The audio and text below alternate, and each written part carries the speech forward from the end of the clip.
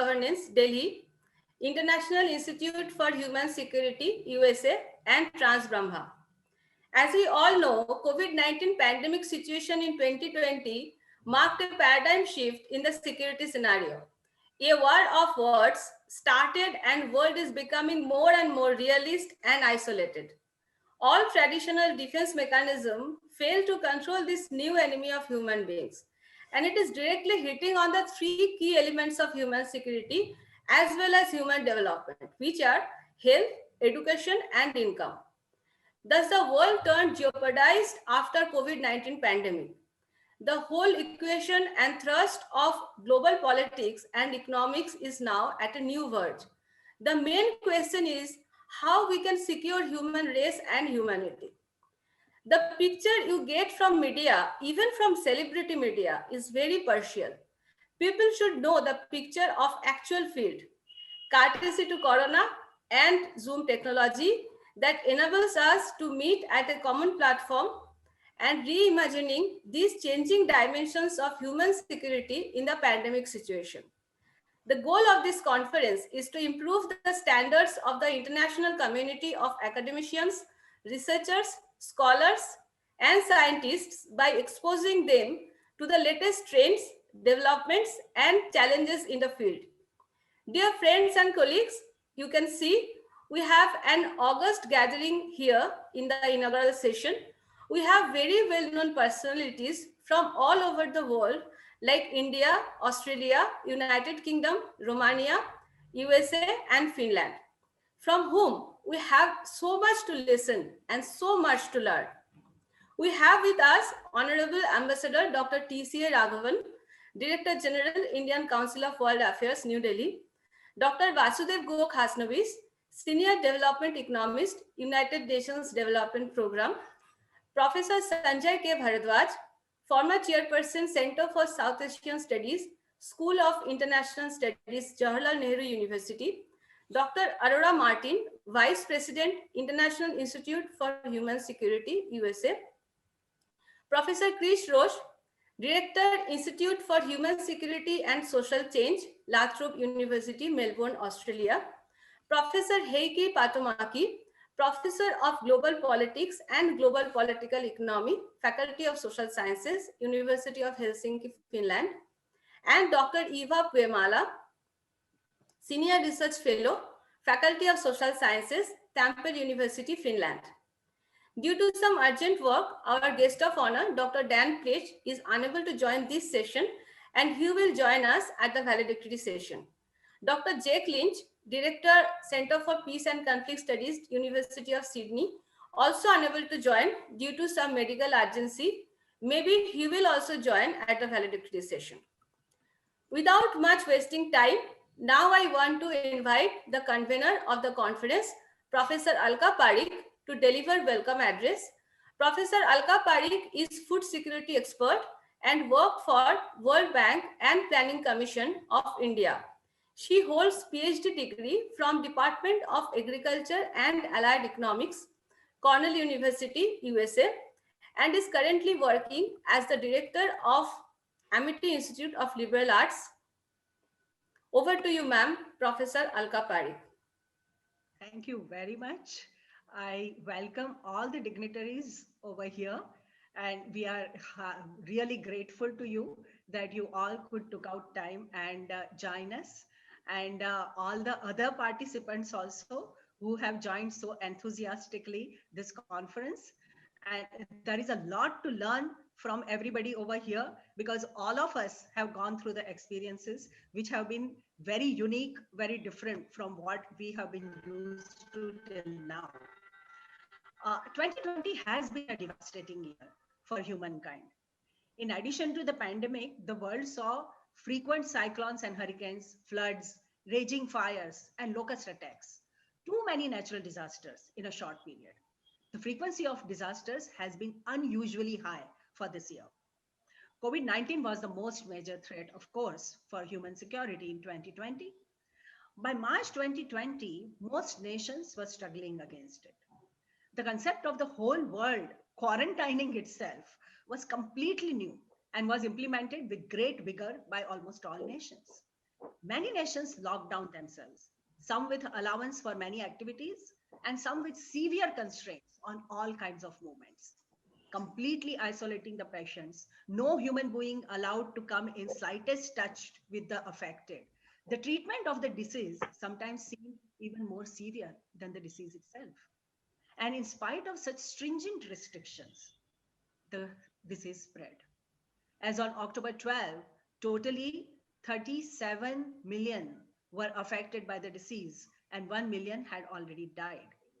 Compared to the number of people affected, the deaths have been hovering around 3%.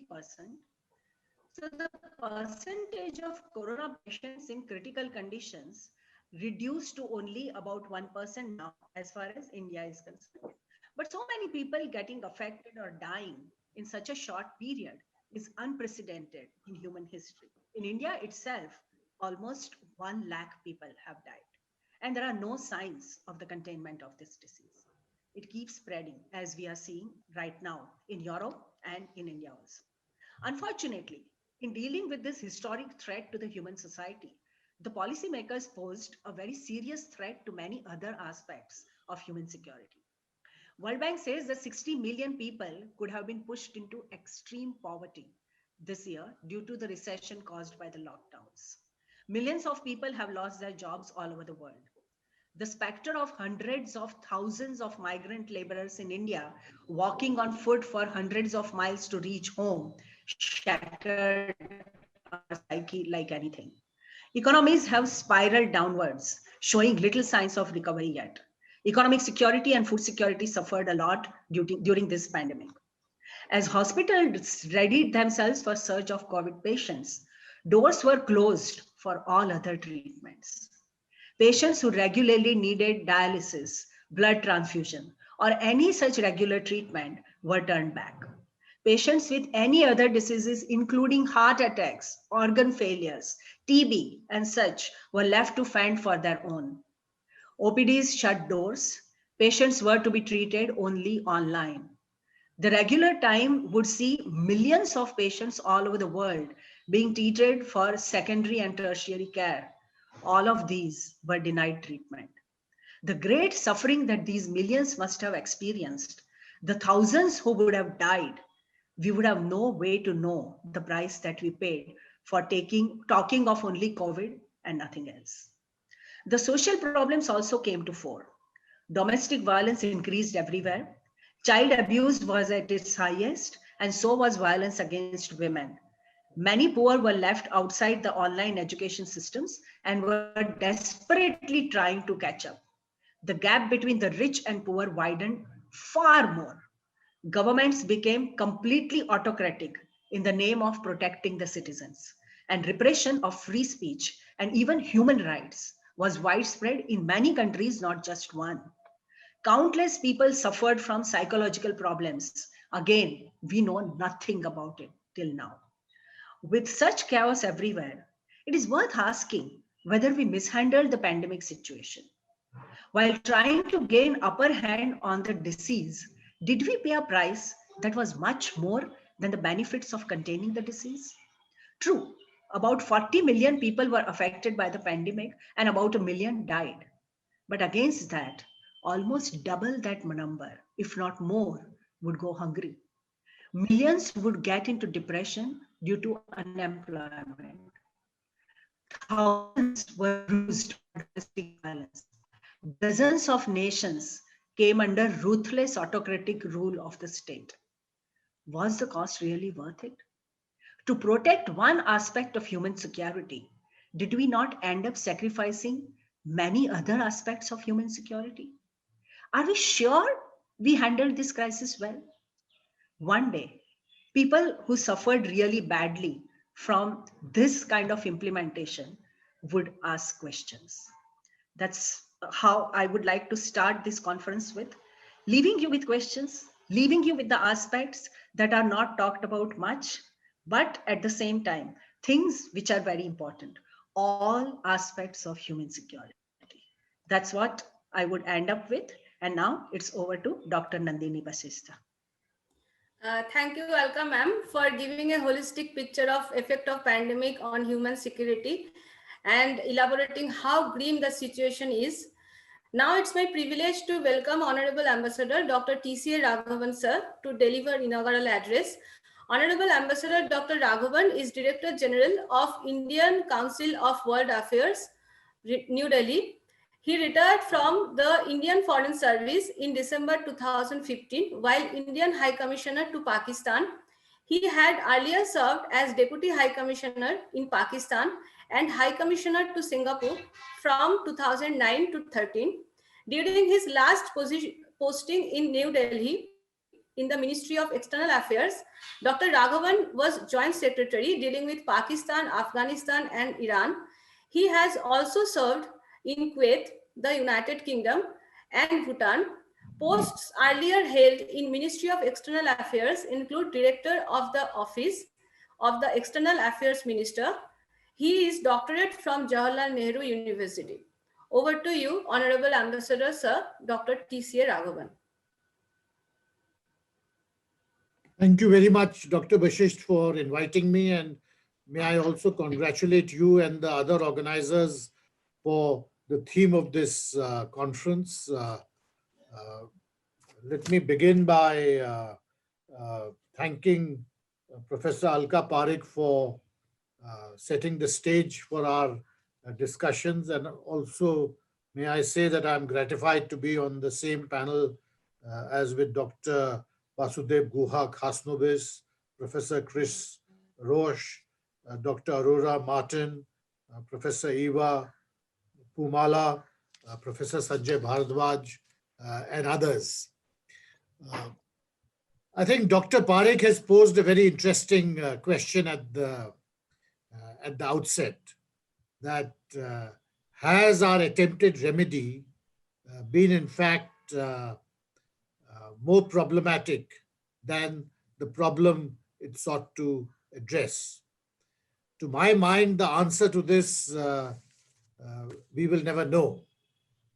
I think it was Hegel who once said that the oil of Minerva flies only at dusk, meaning that wisdom comes much after the event, or one can interpret it as saying that hindsight wisdom is always easier to grasp. But nevertheless, the question Dr. Parikh posed is an interesting one, because we are having this discussion in the midst of a major pandemic, and any fundamental change, any fundamental crisis provides a platform for rethinking. Has the coronavirus pandemic been a fundamental factor in bringing about major geopolitical, geoeconomic, and other changes? Or is it, in fact, only an intensification and accentuation of existing trends? The Greek word apocalypse really means at its root a revelation. Sometimes people have spoken about a crisis being like a flash of lightning, in that it only illuminates the existing landscape. So clearly, the present pandemic provides us an opportunity to see the world as it is with greater clarity, and to pose also some fundamental questions. It would be fanciful to think that the pandemic itself has led to fundamental changes in geopolitics and in geoeconomics, or in thinking about these issues. The UN Secretary General in the early weeks of the pandemic had issued a statement asking for peace and for ceasefires in existing conflicts. But that appeal really had very little impact, as is borne out by the existing conflict in Afghanistan, the situation in Nagorno-Karabakh between Azerbaijan and Armenia, the situation in Ethiopia, the continuing standoffs between India and Pakistan, etc., etc. There have also been conflict or near conflict situations between Turkey and Greece. You have a very difficult situation on our northern borders between India and China, and so on. So really, there's been no fundamental change in geopolitics or geoeconomics or the way we approach geopolitics on account of the pandemic. The a trend which had manifested itself earlier also continues very much through the pandemic phase. Perhaps in some ways, the pandemic has clarified this trend, brought it, given it, made its details much more clearer than they were. But the fact that those were existing trends is very clear.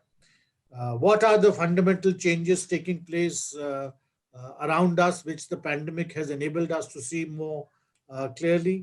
Uh, Most evident is a reordering of the global architecture because of the rise of China. Now, the rise of China has not been a sudden development. It has been evident for some time, but certainly in the past few months, there is much greater focus and reorientation of minds on recognizing this new geopolitical phenomena, which is which we are confronted with. It is also true to say that existing trends have been further clarified by the pandemic. And one trend which really I feel is very important and which interests me is how we see a greater demonstration of the weakness of states. Now, the weakness of states sounds like a contradictory phenomena because states have, in the present day world, enormous powers in terms of their information outreach, in terms of their capacity to organize and analyze information, in terms of their military and economic power.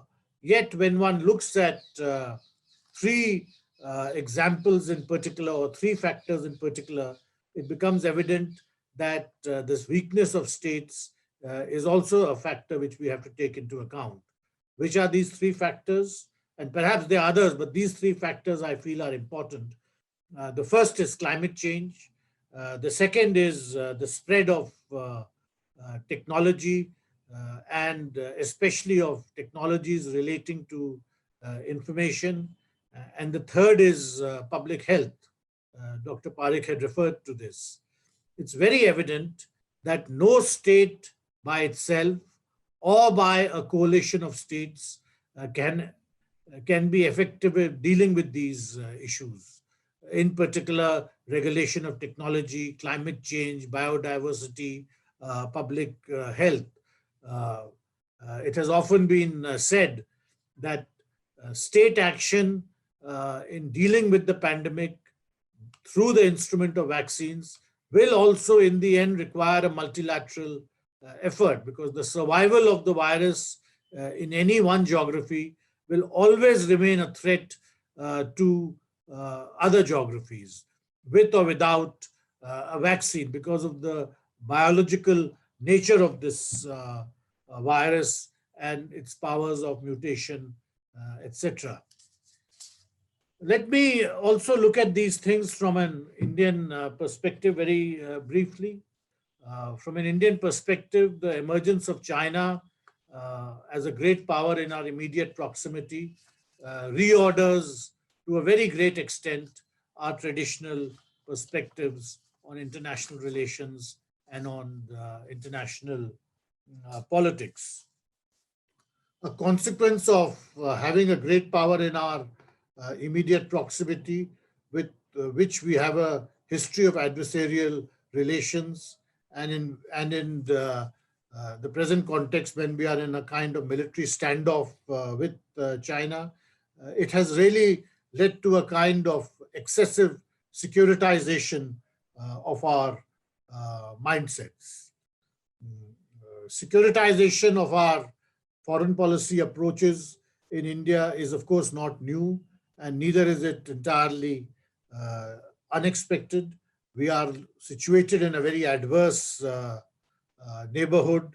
We have been severely impacted by regional and by the regional fallout of various international factors. For instance, the geopolitics of the year 1979, 1989, the global war on terror, and so on. So obviously, security concerns are of great importance to us, and are factors which we can never ignore. But in the context of the pandemic, it is important that we think more fundamentally and more deeply about domains other than the security related, and which really brings me to the point of this conference. And I would like to congratulate the organizers once again for making us think more deeply about non-security issues, and to have a desecuritized approach to foreign policy also. What do we mean by desecuritization? I think the issues which Dr. Parikh had referred to are very evident there: public health, education, social equity, etc., etc. Which really brings me to my final point, and the point I really wish to make to this gathering, uh, which is what is the aim of foreign policy for any country, and especially for a country like India. Uh, we are a country which, in so many ways, is a state, but it is also a civilizational state with a very ancient history. Our traditions have very ancient roots. Uh, so, what is the aim of foreign policy for an entity such as India? Is it to project our power and influence globally, to rise up in the international pecking order in terms of global power, to be well respected and deferred to by the international others in the international community, to be a leader and not a follower? These are all obviously implicit in the foreign policy approach of any country, including that of India. But does this define the whole of our foreign policy and geopolitical and geosecurity related approaches? I think not. I think the ultimate aim of Indian foreign policy has been and will continue to be to create a external environment which is conducive to our all-round national development. Uh, I think we must never forget that we face enormous domestic challenges uh, in terms of poverty, access to opportunities, education, health, housing, etc., etc. And that really is our key uh, uh, key priority. And the aim of foreign policy has to be to create an external environment which enables us to focus on these key issues, to address these key aspirations of our citizens, rather than any abstract desire to accumulate geopolitical power or to be in a position where you uh, uh, obtain deference from others in the international community. I think our having an external environment which will enable us to focus on these key issues is really the ultimate litmus test for the success of our foreign policy. And which is why I think desecuritization of our narratives, when we look at our neighborhood, when we look at our extended neighborhood, is so important. Which is not to say that we can discard all security issues. No, obviously we cannot. We live in the real world.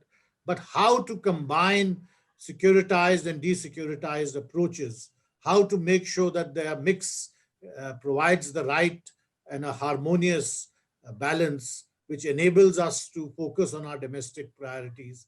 That really is the aim of Indian foreign policy. May I again congratulate Amity University and its Institute of Liberal Arts for organizing this important event, and wish it all success. I hope you will have other such events also in the future, because the aim of education is to encourage lateral thinking, to encourage students to be anarchic, to uh, to have ideas which question accepted and established wisdom. And I'm sure talking about these issues in the present day will be a step in that direction. So thank you very much, and thank you again for having invited me. Uh, Thank you, sir. Uh, Really, as a student of international relations, listening to you, really fascinating. And you wonderfully described how we can see reshaping of our foreign policy perspective as well as the change in global politics. Now I want to tell you about our next speaker. As we all know, United Nations Development Program coined the term human security and make people aware about its importance. I am really grateful to Asia Pacific Office of UNDP for supporting us and really honored to welcome our keynote address speaker, Dr. Vasudev Go Khasnavis, who is Senior Development Economist at United Nations Development Program. Previously, he was Senior Research Fellow at World Institute for Development of United Nations University. He worked as a senior economist for the UN in Europe, Africa, and Asia. He has also held faculty positions at IGIDR Mumbai, IIT Gandhinagar, University of Helsinki, and University of Pavia, Italy. He obtained his PhD in economics from University of Rochester in 1995. Today, his topic of discussion is inequality hurts human security, the need for a new social protection architecture. Over to you, sir, Dr. Vasudev Go Khasnavis. Thank you very much, Nandini. Um, and first of all, I really wish to thank the organizers at Amity University for the kind invite to speak at this event. The topic of human security is a thoughtful choice, particularly in these abnormal times. Now, human security can have very different meanings to a person, depending on who she or he is, rich or poor, rural or urban, young or old, male or female, living in a conflict-ridden area or a relatively peaceful society, and so on. Thus, human security may seem more of a relative concept than absolute. Now, I doubt if I can do full justice to the many dimensions of the subject, including its philosophical underpinnings. There is a rich and evolving set of literature on human security, which will continue to help everybody think and rethink what can be done about it on one's own or collectively. Today, I want to share some thoughts on the three-way interconnection that I see between the COVID-19 pandemic, human security, or rather human insecurity, and inequality. How they reinforce each other, forming a vicious cycle. We can then ask ourselves if a new and stronger social protection architecture can partly arrest this negative force. Of the several possible connotations of human security, the one that I wish to focus on is the vital core of human security. Now, it refers to the rights and freedoms of people that pertain to three things. The first is survival, the second is livelihood, and thirdly, basic dignity. Now, due to pre-existing inequality, we are seeing an uneven impact of the pandemic on all these three dimensions of the vital core of human security. In terms of survival, affording food and health security have emerged as grave issues for the poor, not yet so much for the non-poor. Rising food prices, combined with low and non-existent current income, are resulting in a rise of malnutrition in many parts of the developing world. The time and resources which were devoted to reducing malnutrition in many states of India, for example, and significant progress had started to show up, could be reversed very quickly. Out-of-pocket expenses on health is another area of concern. It hits the lowest income groups the hardest, who are usually without any form of medical insurance. Out-of-pocket health expenses lead to distressed sale of assets, more borrowing, and distortions in the way the family budget is spent. Expenses on food, education, care for the young and the elderly are all likely to be compromised to meet out-of-pocket health expenses. And such reprioritization has long-term negative effects on the welfare of the family, which can be irreversible. Coming to livelihoods, livelihoods of poor, informal, and the so-called blue-collar workers have been affected more. Not so much for white-collar jobs, most of whom are privileged, for example, with the work-from-home modality. Now, loss of jobs of those who are barely above the poverty line pushes them back into poverty and has effects on the survival-related issues I mentioned above. Basic dignity, particularly of women, are being violated mostly among the poorer classes. There are high increases in gender-based violence that are being reported. Women's burden of unpaid care work is rising as all family members are spending extended periods of time at home. Basically, the buildup of multidimensional inequalities in societies has been exposed by the starkly uneven impact of the pandemic on human security. It has neither happened in a day, nor is it unique to India. One needs to look back at least 30 to 40 years of the development pathway to find the root causes of persistent inequality. Now, managing inequality involves global policy coordination as we live in a highly integrated world today through international trade and investment flows.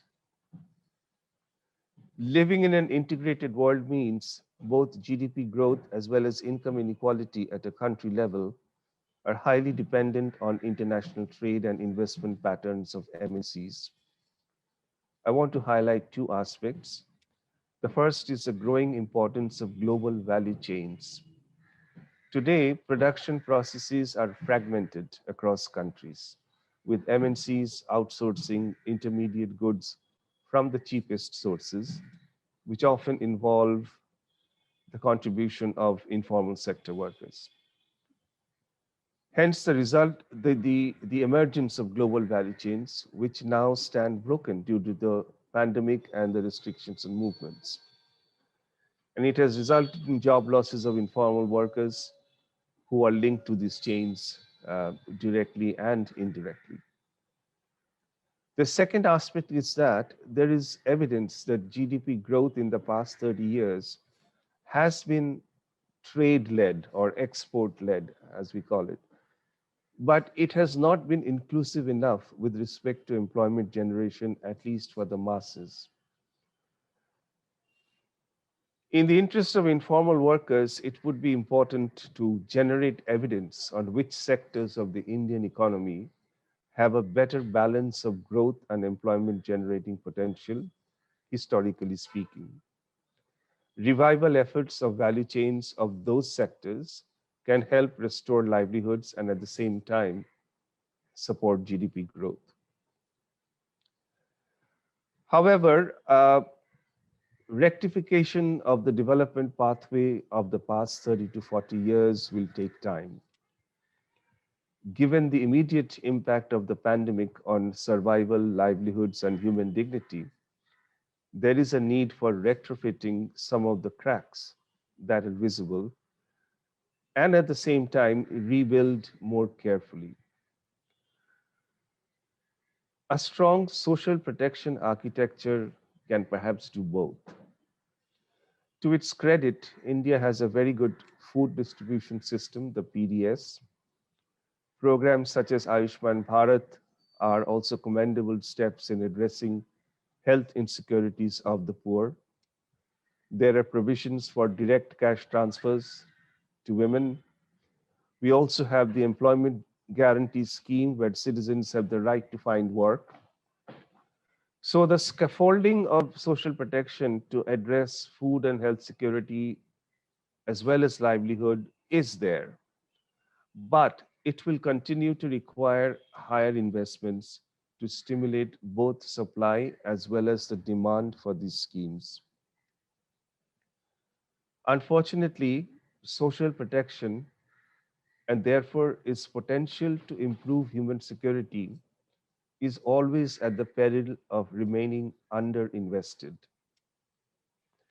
The main reason for this could be society is a public good, just like the environment or climate.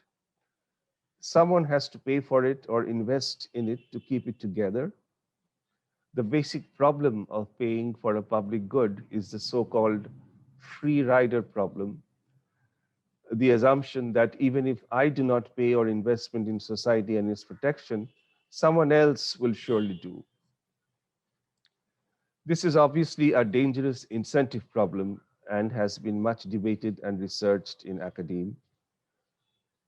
Ultimately, the onus of social protection seems to fall on the state. But the resources of the state are constrained in many ways: insufficient revenue generation, other budgetary demands, and so on. Also, let us not forget that economic activities are increasingly controlled by non-state actors. Therefore, the resources from economic activity accrue in private hands first. So there may be a slight conflict between a free market economy and the notion of the welfare state, which is supposed to take sole responsibility of society, social protection, and human security.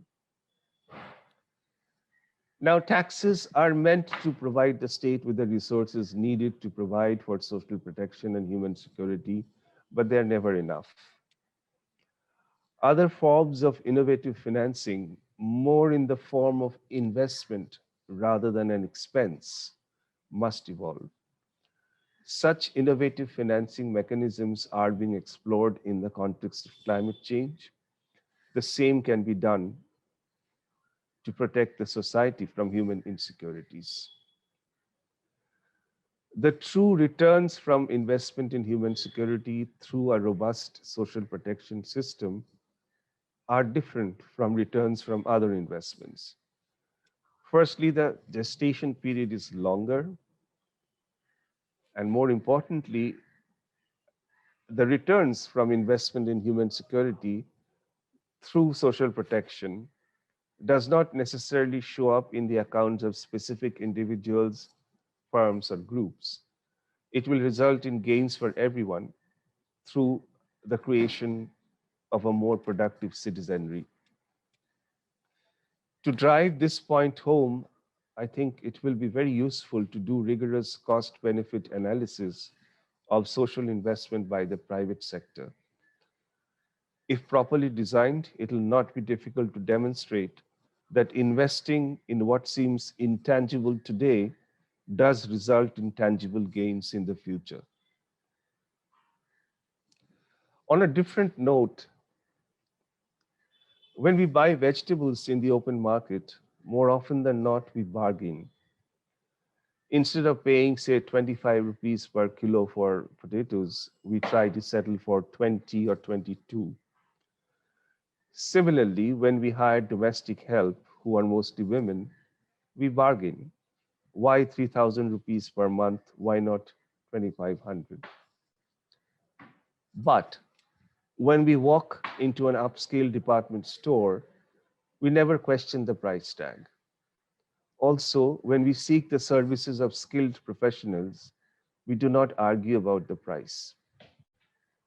Not only are the highly skilled professionals and the upscale department stores richer, in the conventional sense, but they also seem to have an implicit right to charge what they want for their products. So I ask, which came first, the riches or the rights? We need to think through such individual experiences and behavior and ask ourselves what it means for human security. Lastly, students and recent graduates in the age group 17 to 24 face a very uncertain future, both academically and career-wise throughout the world. It would be great if Amity University can reach out to its student body through a simple survey and find out what are the insecurities they feel and what kind of assistance they would require. I'm sure the findings from such a study will be valuable information for everyone concerned. Um, and with that, I wish this conference, this two-day conference, a lot of success, and I look forward to all the presentations and the compendium that is supposed to come out of the conference. And congratulations again to the organizers, and thank you again for the invite. I'll stop here. Uh, Thank you, Dr. Vasudevan, sir. Sir, actually, what you told, absolutely correct. Actually, when we study about human security, sometimes we fail to understand what is the actual meaning of human security. I try to teach human security to my BA, MA, and PhD students. And in one home assignment, I asked them to write about what capability do you have so that you can secure yourself in future. And they said like, we are pursuing BA or we are pursuing MA, kind of that. So even they don't understand the difference between personal capability and degrees and all. Sometimes degree cannot, in fact, ensure your security. And what is freedom from want, what is freedom from fear, what is freedom from dignity, all these things are very vague to everyone's mind, and it's really time to teach them personally, I think, everyone. And what you said, I will try to ask, if you share with us the questionnaire, I will share with our students and try to understand their mentality, and I will share definitely with you. Thank you, Dr. Vasudev Khasnovis, sir, for your enriching speech. Um, Now, I heartily welcome our guest of honor, Dr. Aurora Martin, who is Vice President of International Institute for Human Security, USA. Uh, in fact, International Institute for Human Security, USA is our collaborator of this conference. They helped us in many times. And I especially want to mention the name of its executive director, Dr. Sean Abegas. I think she's listening to us. Now I welcome Dr. Martin, who is an anti-discrimination and gender expert. She is senior advisor in international relations within the Romanian government and parliament on behalf of National Agency for Equal Opportunities, Ministry of Labor and Social Protection, and National Council for Combating Romania for defending and promoting women's rights. And very recently, she won Women of the Decade in Security and Conflict Transformation Award in the frame of the annual Women Economic Forum. I heartily welcome Dr. Martin to deliver her address. Your Excellency, honorable guests, honorable organizers, thank you so much for inviting me to this very important conference.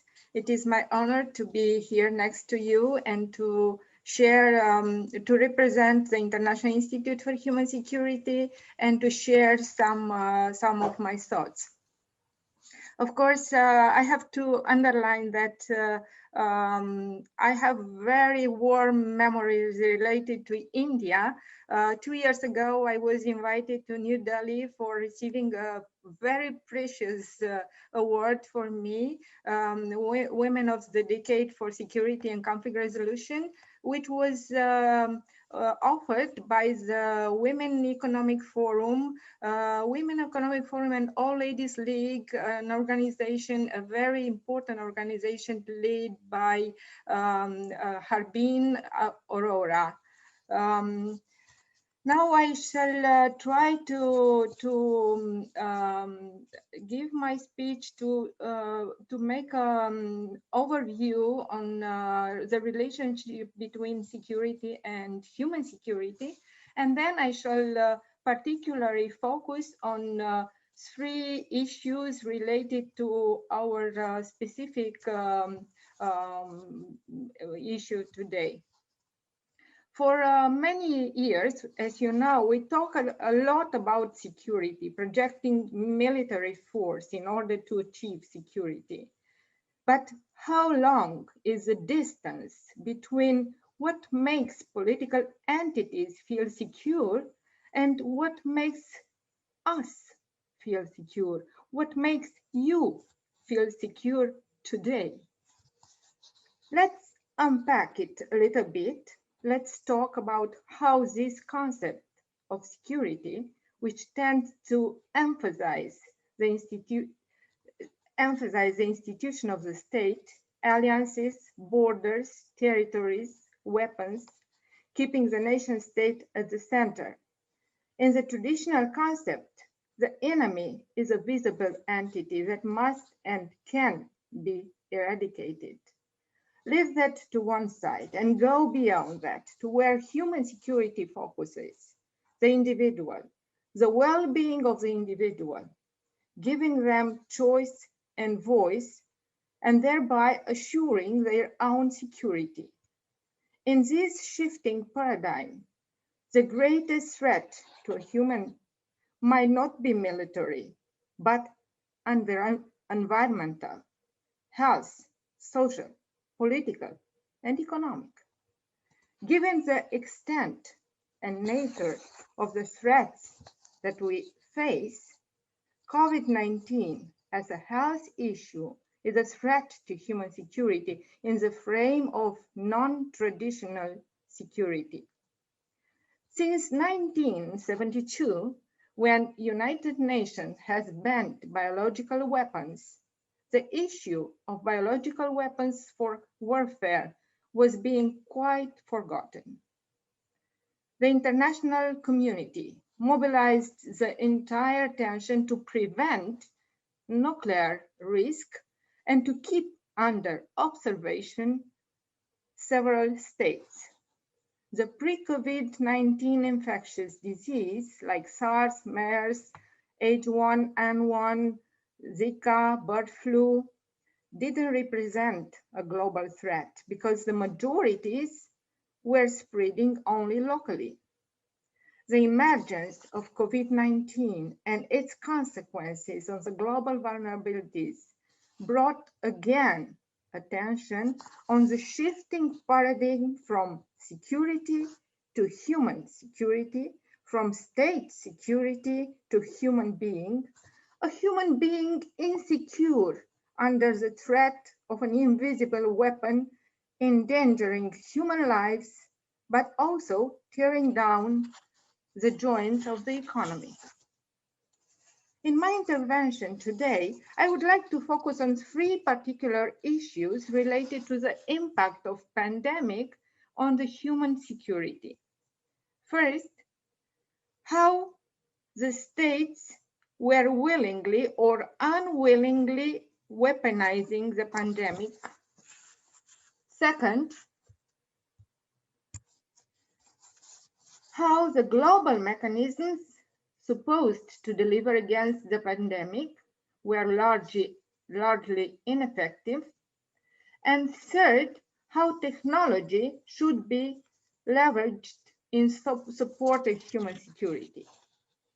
To begin with, according to security issues background, states reacted differently being willingly or unwillingly to weaponize the pandemic. Willingly, because as Simon Adams warned, perpetrators of atrocities within the responsibility to protect purview may further violate international law. Taking in consideration the massive extension of the pandemic, the necessary decision was to apply the responsibility to protect, especially in situations where COVID-19 affects vulnerable populations in conflict situations, exposed to further atrocities that are within the purview of the framework. Simon Adams, Chief Executive of the Global Center for the Responsibility to Protect, considers that there is a risk that perpetrators of atrocities within the purview of the responsibility to protect framework may weaponize the pandemic, thereby leading to further violations of humanitarian law. In order to protect vulnerable populations such as international deployed persons and refugees from the activities of militant groups' actions, meant to compromise safety and security within camps, spreading mass infections, the international community should deploy the responsibility to prevent component of the responsibility to protect. As the NATO Secretary General Jens Stoltenberg underlined at the Riga conference in 2020, the pandemic crisis should not be allowed to become a security crisis. As I previously underlined, the other states' reaction was unwillingly, because the pandemic measures, such as lockdowns, led to an increase of sexual and gender-based violence and brought women's security in the new battlefield of mankind. Although the virus is a general threat, it is obvious that people who were already in vulnerable situations have been hit by the health, but also by the socioeconomic impact of the pandemic. Long-term disastrous consequences will bring the very limited access of women and girls to sexual and reproductive health services, including maternal health care. The United Nations has predicted 56,700 additional maternal deaths, 47 million women without access to family planning, and around 7 million unintended pregnancies. On the other hand, the pandemic has been accompanied by an increasing gender-based violence, especially in places with restrictive measures during the lockdowns, which increased what we can call the intimate terrorism. There are several countries which implemented 24-hour hotlines, but there are much more other places where lack of access to specialized services and support systems, including shelters, have meant that women who faced violence at home didn't find too many options to seek safety. With families in lockdown worldwide, hotlines were lighting up with abuse reports, leaving governments trying to address a crisis that experts say should have seen coming. In France, for example, the Interior Minister had put a strategy in place with the president of the Pharmacists Guild that pharmacists would be a first port of call for victims of domestic violence. The code word, mask 19, can be used by the victim if she is accompanied by her spouse. The use of the code is a system already implemented in Spain. Another example, I shall give you an example from Romania, Vodafone Foundation has launched Bright Sky Row app, a free digital tool that supports victims of domestic abuse, providing assistance and useful information to people in an abusive relationship or to those who want to help such cases. For efficiency, the Bright Sky Row application also provides a database of support services so that the user can contact the nearest available services in the area. In addition to this, the application menu allows users access to information about the causes and consequences of abuse, the safety plan, and the legal provisions that can protect the victim of domestic abuse, as well as the measures that can be taken to improve online safety. Bright Sky Row offers the possibility, this is very important and very new, and when you are an unhelped victim, to receive such an help, it's really, really significant. So the application offers the possibility to record incidents in a confidential digital diary at an email address that is chosen by the victim through a function that uses text, audio, video, and photo content. The information gathered by the victim in this diary can serve as evidence in court. The app provides useful information and advice related to consent in sexual relationship and harassment, as well as the case studies that present examples of different abusive behaviors most frequently found in intimate relationships. On the other side, after centuries of battles, the public space finally belongs to women. But ironically, the public space became the most dangerous place to be in 2020. The global response to COVID-19 has highlighted that most of those at forefront of the pandemic fight are women. Globally, women represent 70% of all healthcare and social service personnel and are more likely to be exposed to the virus. They are often paid less than their male counterparts, while risking their lives for the sake of all of us. Teleworking and children at home from school has only intensified their work at home. Women are further impacted in the home space, and statistics underscore the negative impact of women despite smart working solutions. Organizations are stepping up. The critical realities of the statistical impact of the pandemic on women influenced the United Nations recommendations to governments to adopt political measures to reduce the effects of the crisis on women. In the development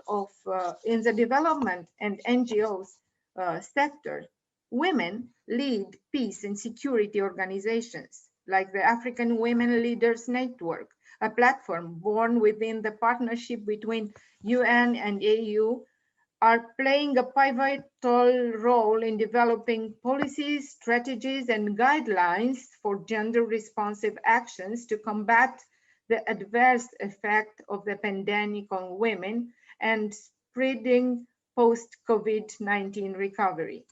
Despite their central role in responding to this emergency, women are absent from the task forces and other government bodies mandated to implement response plans.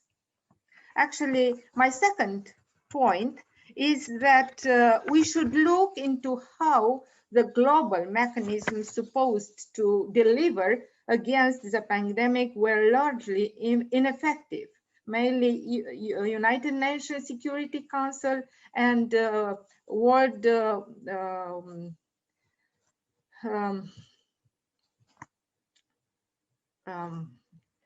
organization of I have a lapsus, WHO. World Health Organization. And this is why they should be reformed. The health organization was ineffective because of the late reactions and contradictory messages at some point, some of them influenced by the behavior of powerful states such as China and the United States, while United Nations was not able to take decisions on pronouncing COVID-19 as a threat to international peace. Perhaps the UN mandate on peace and security, and even responsibility to protect the mandate, should include threats such as pandemics. The mission of the United Nations Security Council in front of this threat to global human security was not easy. The contestation between the two veto powers, China and United States, was as to whether the former should bear the responsibility for the pandemic, stalled the Council's resolutions that would have perhaps called global attention to mobilizing sufficient resources to suppress the virus. The Geneva-based UN agency had, in its earlier reports, that the likelihood on the coronavirus outbreak turning into a global risk was moderate. However, the Health Organization acknowledged that they made an error in their previous reports assessing the risk. A situation report released by the Health Organization wrongfully placed India at a stage of community transmission. Only when asked to clarify, they was forced to admit its blunder to an Indian news channel, saying that India has a cluster of cases and not community transmissions. Last but not least, I think we should reflect more on how technology should be leveraged in support of human security. I will give you only 3 examples in relation with the pandemic, where artificial intelligence in particular can play an important role. First, in early warning, this is a critical step in containing a pandemic right before it unveils.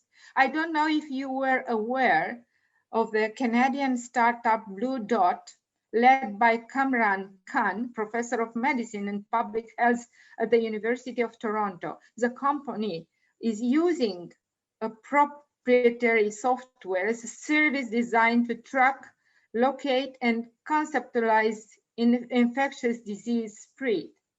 The Blue Dot software was able to alert its customers in December 2019 about an unknown respiratory infection spreading from Wuhan, anticipating even the future direction of spread based on global airline ticketing data. Then, the same technology, namely artificial intelligence, was at the basis of rapidly sequences the genome of SARS-CoV-2 and sharing it, or in developing new ways of identifying the virus, such as rapidly reading CT scans and comparing them with large amounts of data. Moreover, the drones, harnessing the potential of artificial intelligence or telemedicine, can deliver vaccines or medical care in the most problematic places. And lastly, an example from your country, from India, about leveraging technology for mobility and flexibility during a pandemic in order to provide equal access to the ones in need. From what I read in the media, the Karnataka, I hope I pronounce it well, Karnataka government launched AI-driven movable hospitals to treat COVID-19 patients, called the Vevra pods because they are developed by Bengaluru-based firm Vevra in association with Portugal-based healthcare IoT wave group. These are movable capsules that are infused with artificial intelligence to prevent the spread of contagious disease such as COVID-19. As I said, just the 3 sets of examples of how we can leverage technology in combating a pandemic and ensuring worldwide equal access to information and treatment. Of course, we have to make sure that technology is used in compliance with the very principle of democratic societies and no doubt with responsibility to protect. Thank you so much for your attention.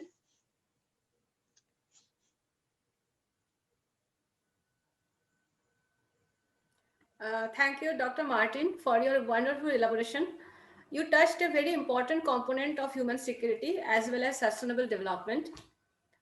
That is the question of women's security and the grim effect of pandemic on them. Also, you elaborated some points on the technological tools used for fighting this situation. Thank you, ma'am. Now I welcome Professor Sanjay K. Bharadwaj to deliver a special address on post-COVID-19 human security debate in South Asia. He is former chairperson, Center for South Asian Studies, and former director, Energy Studies Program, School of International Studies, Jawaharlal Nehru University, and joint secretary, Association of Asia Scholars. He did MPhil and PhD from JNU. He was SUSI Fellow 2018 at University of Delaware, USA, CASS ICSSR Fellow 2013 at Chinese Academy of Social Science, Beijing, China, Asia Fellow 2010-11 at University of Dhaka, Bangladesh, LSE SRT Fellow 2009-10 at London School of Economics and Political Science, London, UK, Fellow at Youth Exchange Program, Ministry of Foreign Affairs, Japan, Tokyo, in 2002 and 3. He wrote many books on South Asia, India's foreign policy, as well as identity politics. Over to you, sir, Professor Sanjay K. Bharadwaj. Thank you very much. Let me first congratulate to Dr. Alka Parikh and of course Dr. Nandini Basista for organizing such an important webinar where you have invited learned scholars and practitioners to be part of to deliver their speech here. After listening Ambassador T.C. Raghavan, he had been always inspiration for me. And after listening Dr. Basudev and Dr. Martin, I think much of the things had already been covered in their lecture. Of course, while we are talking such an important, such a timely topic of human security, and particularly in this pandemic, I do find that the concept of human security basically is comparatively new. First, basically security has been understood in the context of Westphalian nation state, where the security was entirely state-centric security. But in the last 3-4 decades, the concept of security has been basically has become more inclusive, more human-centric, more comprehensive, or that is basically moreover individual-centric security, where UNDP, Japan, Canadian concepts had been in front to discuss about the human and human security, and the issues and concepts of food security, health security, and of course the environmental security had been dominating the discourse in academia and policymakers in last 3-4 decades. I'm going to speak today to discuss. So I'm not going to much discuss about the conceptual aspects of human security that already had been discussed. That how the concept of human how security has been transformed to the comprehensive or inclusive security concepts. Today, I'm going to speak moreover about the context of South Asia. That how do we find in the present pandemic, how do we find the concept of human security, and how we define, in fact, the human security. Recently, Hudson Institute has issued its report, in that they have talked that the South Asian countries faces more economic challenges rather than in comparison to the health challenges that these countries. Of course, the entire South Asian economy was dependent, moreover, with the remittances they were getting from different countries, being in Gulf countries, European countries, or the Western countries. Like India was having about $75 billion from the migrant workers, as Bangladesh economy was also flourishing in last many years because of the around $15 billion they are having remittances from the migrant labor forces based in different countries. But because of this pandemic, the entire the supply chain of the workers had disrupted. If you will see South Asia is a home of 23% of world population, and where about 15% is Arabian land, the region is having. The 16% of world per capita income is shared by the South Asian countries, and that is with 6% purchasing power capacity of GDP. GDP has been shared by these South Asian countries. But you will see the goods trade of South Asia, world's goods trade of South Asia is only 2% of the world, and where only 3% world investments are in these countries, with 4% industrialization are taking place. But most important thing is that about 1/3 of the world poor are living in South Asian countries, or you can say about 49% people of this region is living, is surviving every day in $3.20 in a day. So basically, there is the absolute poverty is very high in these South Asian countries, where the nutrition level is very low among these South Asian countries. You can see in this pandemic that the most important aspect has been witnessed, that about 8 million people had migrated from one place to other place, and that also had been witnessed that more than 60% population of South Asian countries are involved in informal sectors. So that projects the vulnerability of economic vulnerability of these South Asian states. Of course, it is not new that the South Asian countries have surpassed sub-Saharan region in 2012 in its poverty index. So you can see these are the characteristics of the South Asian countries that had been least integrated region in the world. Where are the problems? Why this region of South Asia could not focus more on human security aspects, and the security had been moreover state-centric security in the last many years. And because of that factors that the data I have shared with you, you can see that it is still it is underdeveloped region and has a lot of economic problems, and could not mitigate the problems arising from this pandemic as well.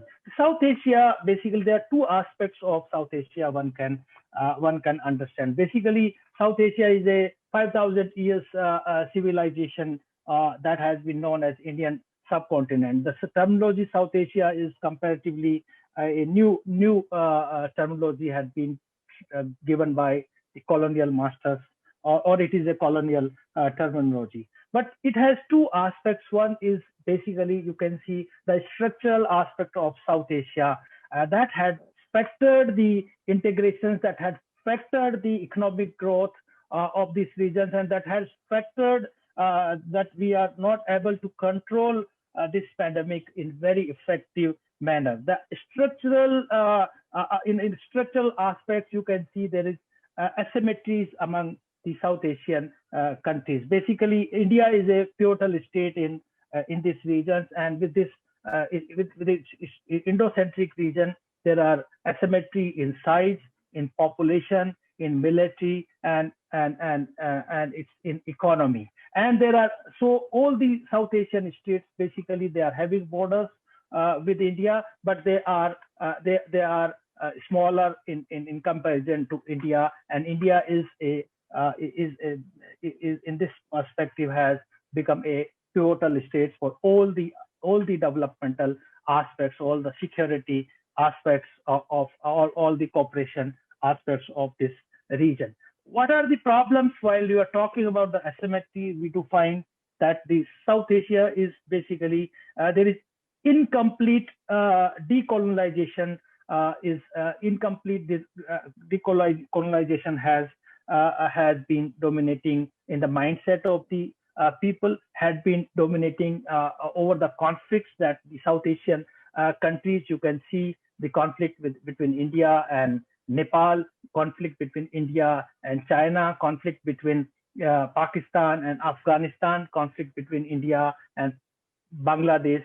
All the conflicts is basically is a colonial conflict that we are still carrying. So that the decolonization is still incomplete in a way of dominating the mindsets of the people or the psyche of this South Asia region. Or you can say that the partisan is still or incomplete partisan had been taken place, that the two countries, Pakistan, India, are still fighting with each other on its territorial claims and are not focusing more on the human security, more on the developmental aspects. Rather, they are more concentrating towards the state security. You can also see that these asymmetries has also creating differentiating threat perceptions among these countries, and this differentiating threat perception has advanced the securitization process, the process of nuclearization of South Asia, the process of having a defense umbrella with the extra-regional powers, or process of having security as a dominant discourse among the policymakers. And this has created one kind of mistrust or trust deficit among these South Asian countries. And because of this environment, or you can say structural handicaps, or you can say that the fractured South Asia, that all the South Asians, in fact, had been more engulfed in the confrontations rather than cooperation on issues of global commons, on issues of poverty, on issues of infrastructure development, connectivity, and all these aspects. The second aspect that can be seen in the context of functional aspects of the South Asian countries, and there you can see the polity of these South Asian had been highly dominated by the bureaucratic military dominance, that particularly if you can see in Pakistan, in Bangladesh, of course in India also, that had been dominated by the bureaucratic setups, and that could not help the countries to come out or to develop a developmental approach. Rather, they had been trapped in the market driven approach, or you can say had been trapped in a zero-sum gain politics, could not bring the South Asian countries in a win-win posture. And entire politics of these South Asian countries had also been victim of the nationalistic discourse that has been created within the Westphalian notion of nation. That could not come out from that, even could not take the much benefits of globalization that focus more about the international cooperations or transnational cooperations, or developing a cooperative security mechanisms to develop the politics. And in the recent past also, you can see that the politics of the South Asian countries has been trapped in the populist politics or populism in politics, where religiocentric, ethnic, or leader-centric approaches had been dominating in these countries, that where they have been promising the people to reorganize the society on the name of either on the religion or on ethnicity and all that. And what happened because of this populist politics, or because of this kind of systems had created ad hocism in the policies, while you are thinking, you are talking about cooperation between the two countries. You take the case of Bangladesh, you take case of Nepal, or take the case of Sri Lanka. While you're cooperating, you talk about the better cooperation with India, but the regime changed the policies and creates ad hocism in their cooperative agenda, and could not have a human-centric approach of development in the region.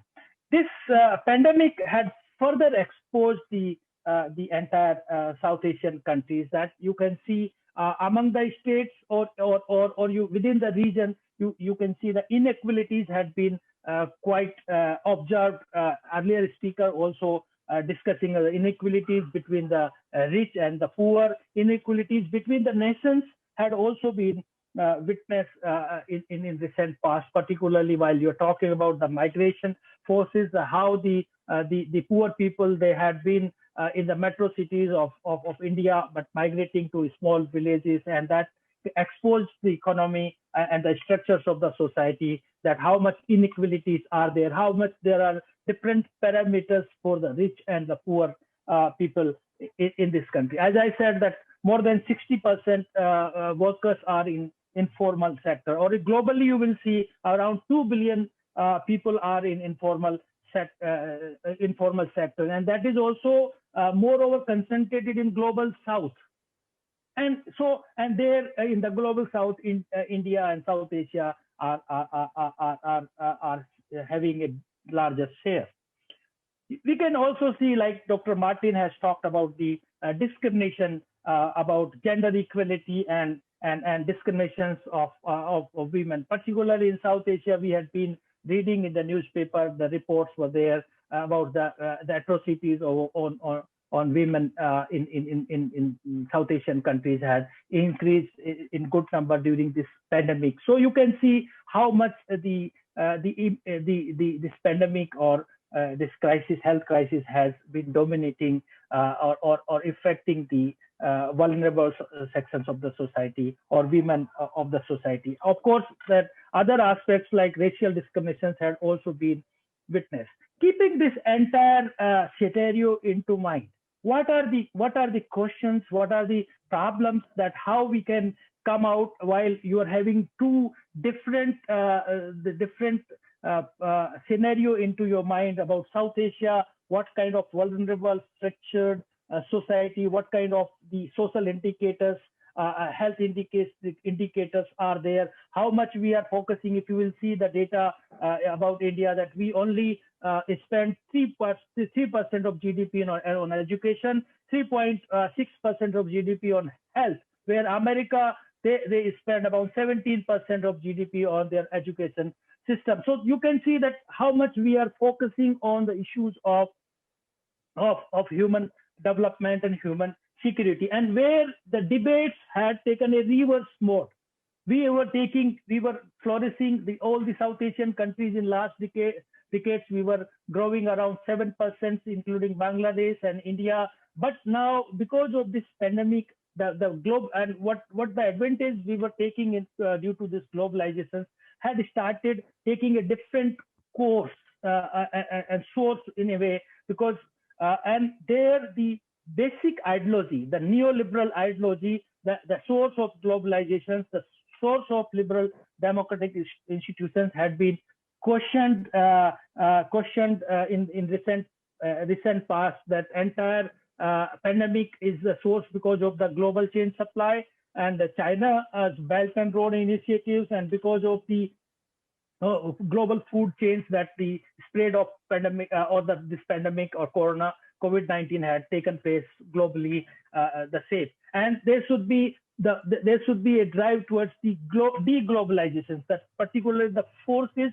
who had been the advocates of the globalizations now started talking about deglobalizations, and that's not good for, particularly for South Asian countries. They are already least integrated regions, least globalized in the economy, and keeping the geography of South Asia. That I would say it's a part of common ecological organic system. We are sharing our resources, we are sharing our human capitals, we are sharing our developmental issues, and in that we will trap in the in different discourse what has been generated, particularly the nationalistic discourse, that we should nationalize our economy, we should we should have a surveillance state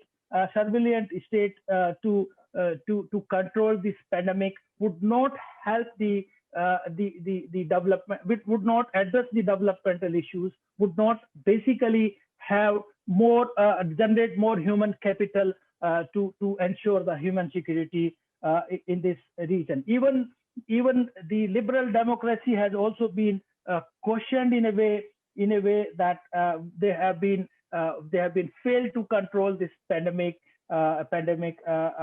because of we do not have very strong leadership, or you can say a spectator leader to control this pandemic. So the authoritarian tendencies had also become a fashion in a way that state would take care of everything to control the pandemic or to control the economic crisis. And there the mindset had been developed that there should be a top-down approach. The welfarist state should come into fore to control these kind of future crisis if the South Asian countries or in the world is facing. And there we are not much into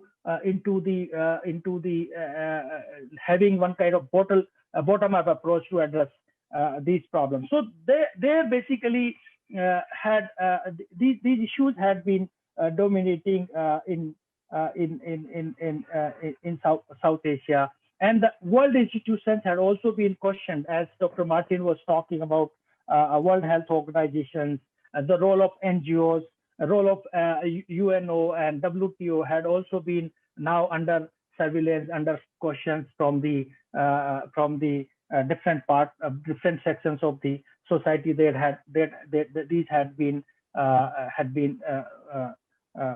responsible for the pandemic, could not deliver what they are supposed to be delivered. But one thing very clear had come out, that the concept of security, if you look in the broader perspective, had changed the entire discourse, that the final state power does not demonstrate if it is a nuclear power or it is a military power. The finally state power demonstrates how much resilient economy you have, how much resilient social security you have, how much investment you are spending, you are having on health sectors or research and innovations and technology and science. That shows the real power of the state, that this pandemic had taught a lesson to the world country, where we were earlier in the race of mutual assured destruction. Now I think the entire South Asia, the countries, including the world, should think in a way that how to have mutual assured survival among these countries. I think India, being a pivotal state, being a Indo-centric region, should focus more on cooperative mechanisms, should develop. Of course, India had developed in the last few decades about constructive unilateralism among the South Asian countries, giving line of credit to neighboring countries, including Bangladesh, Sri Lanka, Nepal, had also been non-reciprocal in its approach to resolve the problems of the South Asian countries, or disputes among the South Asian countries. And nevertheless, India had also been believing in the multilateral approaches to address the problem of energy security, water sharing, connectivity, power corridor, and all that, like BBIN, PIMSTEC, that kind of institutions had been developed among these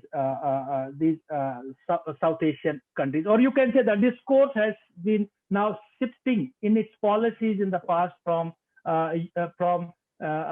resource nationalism to resource sharing. But I think that a holistic approach, a comprehensive regional approach is required, that all the countries, including Pakistan and India, should cooperate with each other to ensure human security or social security in these countries. And of course, that about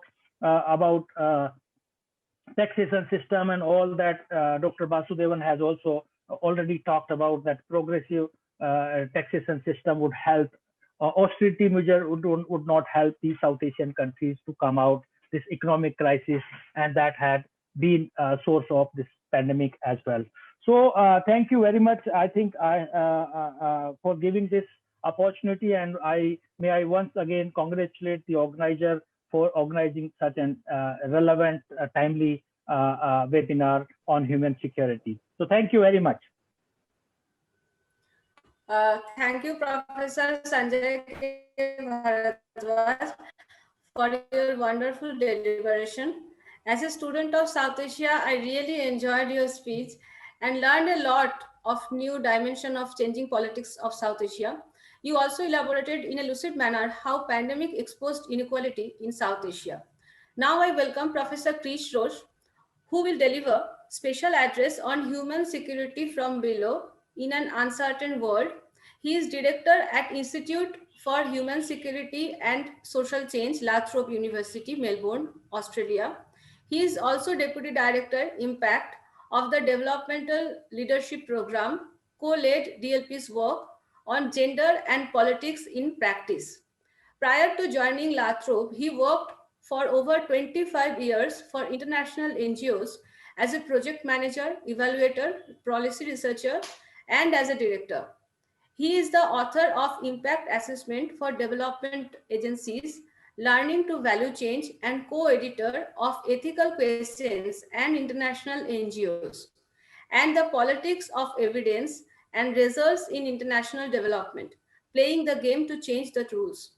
Amongst other things, he is currently involved in a research project exploring the impacts of COVID-19 on the emergence of locally led processes of adaptation in the Pacific and the implications for international development agencies. Over to you, sir, Professor Krish Roche. Thank you very much. And thank you everybody for being with us. And thank you Amity University for the opportunity to share a few thoughts.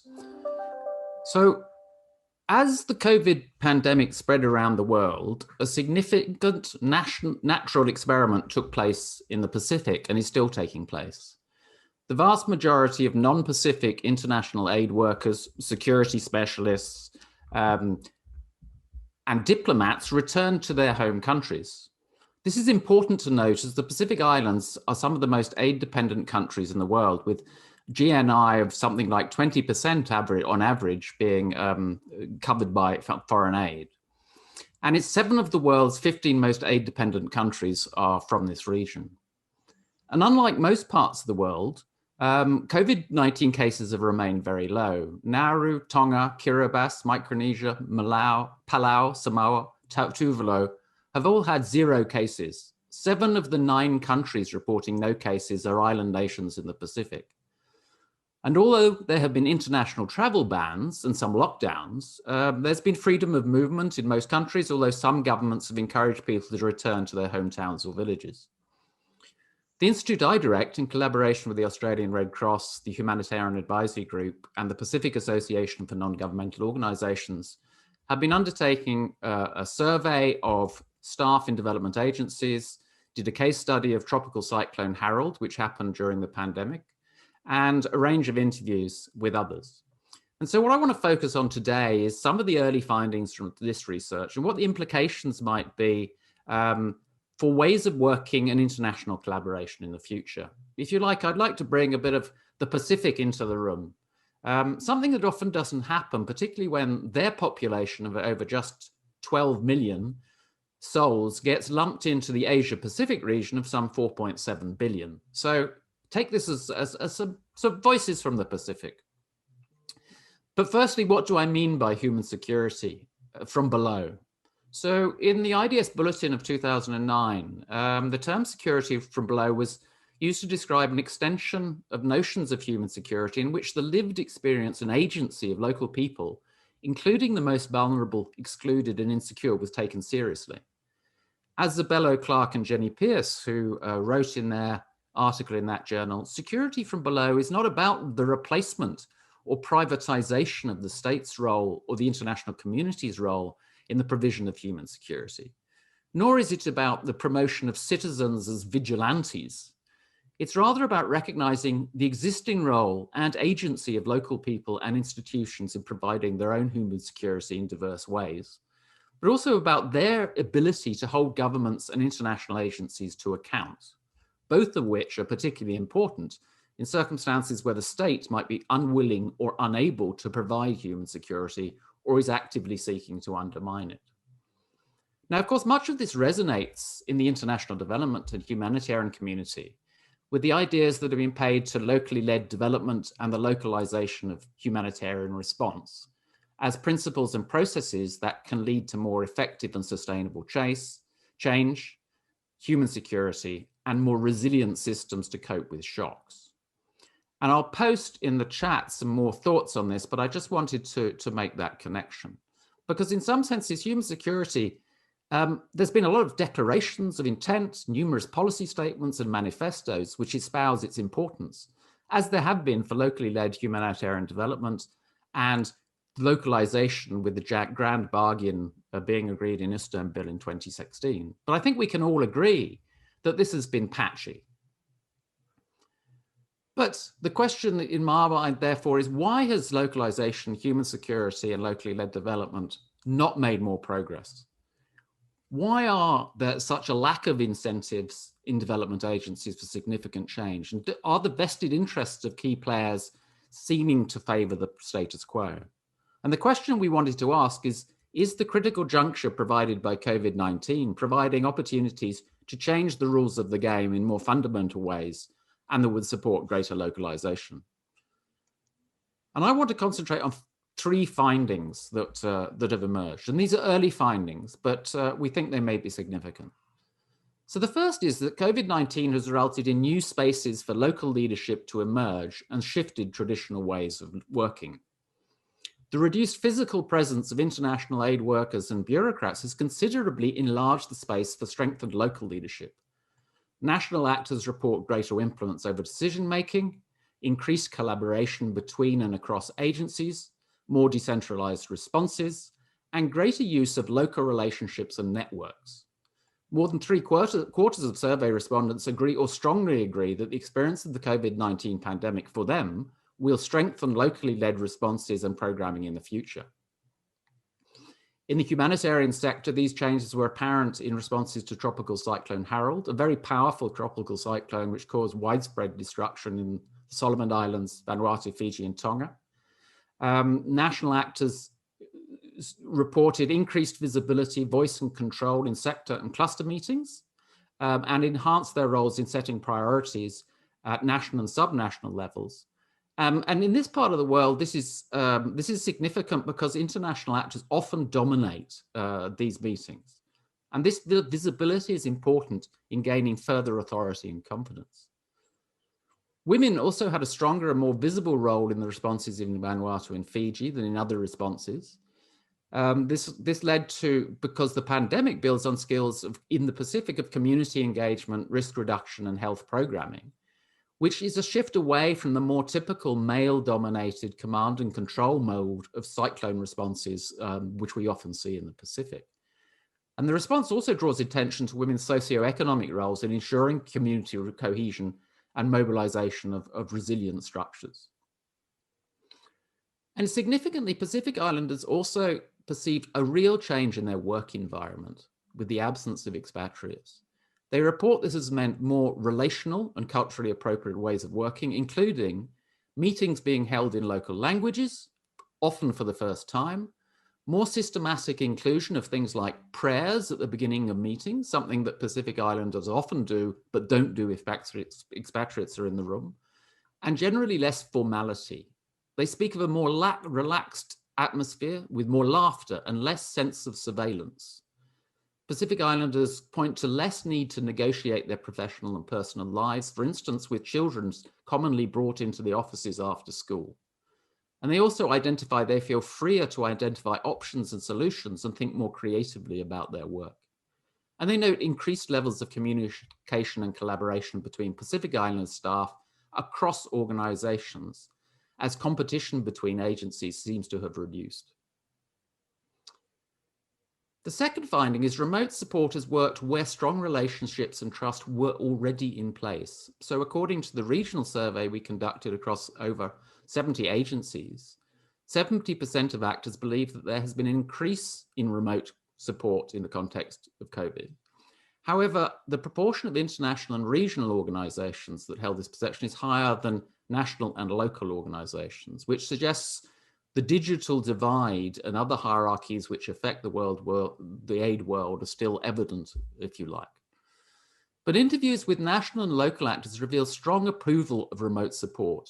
Many interviewers note that it is useful to have assistance available at the end of the phone or a Zoom call, and that short-term assistance, rather than creating relationships of dependency, which are created by technical assistance, which is based in the region, is valued. Remote support was most positively viewed and presented as the ideal combination of skill sets, with international staff providing needed assistance when requested, but Pacific Islanders using their cultural and political experience, and then having the freedom to lead on the ground. Thus, it is argued international staff can provide effective and valued remote support, but past relationships, strong cultural and country understanding and trust are vital, all of which require knowledge of and experiences in the region, and prior relationships built on past experience to work well. Paradoxically, of course, all these attributes flow from having presence. But the empowerment being reported is nonetheless still reverberates with the legacies of colonial approaches to aid practice.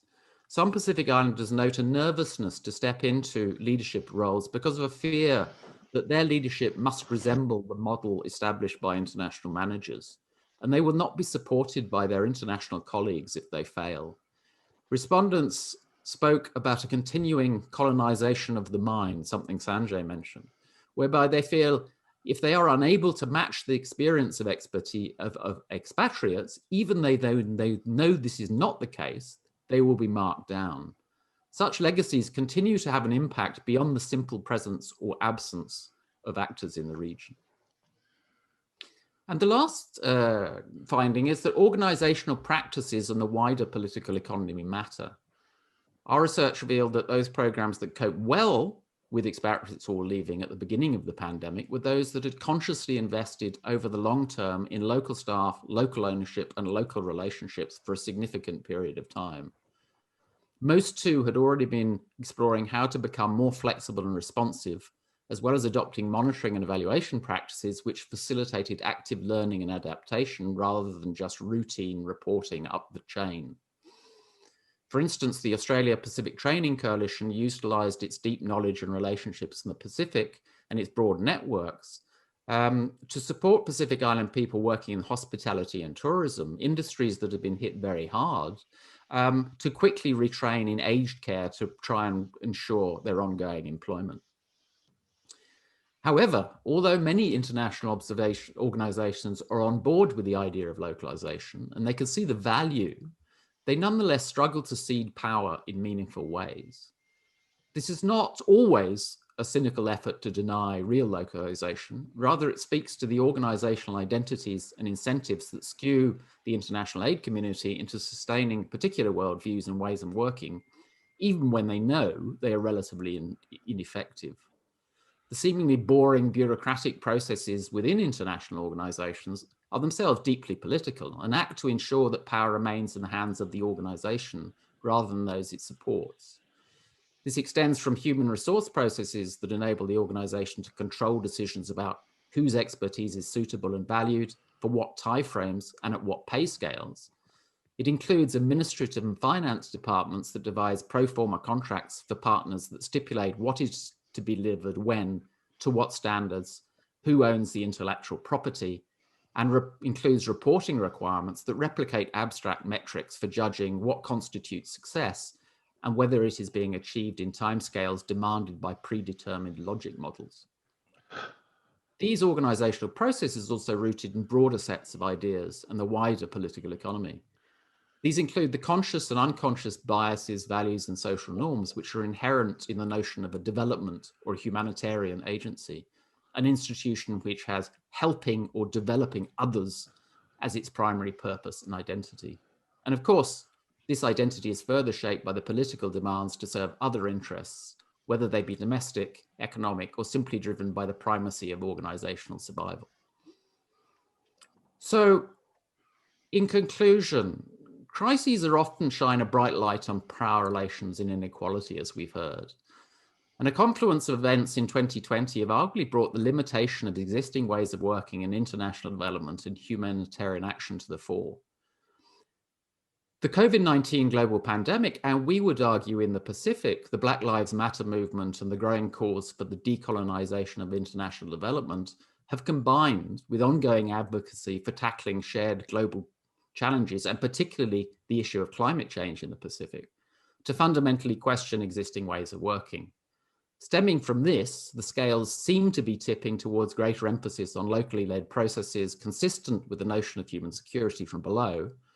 But the extent to which this occurs, and importantly is sustained, remains to be seen. Our preliminary findings of the impacts of COVID-19 in the Pacific point to some common features across both humanitarian and development agencies. In particular, it seems that the natural experiment of the withdrawal of expatriates has created unforeseen dynamics which are of interest and significance. These include increased funding for local humanitarian agencies, the emergence of new spaces for local leadership to flourish, a questioning of past practice, and a deepening understanding of what makes for effective international support of local agency. All prerequisites for what might be described as security from below. And all these features raise questions about the degree to which pre-pandemic ways of working and relationships were or were not conducive to much more locally led approaches to aid and security practice. As the sector shifts back into a COVID normal state, international actors will begin to return to the Pacific. A new natural experiment will begin. We are presented with a valuable window of opportunity to learn from and adapt practices and approaches that will build on the positive adaptations made in the past year. But the biggest fear expressed by several of our informants during our research was that this opportunity would be lost and would be missed in the rush to return to normal. In all sectors, questions are being asked about how the COVID-19 pandemic has changed ways of working for the better, whilst recognizing that some have changed for the worse, and therefore what needs to be retained. Our real-time monitoring of events and experiences in the Pacific strongly suggests that the humanitarian development sectors need to engage in similarly robust analysis and debate at both individual agency and at collective levels. Thank you.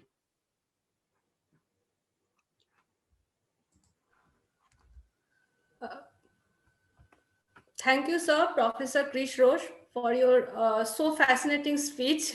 So fascinating that I forgot to switch on my mic and camera. We came to know about many facts and evidence. We are really thankful to you, sir, for sharing your valuable research findings with us. Now I welcome Professor Heikki Pattomaki, who will deliver a special address on the COVID-19 crisis, a turning point for the European project.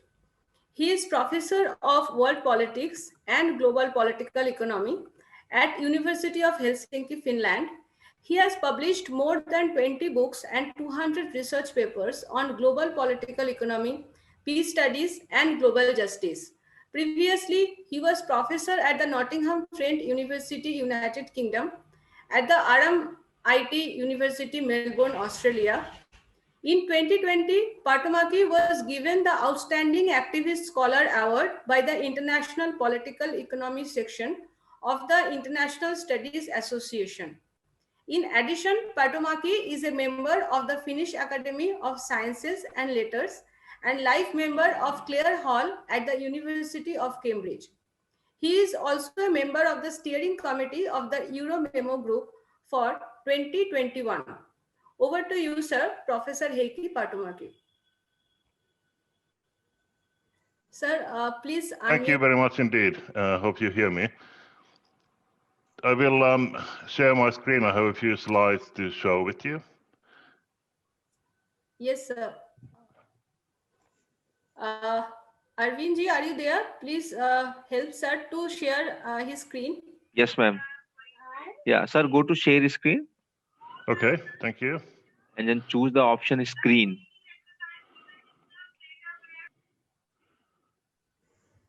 Yes. No. Stop share this Zoom. Yeah, sir, your screen is visual. You have to open your PPT or presentation. Yeah, it's here.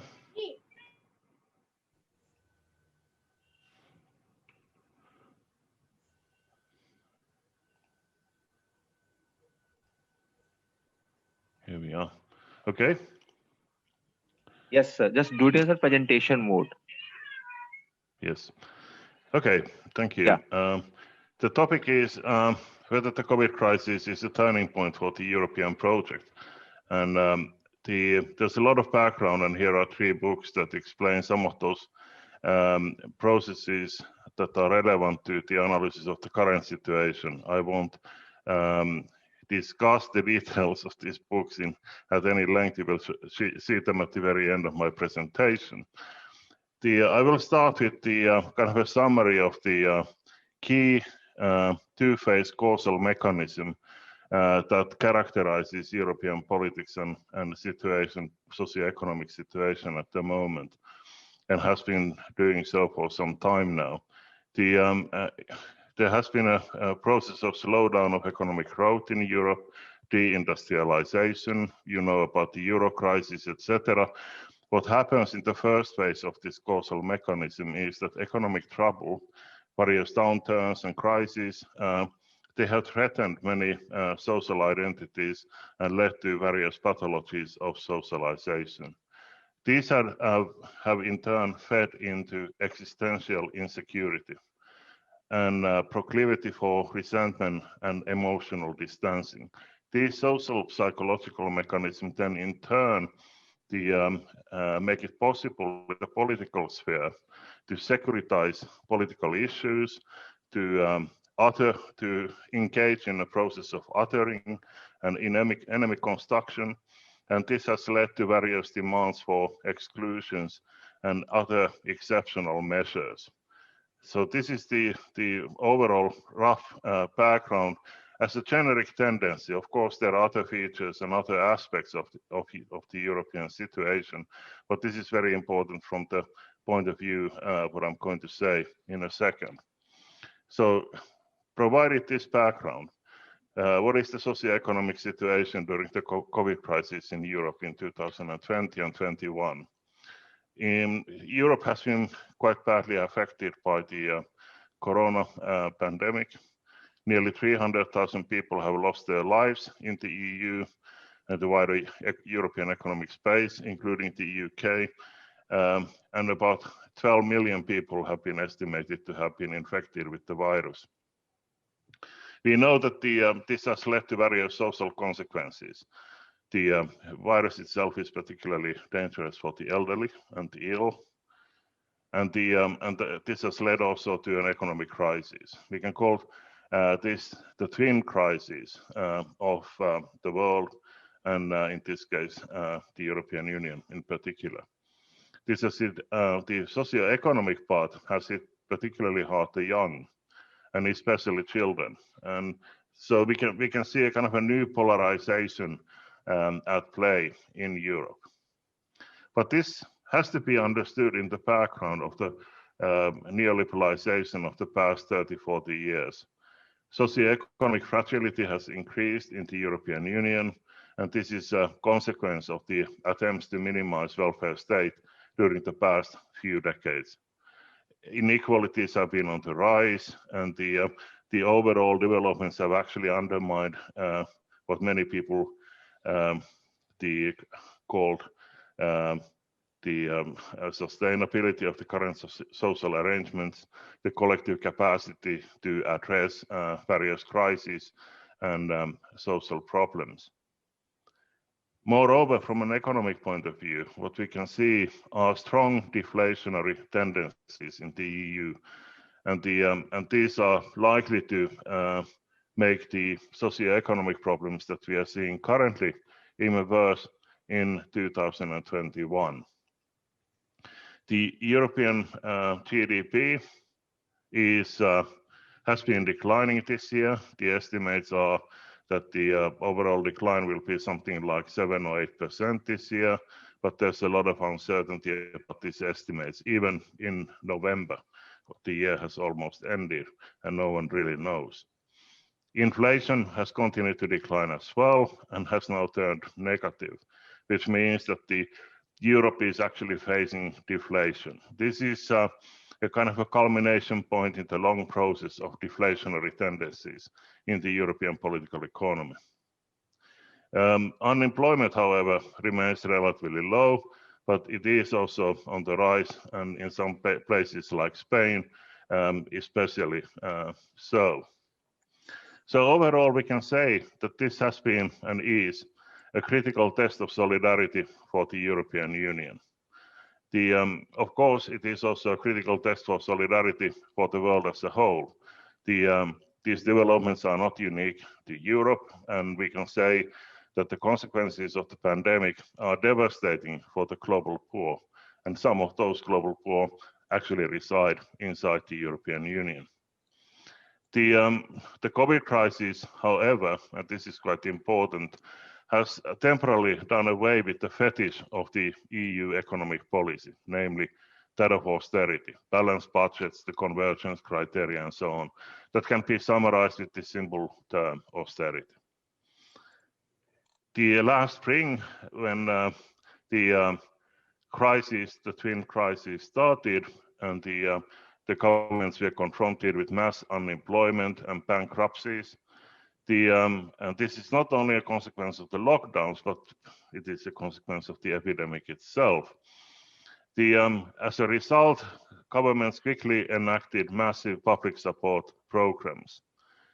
The ECB has been supporting them with the so-called unconventional monetary policies.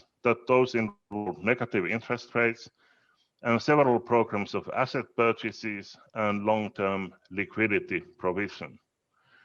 It is quite telling about the European situation, given that Germany has been the country that has been most resistant to the idea of developing the European Union into a kind of a solidarity community with common fiscal policy, taxation, redistribution, etc.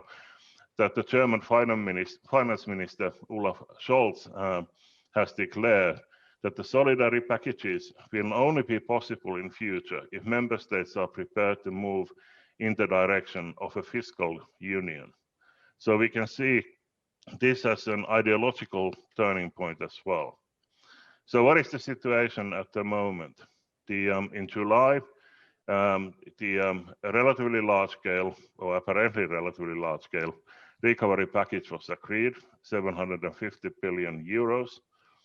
The idea is that repayment will start in 2028, but now the burden of these loans is not only on the shoulders of the member states.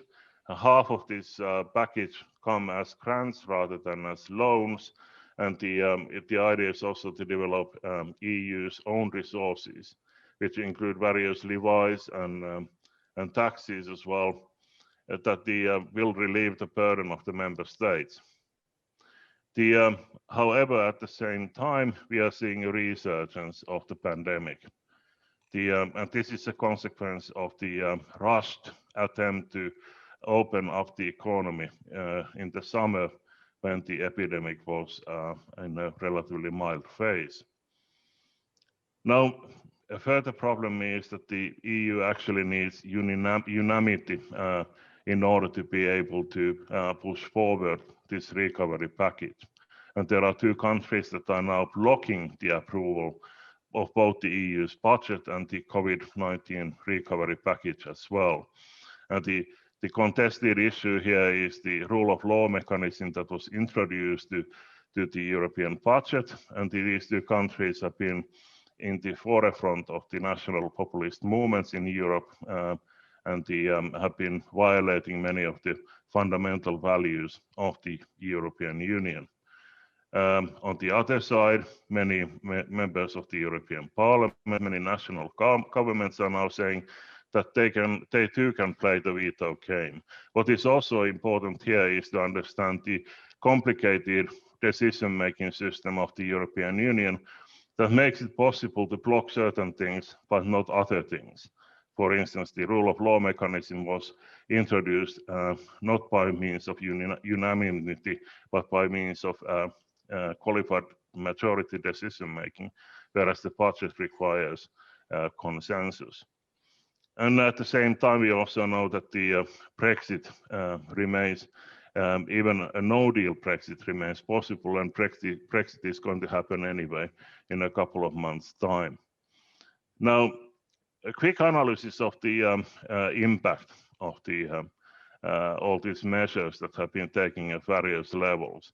What are the limits of European solidarity in this crisis? We can see that the national responses have been by far the most important in terms of scale. The automatic stabilizers, plus given there are still many elements of welfare state in place, so whenever there is this kind of a situation, automatic stabilizers come in automatically, but there are also deliberate fiscal packages that aim at supporting households and firms. If we look at the situation from the point of view of the wider European region, we can say that the average size of these kinds of fiscal measures in 2020 have been up to more than 6% of the national GDP of these countries, which is significant. And moreover, if you look at the unemployment situation, these job retention programs have been able to preserve at least 50 million jobs. I mean, this is one estimate, but I think it's relatively plausible. What is equally important is that all this has been supported by the European Central Bank, which has actually become the key player in the European political economy, even before the crisis. The ECB staff expects that the sovereign bond purchases of the bank in these 2 years, 2020 and 2021, will represent something like up to 85% of the euro area's projected fiscal deficit, which is about 1.7 trillion euros. Now, a problem concerns the Treaty of the European Union. This seems to be in violation of the Articles 123, 124, and 5 that prohibit central bank funding and also any privileges that any public agent might have in terms of access to financing. Nonetheless, there seems to be little effort in trying to revise the treaty itself. The ECB funding has nonetheless been quite effective in easing the terms and conditions for loans to households and firms. So it has supported the national programs. Well, what about the recovery package then? Well, we can actually see that it hasn't started to have any effect so far. I mean, it's still under the complicated process of decision making within the European Union. It is only assumed to be set into force in 2021. The scale is also more limited, 750 billion euros, and there are all kinds of ways in which other countries and the European institutions can intervene in the process of spending that money, so it's quite complicated. In fact, it amounts to something like 250 billion a year, which is about 1% of the European Union GDP.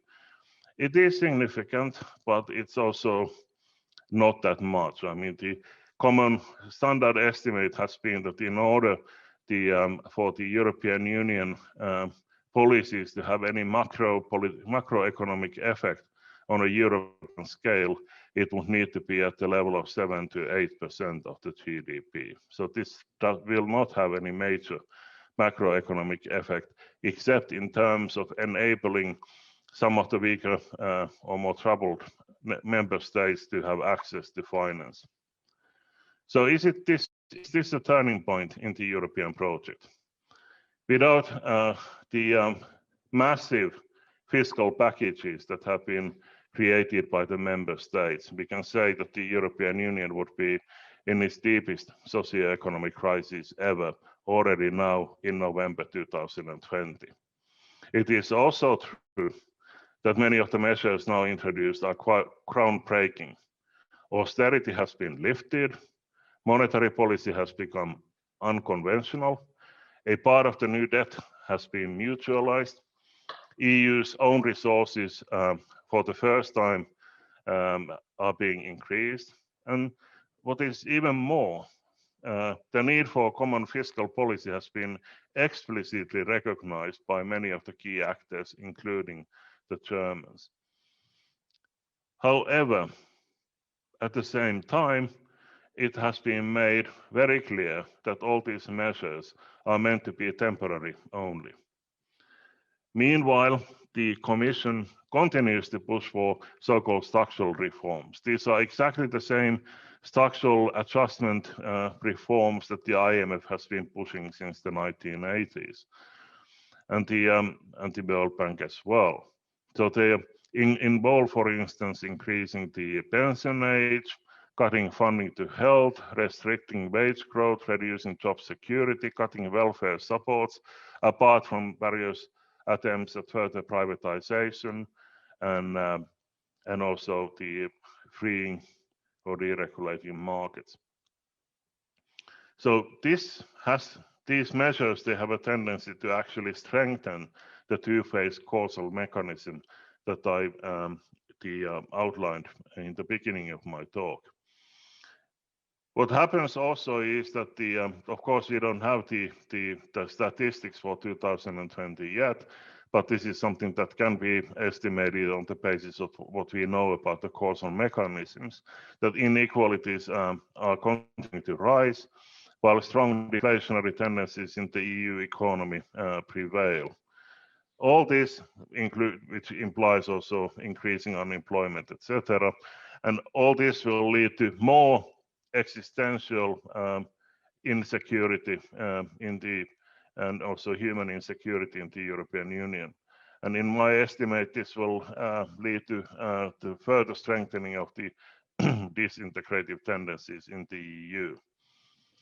And we know that the Brexit is happening now, but then we have this immediate conflict with Poland and Hungary. So the EU may continue to disintegrate further already in 2021 or 22.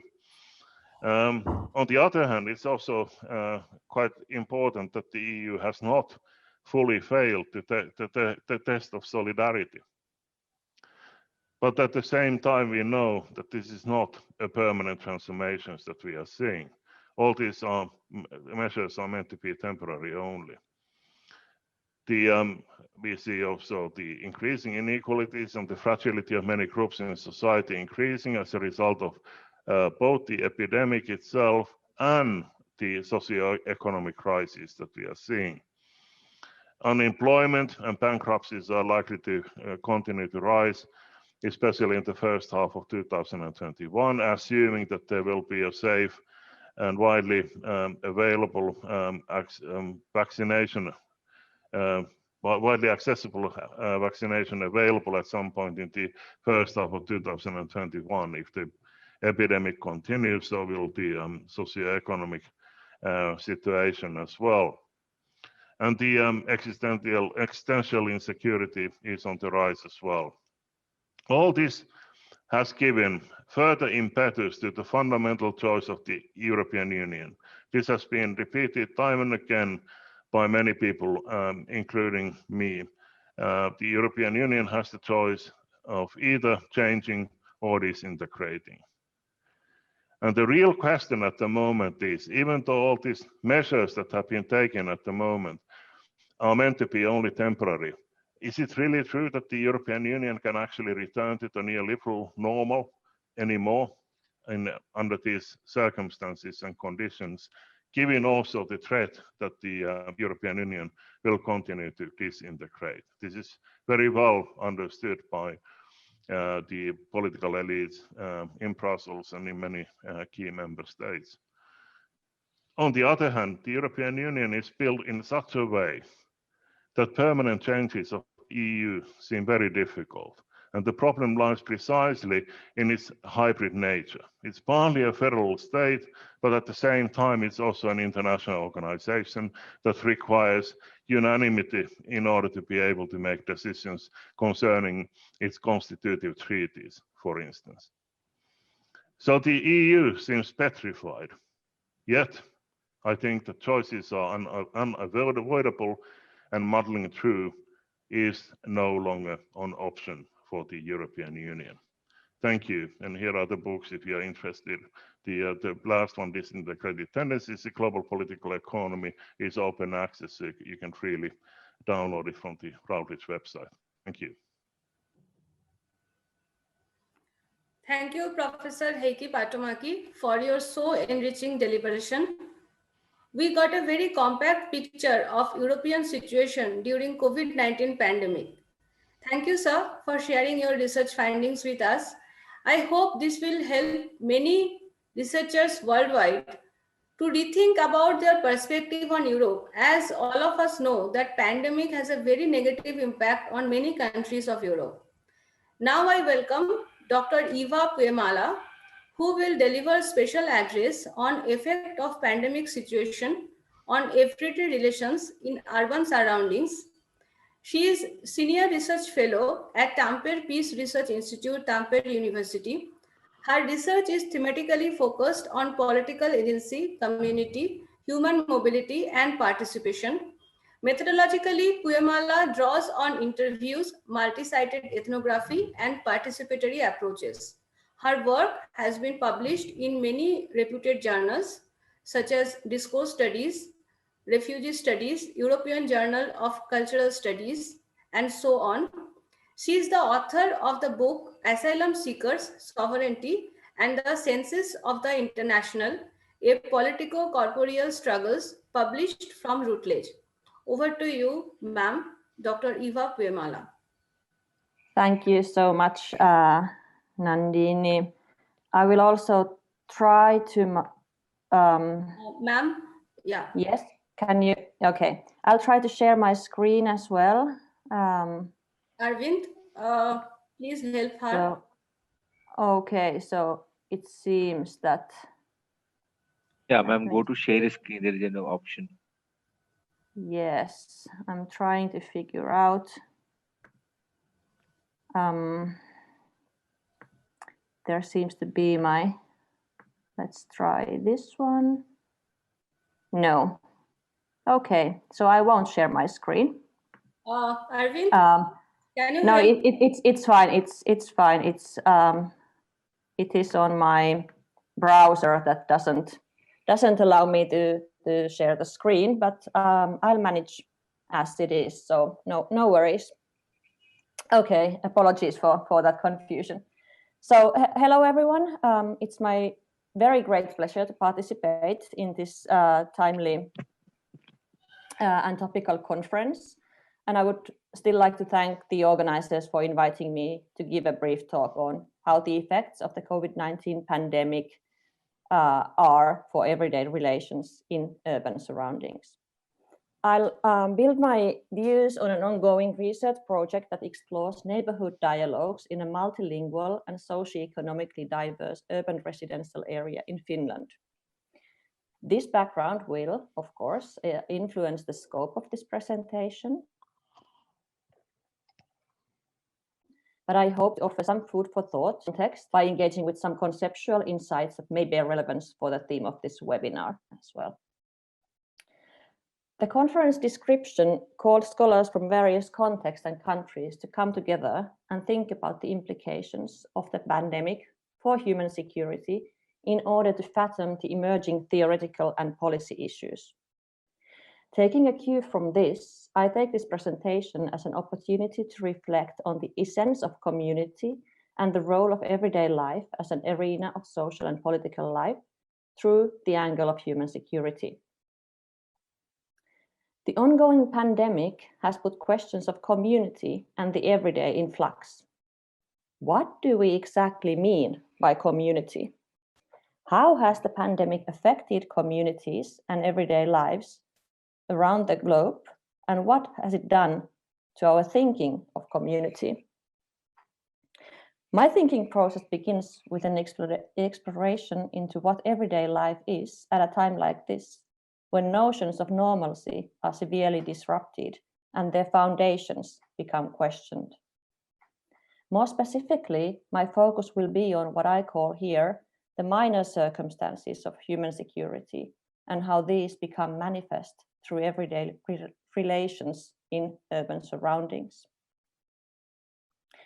With minor circumstances of human security, I refer to those aspects of everyday life that are central for how vulnerable, precarious, or marginal a person's position becomes, and how they themselves perceive their capacity to lead a meaningful social life.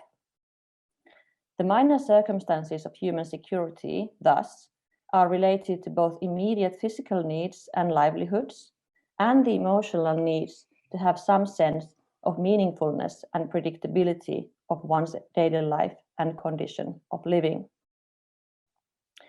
What the others have already said, it is clear by now that within countries and even local communities, the effects of the pandemic are unevenly distributed and experienced. People who have been living in marginalized or vulnerable positions already before the pandemic have been hit the hardest. People working in the sectors of informal or informal business where remote working isn't possible, or who have been made redundant, are exposed to the effects of the pandemic, both as regards their physical and emotional needs. This inequality that is now exposed shakes our perceptions of the common ground in communities. Everyday relations, with their focus on people's actions and interactions, routines and behavior, are a central site for maintaining social life. The everyday, hence, is a scene where the effects of the pandemic materialize, are negotiated and addressed. When looked through the prism of the everyday, the pandemic has revealed that community is both a source of human security and a source of anxiety. So something that undermines our perception of human security or experience of human security. Hence, I claim that the current situation demands that we think about community as simultaneously an existential and political concept. In my talk, I take critical distance to critiques where everyday life has been perceived as too trivial and ambiguous to offer points for rigorous research. The main focus of everyday life as it is lived may indeed seem too vague to be able to offer valuable insights into politics or society. Of course, contributions that claim to the contrary also exist. These contributions highlight the value of subjective experiences, perspectives, and mundane relations in understanding how social and political life takes shape and how individual experiences are embedded in, emerge from, and change societal structures. With the concept of the everyday and its theoretical and analytical potential, while the concept of the everyday and its theoretical and analytical potential may be debatable, the COVID-19 pandemic has empirically brought to the fore the importance of the everyday and the minor circumstances and their centrality for understanding how human security takes form experientially. The measures through which governments and local administrations have sought to tackle the spread of the virus have affected, if not all, the majority of segments of everyday life. Restricting the ways in which daily life and routines can be performed has been the main means to target the virus. This has meant practicing physical distancing and lessening the amount of social contacts we all have. As routine-like patterns of behavior have been disrupted, people have had to come up with alternative arrangements to secure their needs, to make up for those social relations, and create new networks of informal care and help. The talk about the new normal that will emerge after the pandemic reflects the potential wider repercussions of this change. Our everyday lives may not, in all their aspects, return to how they were before. The purpose of my presentation here is not to present final findings, but to start a thinking process of the unevenly distributed consequences or the rupture that we are now experiencing by drawing on examples from everyday relations in an urban surrounding. So what are the effective effects of the lockdowns and restrictions to social relations and interactions? How are these restrictions related to human security from an experiential perspective as a lived condition? These questions regard ultimately the ways in which the pandemic has forced us to rearrange our lives and relations to meet the new requirements, priorities, and conditions that are just emerging and hence difficult to grasp. So next, I'll take a brief look at the context where we've been doing our empirical research for the past 2 years in order to ground the discussion of the minor circumstances of human security, its senses and meanings from people's point of view. So mine is a bottom-up approach in its essence. The presentation centralizes subjective experiences that emerge in the course of daily life, and finally thinks about their significance for the concept of community in this time of crisis. In my talk, I draw on ethnographic fieldwork and interviews that our research group has conducted in a socio-economically diverse, multilingual and multicultural suburb of Hervanta in Tampere, Finland. My views regarding everyday relations originate from this particular urban neighborhood. Thus, they are highly context-specific.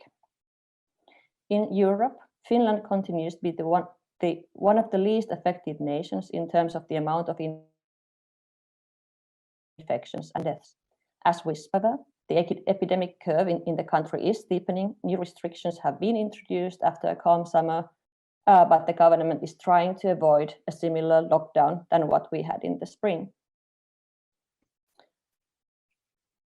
But before going into a couple of quotes from our data, I'll say a couple of words about the suburb or the locality where we've done our research.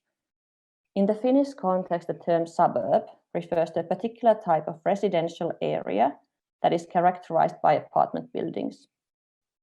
The history of Finnish suburbs dates back to the late 60s, 1960s and onwards, when they were seen as a solution to meet the growing demand for housing in urban regions. The building of Hervanta started in the early 70s in a wasteland located some 10 kilometers south from the center of Tampere. And at the time, the connections to the center were poor from the residential area. The area is characterized by grayish concrete buildings and a visible and immediate presence of the nature. Both of these features are typical of many Finnish suburbs of the time. When compared to the rest of Tampere, Hervanta is a diverse area.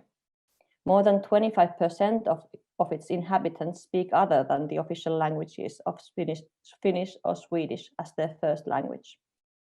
When compared to the rest of the city, the percentage is less than 8. So Hervanta in the public discourse is known as a ghetto-like problem area or as a cozy neighborhood with friendly inhabitants and a tight-knit sense of community, totally depending on who is telling the story. When looking at the official statistics, the area is characterized by unemployment, poverty, and dependence on social benefits that tie together with the high level of native foreign language speakers and majority Finns who live in socioeconomically vulnerable positions. Yet, it is important to note that the area is also home to a lot of university students, pensioners, and white-collar workers. So the resident profile is very diverse in the area. And the diversity of people results from the city practicing an active social mixing policy, but also from particularly migrants wishing to move to areas where they already have social networks. Now I'll move to say or to introduce a couple of quotes from our data to give you an idea how the everyday relations have been affected by the pandemic. The first quote comes from an interview with a worker from an NGO that focuses on providing support to people's daily well-being. The NGO mostly works with elderly people whom faced quarantine-like orders in the spring. Now I start what they told us. When this started, I could have 20 phone calls per day with almost the same content. The callers were afraid and anxious. I tried to calm them down to the best of my ability. Now, when weeks and months have passed with the virus, the effects of the isolation can be seen. Loneliness and mental health problems are on the rise. For instance, an elderly client of ours tells that they cannot take this life. Nobody visits and you can't go anywhere. They felt it would be better to die. There is no one from whom to ask help with the restrictions in place. They spend time outdoors, standing next to the apartment door, as outside it's at least possible to see a glimpse of another person and perhaps exchange a couple of words. Staying indoors alone in the apartment makes them crazy. The account, like so many others we heard, tells about the effects of isolation, feelings of loneliness and anxiety. And this anxiety is related to both what we do know and what we don't know about the coronavirus, how it spreads, and what will happen next in our societies and lives. There are also other kinds of stories we've heard in Hervanta that tell about everyday relations. These are stories of aggravating problems with the neighbors because of disturbance, such as sounds of fighting and domestic violence that have worsened in the past months as time spent in the homes has increased. In urban contexts, then, the pandemic has brought to light the importance of neighborhood relations as sources of solidarity and help, but also as sites of conflict and disagreement. While feelings of anxiety that the quote brought forward are largely shared despite of the person's socioeconomic status, other types of negative impacts of the pandemic are often felt more keenly among people who experienced vulnerability, inequality, or marginalization in the society already prior to the pandemic. Yet, and controversially, for some, the pandemic has increased the experienced quality of life and enhanced their sense of belonging and being part of local communities. There's another quote from a person who thought that the pandemic is actually brought more meaning and meaningfulness to their lives. He told us, "It seems that people have taken their hobbies a lot more movement and users in the trails near the lake where I go for walks. It's particularly worth noticing that the football courts near my home have been revived. The university students have played Finnish skittles the whole spring. In the big court, baseball games are on. Nowadays, those playing cricket have to wait for their turn, unlike before when there was no one else there. Only small kids seem to gather up to practice football. Quite a noise they are making. I often stand by the court to watch the games in the evenings. So while these two quotes are by no means representative of the totality of the presidents, they do illustrate that the effects of the pandemic are univocally neither negative nor positive. They are situational and reflect the person's position in the society and in the labor market.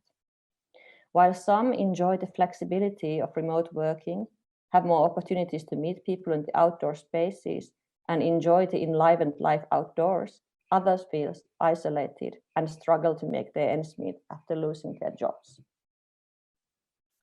The patterns of everyday behavior are complex during the pandemic. They entail responsibilities towards one's loved ones, relatives, friends, and colleagues. In addition, there are responsibilities towards one's social networks and communities. These responsibilities, those posed from the top down and those that originate from our daily lives, can be and often are contradictory. In this kind of a situation, a person has to decide whom they will listen to and what they prioritize. But it's equally important to note that the limits of possibility aren't the same for everyone in making this. This brings me back to the question of the common. These unequally distributed consequences of the pandemic can be taken as a demand to question our notions of the common. What is it that we, be it as a nation, society, or local community, share? What is the ground of commonness when people's everyday possibilities and realities are profoundly different? What is blatantly obvious is that we are not in the same boat as regards our everyday lives. Yet, perhaps somewhat contradictory, as a society, we are indeed in the same boat, as it is in the society's best interest to secure the well-being of its citizens and residents and to promote equity.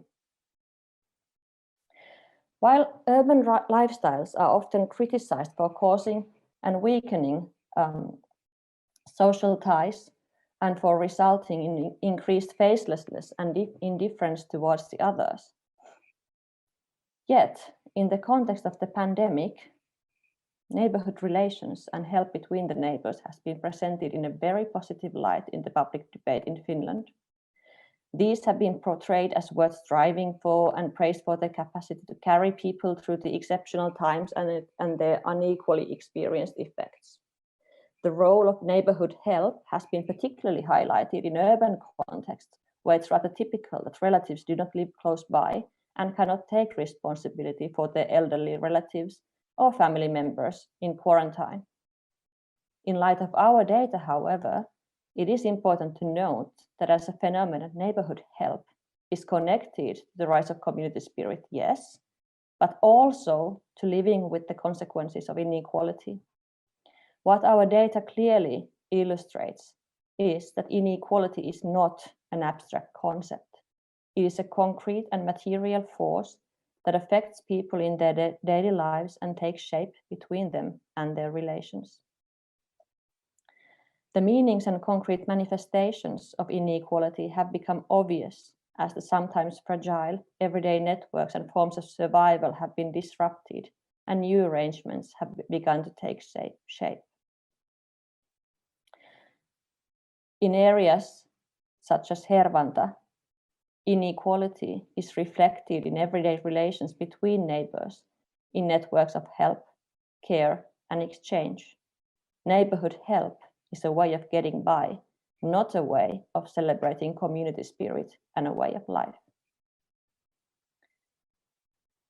The rupture in our sense of normalcy and how we've organized our everyday lives before forces us to question what becomes of community when being together is mainly projected in terms of contagion. What becomes of community in these times? Who is part of community and what community? So the pandemic has made it relevant to ask, is community a source of contagion or a basis to enhance the experience of human security in the everyday? Contrary to contributions that during the pandemic have conceptualized the community as a mainly potential source of infections and being together as a risk to be avoided, I actually suggest that the pandemic has manifested the nature of with being, the fact that we are only and originally together. The notion of with being on which I rely comes from Jean-Luc Nancy's post-foundational philosophy, more precisely from his thinking of being as ontologically plural. So instead of the pandemic merely manifesting the fragility of our social daily lives, it has highlighted the inherent witness of being. This means that the reason why we need to practice physical distancing is that we are not originally separate. Isolation is felt so keenly as a practice and in its effects as our being is so closely intertwined with the others that our lives are weaved into those of others in such a profound manner that the virus was able to spread across the globe in a matter of weeks. Being is shared, not only in everyday relations where it is at its most obvious, but also globally. Our existence cannot be thought in terms of autonomous subjectivities or sovereign nations. And yet, being is not free from power relations and hierarchies either. Looking at the pandemic through the minor circumstances of human security forces us to think about communities not as national or local, nor as pre-existing and stable. A focus on the minor circumstances of human security and everyday relations enables us to take first steps towards thinking community as both existential and political simultaneously. As scholars, I claim that we need to find ways in which to think of community as a site of sharing and separation at the same time. Our being is relational, not only as regards other humans, but also as regards other living organisms. So I'll end here. And maybe instead of drawing conclusions, this is an invitation to think about how we can think of existence and communities and the ground of communities in the world. Thank you. Thank you, Dr. Eva Puemala, for very touching and very lucid illustration and elaborating in a very important component of human security approach, that is personal and community life.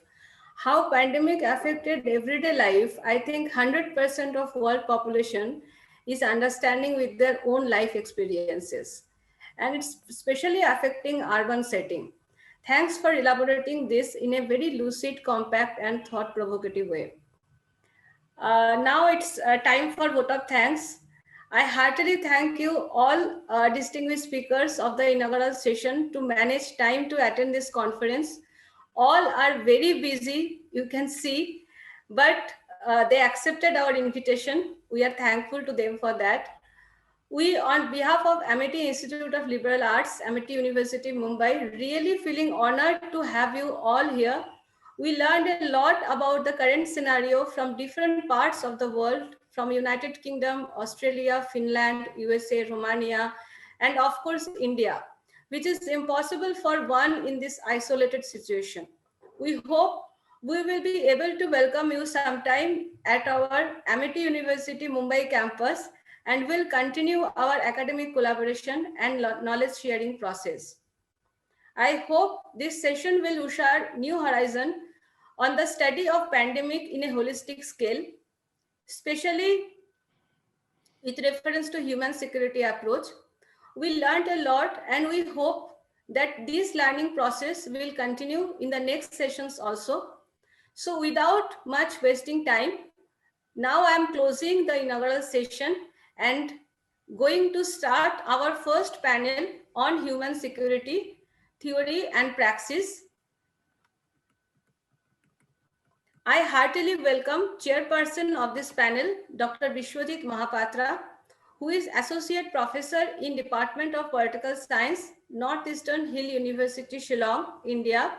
He holds MPhil and PhD in International Relations from Jawaharlal Nehru University of India and did Masters from the University of Delhi. He has books and articles extensively on international relations, Southeast Asia, China, Northeast India, and now over to you, sir.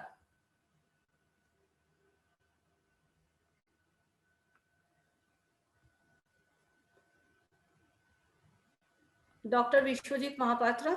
Yeah, right. Thank you very much. I think I must welcome, at the beginning of the international seminar, I must thank Dr. Nandini Basista, who has taken a lot of pains to organize this very distinguished panels. I could see that there's a lot of participation in the seminar, which is very unique in the days of pandemic. When you talk of pandemic, I think we should remember that pandemic has given a call to the human society to rework everything that we have been doing so far.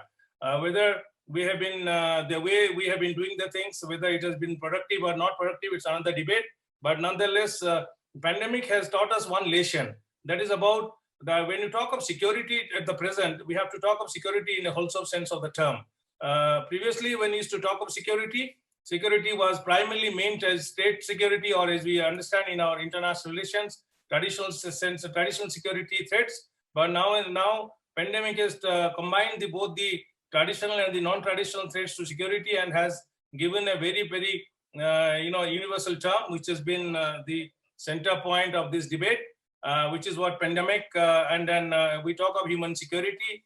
When you talk of human security, this tends to give us a call to rework, to rethink about the way our society has been organized so far, how our economy has been organized, how our interstate relations, which we call it international relations, has been conducted so far.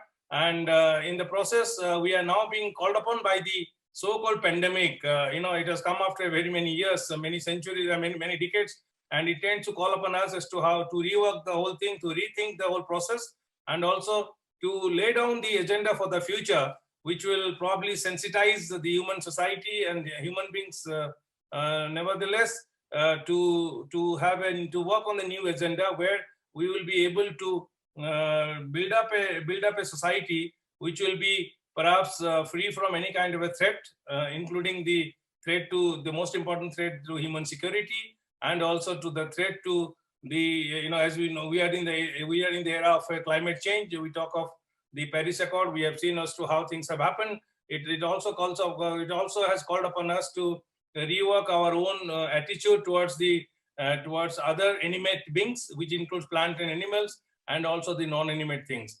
And as a whole, it also tends to call upon us to treat the resources which are becoming more and more scarce in the days to come, so as to be utilized for the benefit of humanity, and also to help the human society to survive, no matter whatever may be the nature of the threat in the future. I think I won't take much time, but I will thank Amity University Mumbai for having given a thought and also given their resources to organize such a distinguished international conference, and also to have brought together a whole lot of people, a whole lot of thinkers. I don't call them presenters, I call them thinkers, because when they write a paper, they must be giving a lot of thought to the process, and to bring all these thinkers on a single panel, and also to sort of help them to contribute their might towards, as I said, reworking the agenda of the human society. I think with these few words, I will thank the organizer once again, particularly Dr. Nandini Basista, who has taken a lot of pains to contact people. I know that for last so many months, he has been on the job. It's not a very easy thing that people could really manage, but since Nandini has been able to do it, my sincere thanks to go to her, because I've never seen such a hardworking person who could give their time and energy towards, as you said, upscaling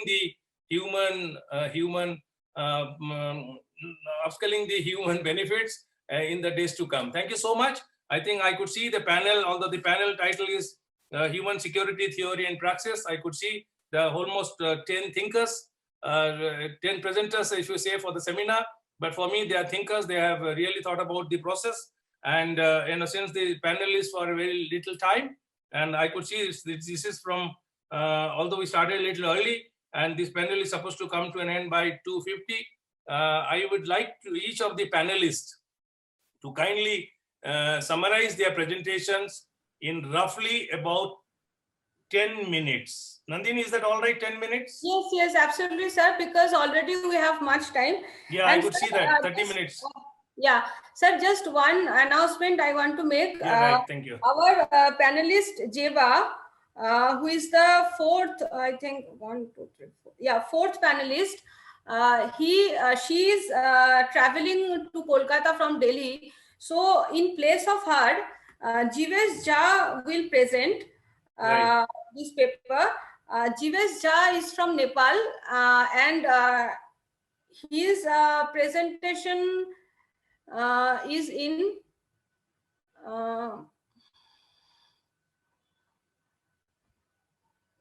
I think okay, he's online. Is it rethinking concerns of human security in the new liberal development? Yeah, it is in panel which Costa? I mean, it's on 4th position, Zeba, right? Yeah, Zeba, but Jivesh Jha in which panel? I think on the second day he is. I think Jivesh Jha is on the second day, if I'm not wrong. Yeah, but which panel can you look at, Kostov? Yes, ma'am. It's on panel 4. Okay. So, yeah. So, sir, actually, Jivesh Jha and Jeva both requested me to change their one requested from 23rd to 24th, one from 24th to 23rd. And as their papers can be merged in this session, so I accepted their request without consulting to you. No, that's not. That's all right. That's all right, because I could understand in the seminar these things happen, but the normal idea is to sort of encourage people to come up with their own thoughts and help us to also learn and build up our own ideas for the future. I think that's all right. That's not a problem, but I could see that a whole lot of people are there. The panelists are very distinguished, and I could see that. I think for the audience who are on board with us, I think I would request them to kindly look at their biodata, which is there, and it's been shortly written in the panel. And as they go on talking, it will introduce. But I won't introduce them at the moment, simply because it will take a lot of time. Instead of telling them, we have it on the panel program as to what they are working for, where they come from, and what kind of work they are really undertaken for the benefit of us. And without wasting much time, since I want 5 to 10 minutes or maybe 20 minutes if possible for carrying out some kind of a discussion, I would like to request one by one to, and then at the end of 8 minutes, I will certainly, make a little noise. I think the organizers also would be able to keep time so that you get another 2 minutes to summarize the whole thing if one hasn't been able to do. I think if Tanya Mandal is here, Tanya, can you please say that you are present? Tanya, are you present here? Yes, sir. Yes, sir. Yeah, Tanya, can you kindly start your presentation, please? Yes, sir. Yes, sir. Yes, sir. Sir, can I share my screen? Yes. Please take care of this matter. Yes, ma'am. You can share it. Okay. Okay.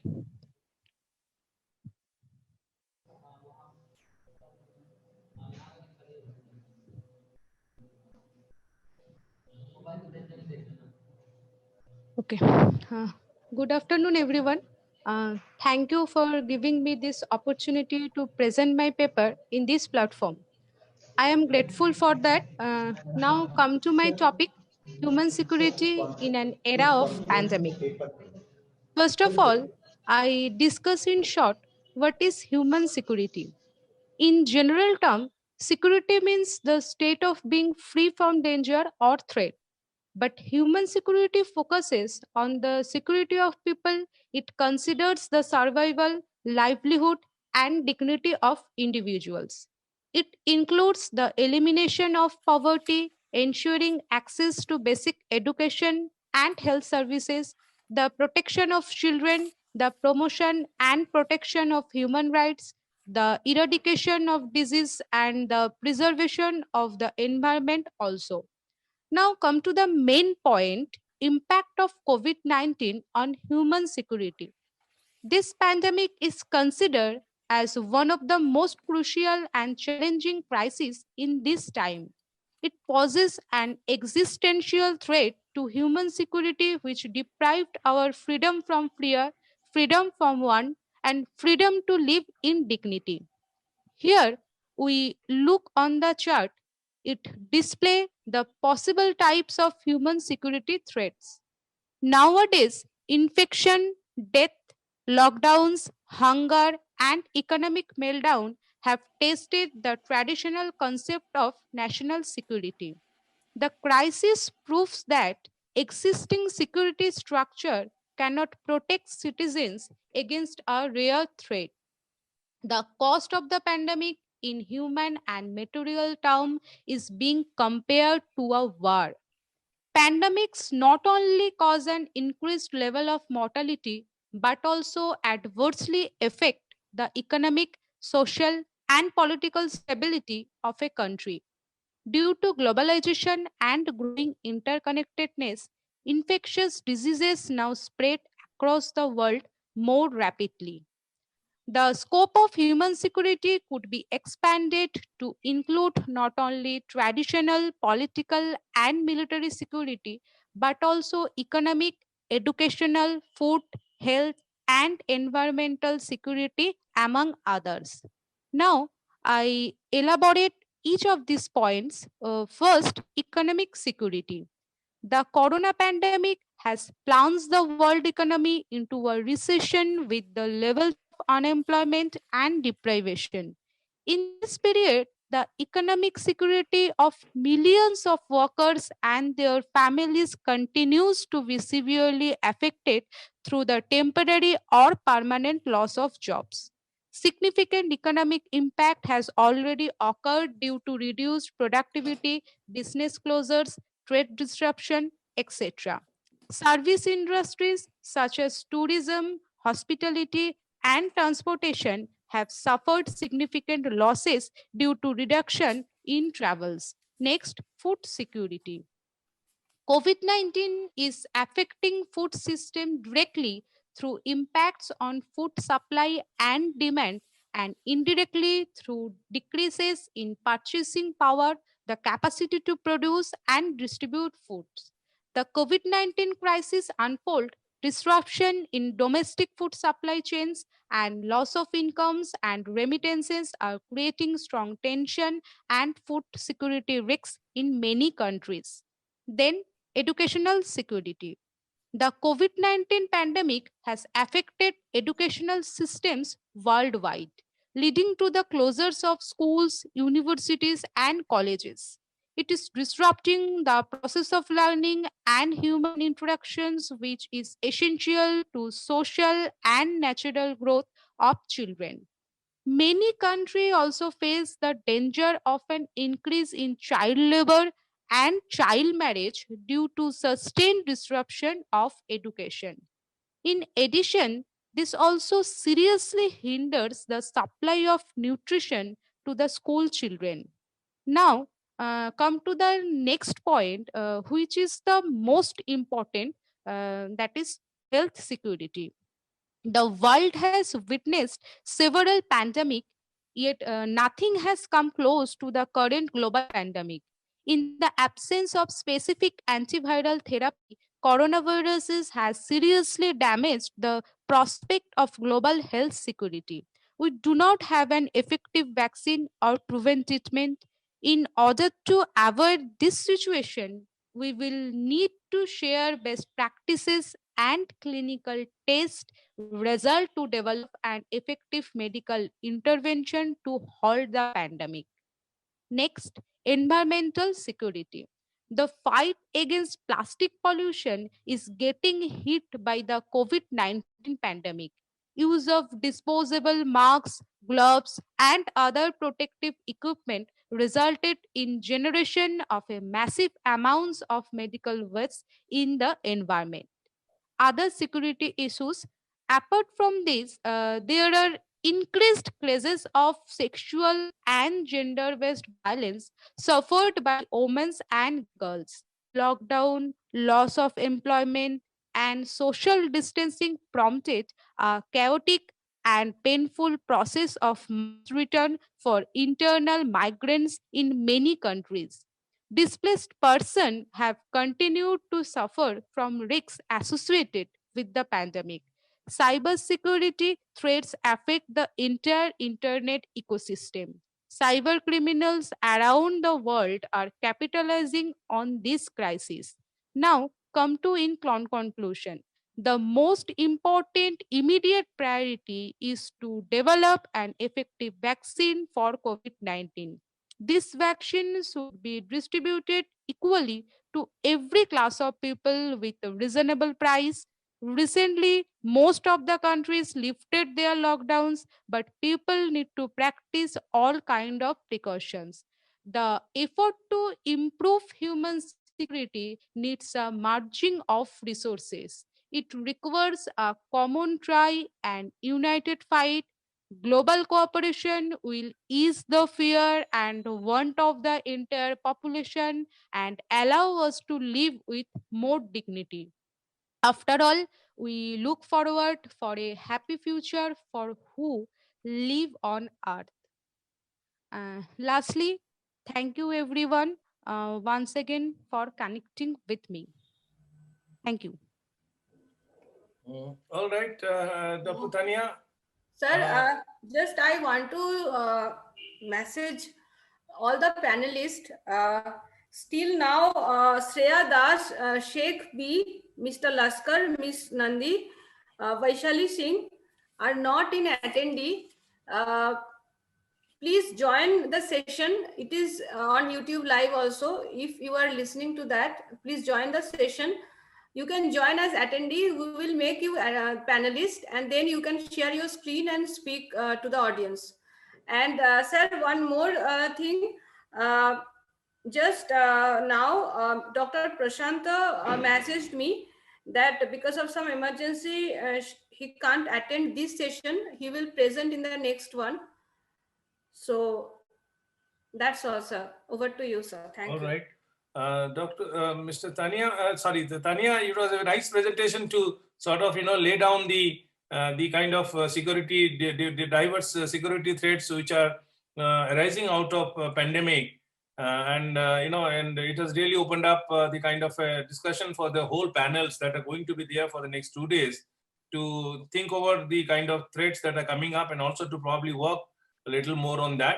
But I think, I'm sure that Dr. Nandini Vasista is going to publish a book out of the presentations which are coming up from the presentations here. And I think, at the end of the discussions, when people, the audience give their ideas, you kindly note it down and see how things are there. And at the end of it, I will give my own views. Thank you so much. Tanya Mandal has joined us from West Bengal. She is working as an assistant. I'm sorry I didn't introduce her, but I've now got the introduction here that she is working as an assistant professor in the Tamaralipta Mahavidyalaya in West Bengal, which is probably she will also be reflecting on the situation that has arose in West Bengal, whether it is because of the governance or misgovernance or because of some other factors. But nonetheless, since she has given her own views, we would like to see that other panelists, while they read out their own presentations, please also try to reflect on the earlier presentations. If you can add some information to it or add some ideas to it so that it will enrich the discussion that will be finally held at the end of the session. I think with these few words, I will thank Tanya Mandal for her presentations. We will, if Nutan Marian Tiga is here. Nutan Yes, Marian sir. Tiga, Yes, are you sir. here?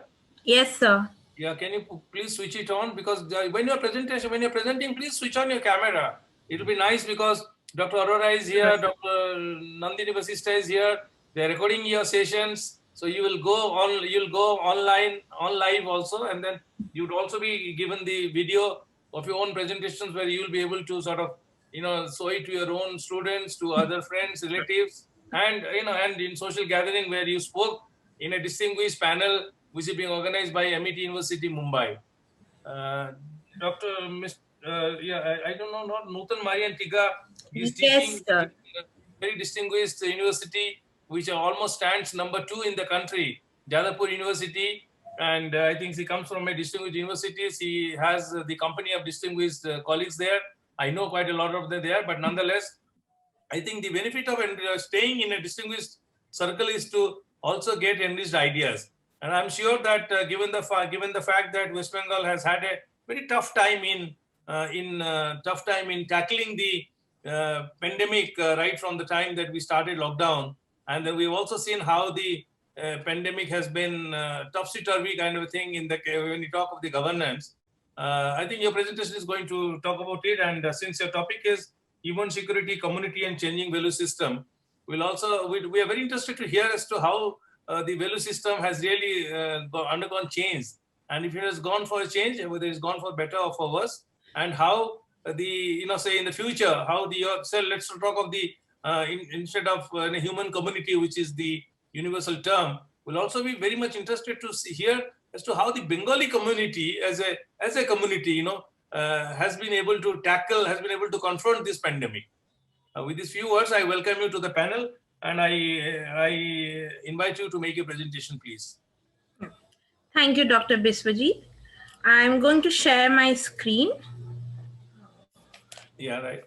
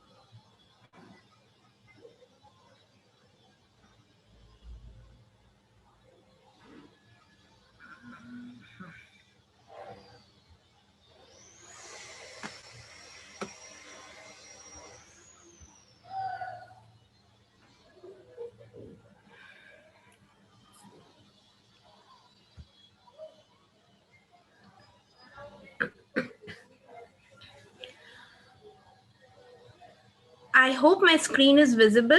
Yes, very much. Yes. Okay. Thank you and good afternoon, everyone. I have named my topic, my title is Human Security, Community and Changing Value System. And yes, Dr. Biswajit was talking about the community and the Bengali community, but I would like to clarify that I belong to the Adivasi community. So I am focusing on the indigenous community in this paper. Okay. So I'm going to begin my paper right now. So when I first read this topic, human security, the first thing that came into my mind was reminded of German sociologist Ulrich Beck and his important contribution called the Risk Society. Now, the theme of risk is even more visible and an important topic of discussion at the face of this pandemic.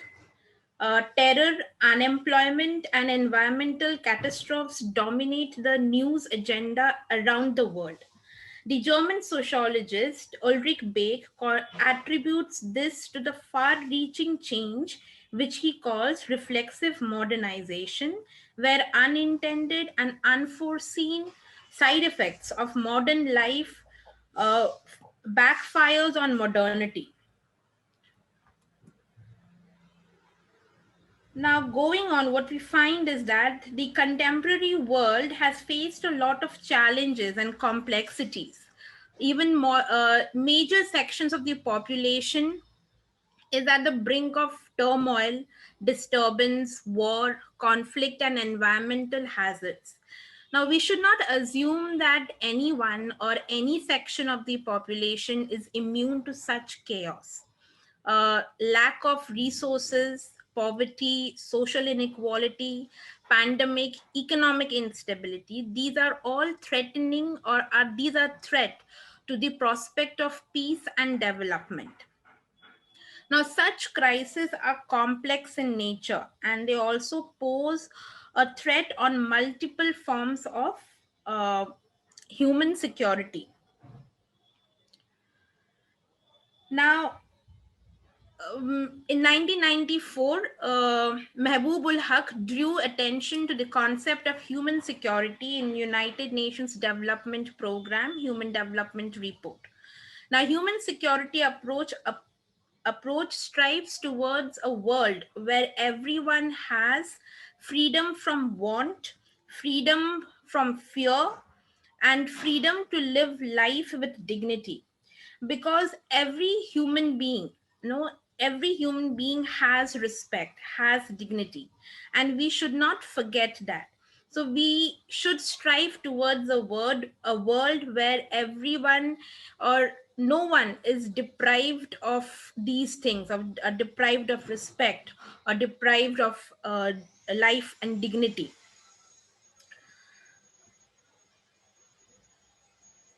The next, what I'm going to talk about, or I'm going to discuss, is about that in contemporary times, during these pandemic, we see that the actions of the individuals are governed by collective well-being. Okay, for example, if we are we are wearing a mask, we are consciously maintaining social distance, we have this conscious awareness regarding how we are supposed to behave, whether it is in our private zone or whether it is in a public sphere. Even in a private zone, when we come from outside, when we enter home, we are very careful about how we interact. We just do not go and go and meet our children or go and meet our parents. We take essential care to make sure that we wash our hands, that there is a hygiene. There's hand hygiene has become so important during these times.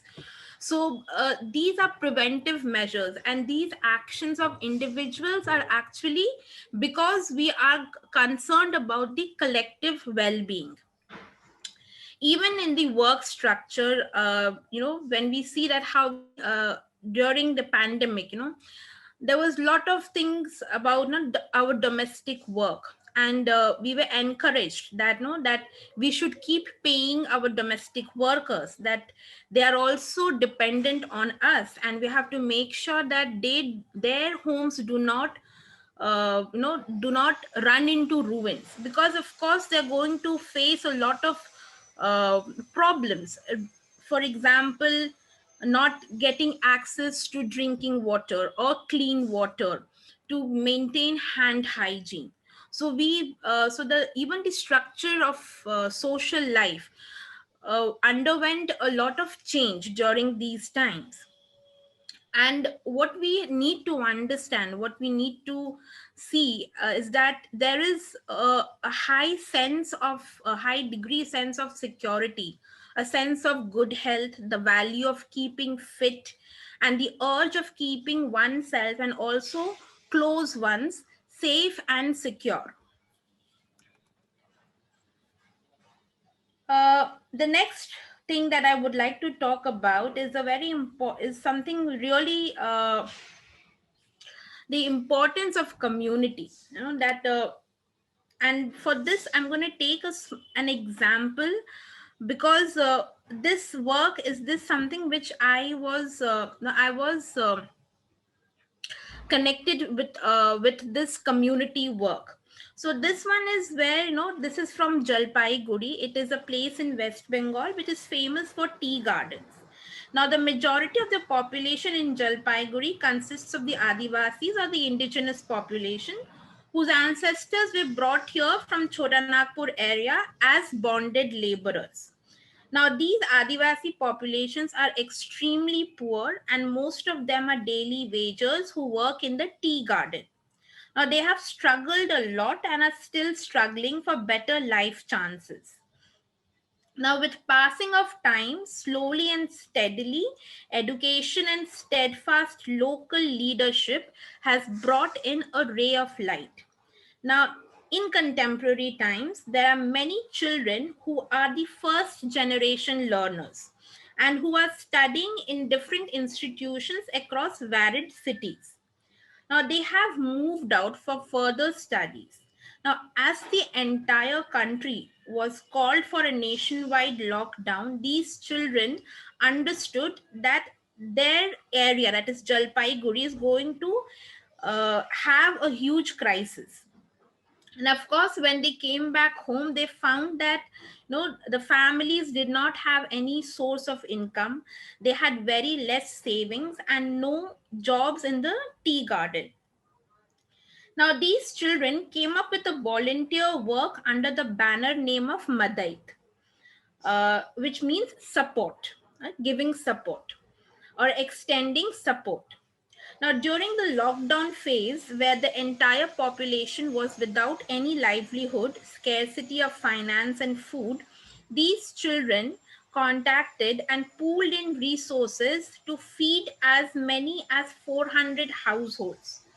This has not been just one person's contribution, but an entire community, where members of that community had come forward to help other members. Now, resources were shared, financial assistance was provided, and food chains and supplies were structured so that families in need would be assisted. Now, we need to understand here that their need was propagated through WhatsApp and other social media platforms. Virtual platform played an important medium of communication. Instagram, WhatsApp status were heavily used to spread the need of the hour. Here, there were hardly any face-to-face interaction.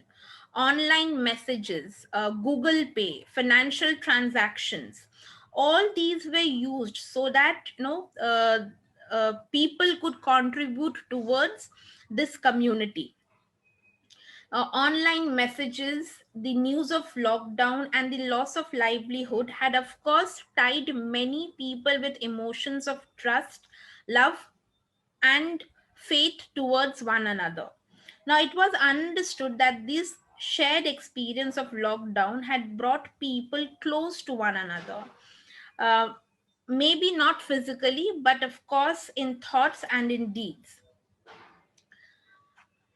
Now, the message which I would like to talk about is how we should deal with globalization, increased mobility, technology, greater connectedness, older forms of identity, racism, prejudice, cooperation, and understanding that each one of us has his or her own voice. It is not somewhere, where a powerful man is saying something and we are agreeing to that voice. Each one of us, in these times, we need to understand that each one of us have their own voice and we do speak up. Now, it has to be understood and socialized that every person has dignity and respect. This is, of course, cannot be achieved overnight. It is a process, an ongoing process which will bring chaos, turmoil, and eventually a positive change. Now, in this process, each one of us has a role to play, and in affirming those values. There are also times which I understand that we fail short, but I believe the broader aspiration of human rights, values, and security for the people around the world call for global integration. I would also like to mention that the pursuit of global integration, one must remember the importance of local knowledge, their understanding of environment and sustainability. Now, the social integration at the global level should be enriched and intertwined with local voices and grassroots realities. The social structure should build on local interconnectedness and mutual exchange of knowledge, technological and medical advancement. Now, in the age of fast internet and greater interconnectedness, we must recognize and celebrate the diversity of humanity, embrace the differences, and provide every person the dignity and respect of human life. Towards the end, I'm going to talk about the concept of Ubuntu because it is worth mentioning here. Now, the term Ubuntu means I am because we are. It is a beautiful word which speaks volume about interdependence, trust, sharing, and giving. It is an opportunity to explore and contribute towards the community, which gives every individual a chance to grow and to exceed beyond certain expectations. And with this, I bring my presentation to a close. Thank you, everyone. All right. It was nice to hear that some thought has gone into reworking of the present day society. And as we know that when we talk of the pandemic, one thing that we forget to blame is blame the self. We often read in the newspaper that people tend to blame the government. People tend to blame the government rather than ourselves as to the situation that has brought us in. And in this context, I think it is important that your paper tend to talk of few important things. I won't go in detail, but what really struck me is the point that is in the paper where you talk of the collective well-being.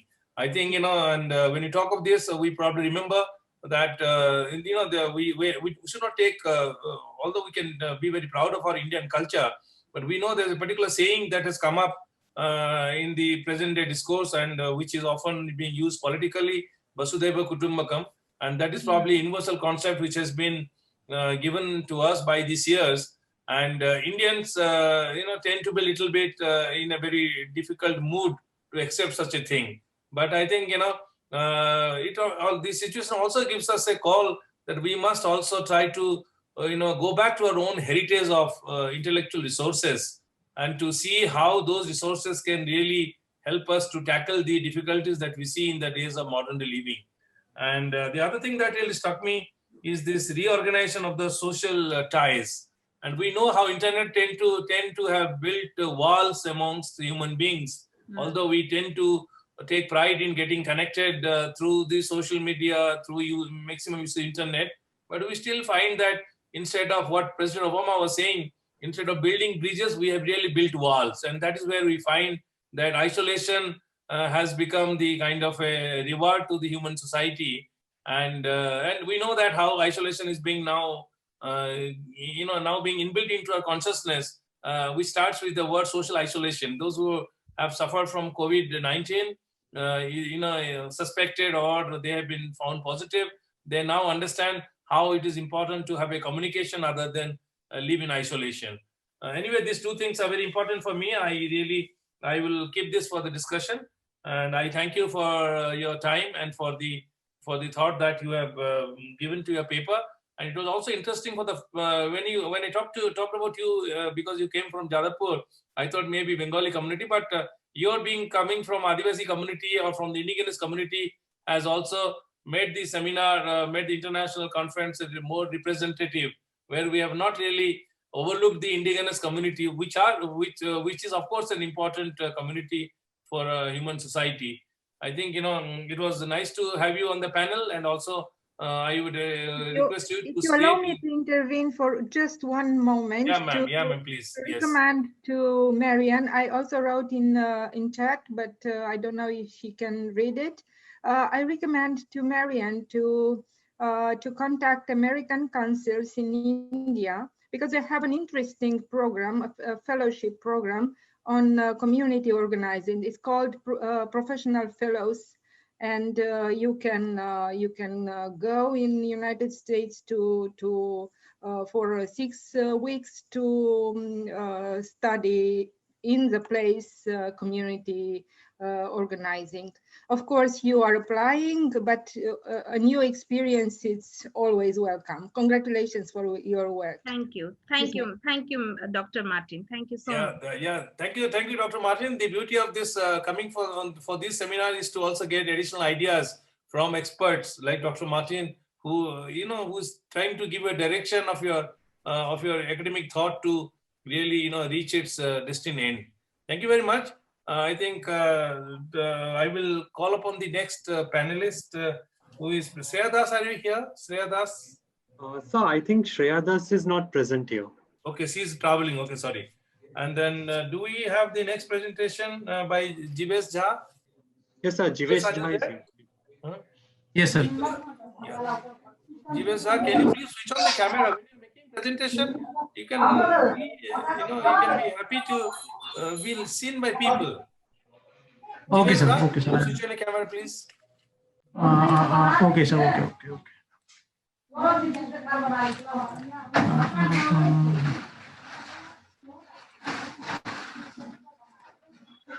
Yeah, Jivesh Jha is going to talk about, I think he brings in the international dimension discussion.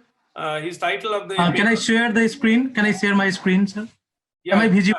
Yeah, you're doing it. Just wait for a minute.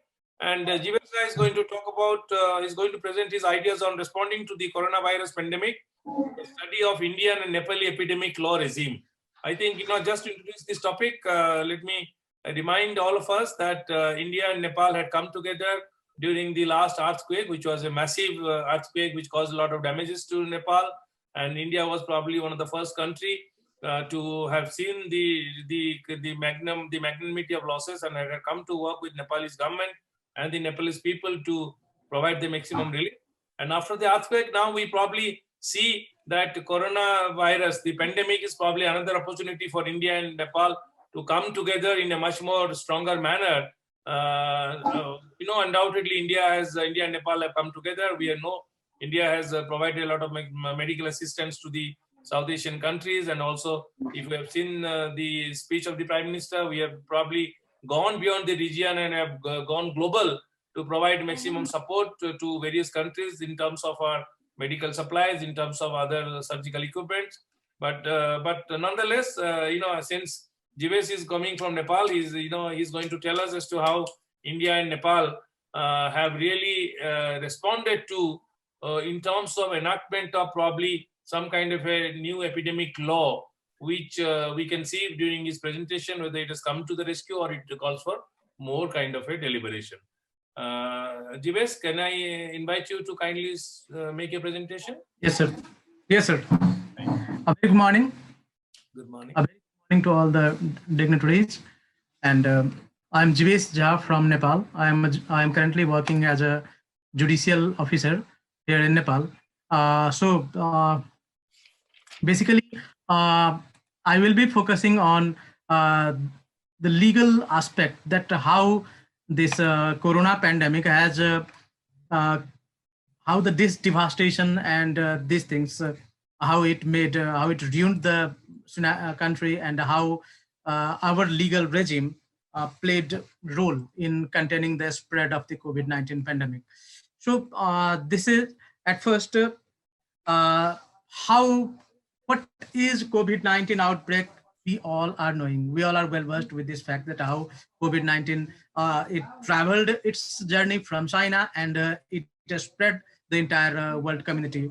And now we, without wasting much time on these things, I'm going to focus on this: how COVID-19, what are those laws that were brought into effect for containing the spread of the COVID-19 outbreak. In Nepal, there is a royal legislation which was enacted by the King Mahendra. Now, since now there is no monarchy in Nepal, after 2008, we are now a republic country. But prior to 2008, there was a ceremonial monarchy in Nepal. In 1964, King Mahendra enacted Infectious Disease Act, which was brought into effect to control the spread of the pandemic. So this act is basically an epidemic law, which is much similar to India's Epidemic Act 1897. So this act was brought into effect, but this act does not necessarily provide any kind of rights or duties of the government towards the citizens, towards the women, or we could say that what would be the human rights of the subjects, though these things are not prescribed in the epidemic law of Nepal. So same is the case with India. In India in 1897, the British government had enacted this. British India had adopted epidemic law to contain the bubonic plague in Maharashtra, and the same act was enforced. In India, that law is a state law. It means that the state governments have been empowered to invoke the provisions of that act to implement a nationwide lockdown, to implement lockdown in their respective jurisdiction. For example, in Bihar, if Nitish Kumar government wants to impose lockdown, then Nitish Kumar government had to invoke the provisions of the epidemic law Act 1897. But in Nepal, it's a central legislation. It means that we don't have a separate state law on epidemic diseases. So this is the difference in India and Nepal. In India, it's a state legislation. Epidemic law is a state subject. In Nepal, the Infectious Disease Act is a central legislation. Though health care is a state list in the Constitution of Nepal. So how you could say that this looks like a bit faulty in nature, because if health is a state subject, then why law is central? This is because prior to the 2015, when Nepal had adopted a new constitution, there was no concept of this kind of COVID-19 outbreak. No one had imagined that this type of epidemic will cause harm to this level. We have not enacted a separate legislation, but states are trying to enact legislations in pursuance of the federal spirit. So this is a basic difference. But like in India's Indian Penal Code IPC 1860, we have some penal provisions as well. In Nepal, NRS Nepal in Nepali rupees RS 100. In Nepali rupees RS 100, which is equivalent to RS 62 of India. Okay, if I bring 100 rupee note from India, then it will be 160 in Nepal. So in Nepal, if anyone violate the lockdown provisions, if anyone is if there is lockdown in Nepal in any particular district, and a person is not wearing mask, or a person is voluntarily violating the laws which are imposed to contain the spread of COVID-19 outbreak, then that person has to bear the fine of RS 100, or that person might be sent to jail for 1 month term. So this or both. So this is the provision. But in India, the same is that RS 200, and that 200 is in Indian National Rupee, INR, and the same is this fine, jail sentence. So in both of the countries, district magistrates have been conferred with the power to investigate or adjudicate this matter. This Indian provisions I have already explained. So in even the government of India is planning to planning to replace this age-old law, and government of India has already brought draft legislation which is in the parliament. In 2017, it has the Indian Parliament has brought Public Health Prevention and Control Management of Epidemic Bioterrorism and Disaster Bill 2017 to replace this 123 years long stayed this epidemic law to 1897.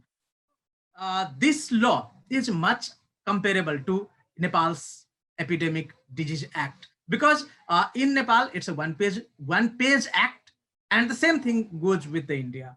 So we can say that without hesitation, I say that Nepal's epidemic law is fully copied and pasted from this India's Epidemic Act 1897. So as both of the laws have much similarity, so whatever the provisions are with Nepal, the same goes with the India. So to impose the nationwide lockdown, Narendra Modi government had to invoke this National Disaster Management Act 2005 to declare nationwide lockdown. So in India, 2 laws were brought into effect. That in particular, this Epidemic Act as well as this National Disaster Management Act 2005. Similarly, we all are well versed with the fact that these Corona warriors, for example, doctors and nurses, they were attacked in a broad daylight just because they were moving to collect the samples, or they were moving to isolate those persons who are affected with the COVID-19 outbreak, or those who are symptomatic carriers, or those persons who could be the potential carrier of the coronavirus, but they were beaten up by their family members. So to curb those practices, the government of India brought an ordinance, and that ordinance had a provision that those outliers, that those lawbreakers would be sentenced to 7 years in prison, and 5 lakhs of fine is also provisioned in that law.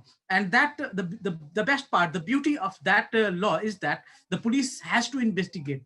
Police means what? That the SHO, station house officer, or you could say that the sub police inspector, who is the investigating IO, investigating officer, investigating the case, a charge sheet under CRPC section 154. We all are knowing about the provisions of the CRPC. I'm not going to in that provisions. So this within 30 days, that police officers has to investigate the case, and the case will be fast tracked within 1 year. So this is the beauty of this ordinance, and I must thank this Narendra Modi government.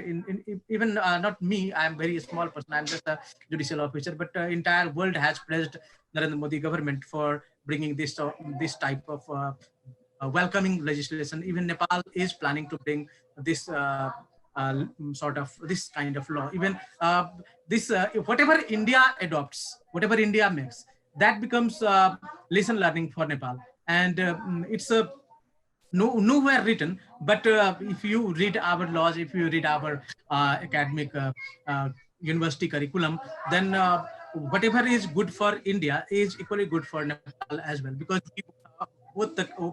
we both share bread and bride relations, beti or ruti ka sambandha. If you could go in the neighboring region of India, then we have even my mother is from India, so we have open border and we share cultural affinity as well. So what is more disappointing is that in both Nepal and India, there is no any provision for compensation. For example, if any one of us become the victim of coronavirus, then the government is not going to give us any sort of compensation. This is a major blow in a welfare state. This should not be there. This is not a welcoming thing in a democracy. Because I have become COVID-19 patient, not because of my mistake. COVID-19 emerged from China. If anyone has to be blamed, then China has to be blamed. And there is nothing as such international convention which says that if any country is the originator of COVID-19 outbreak, I'll prove in this conference that China should be blamed for entire loss of this human loss and everything. Because you see, on January 2013, China had imposed shutdown of Wuhan.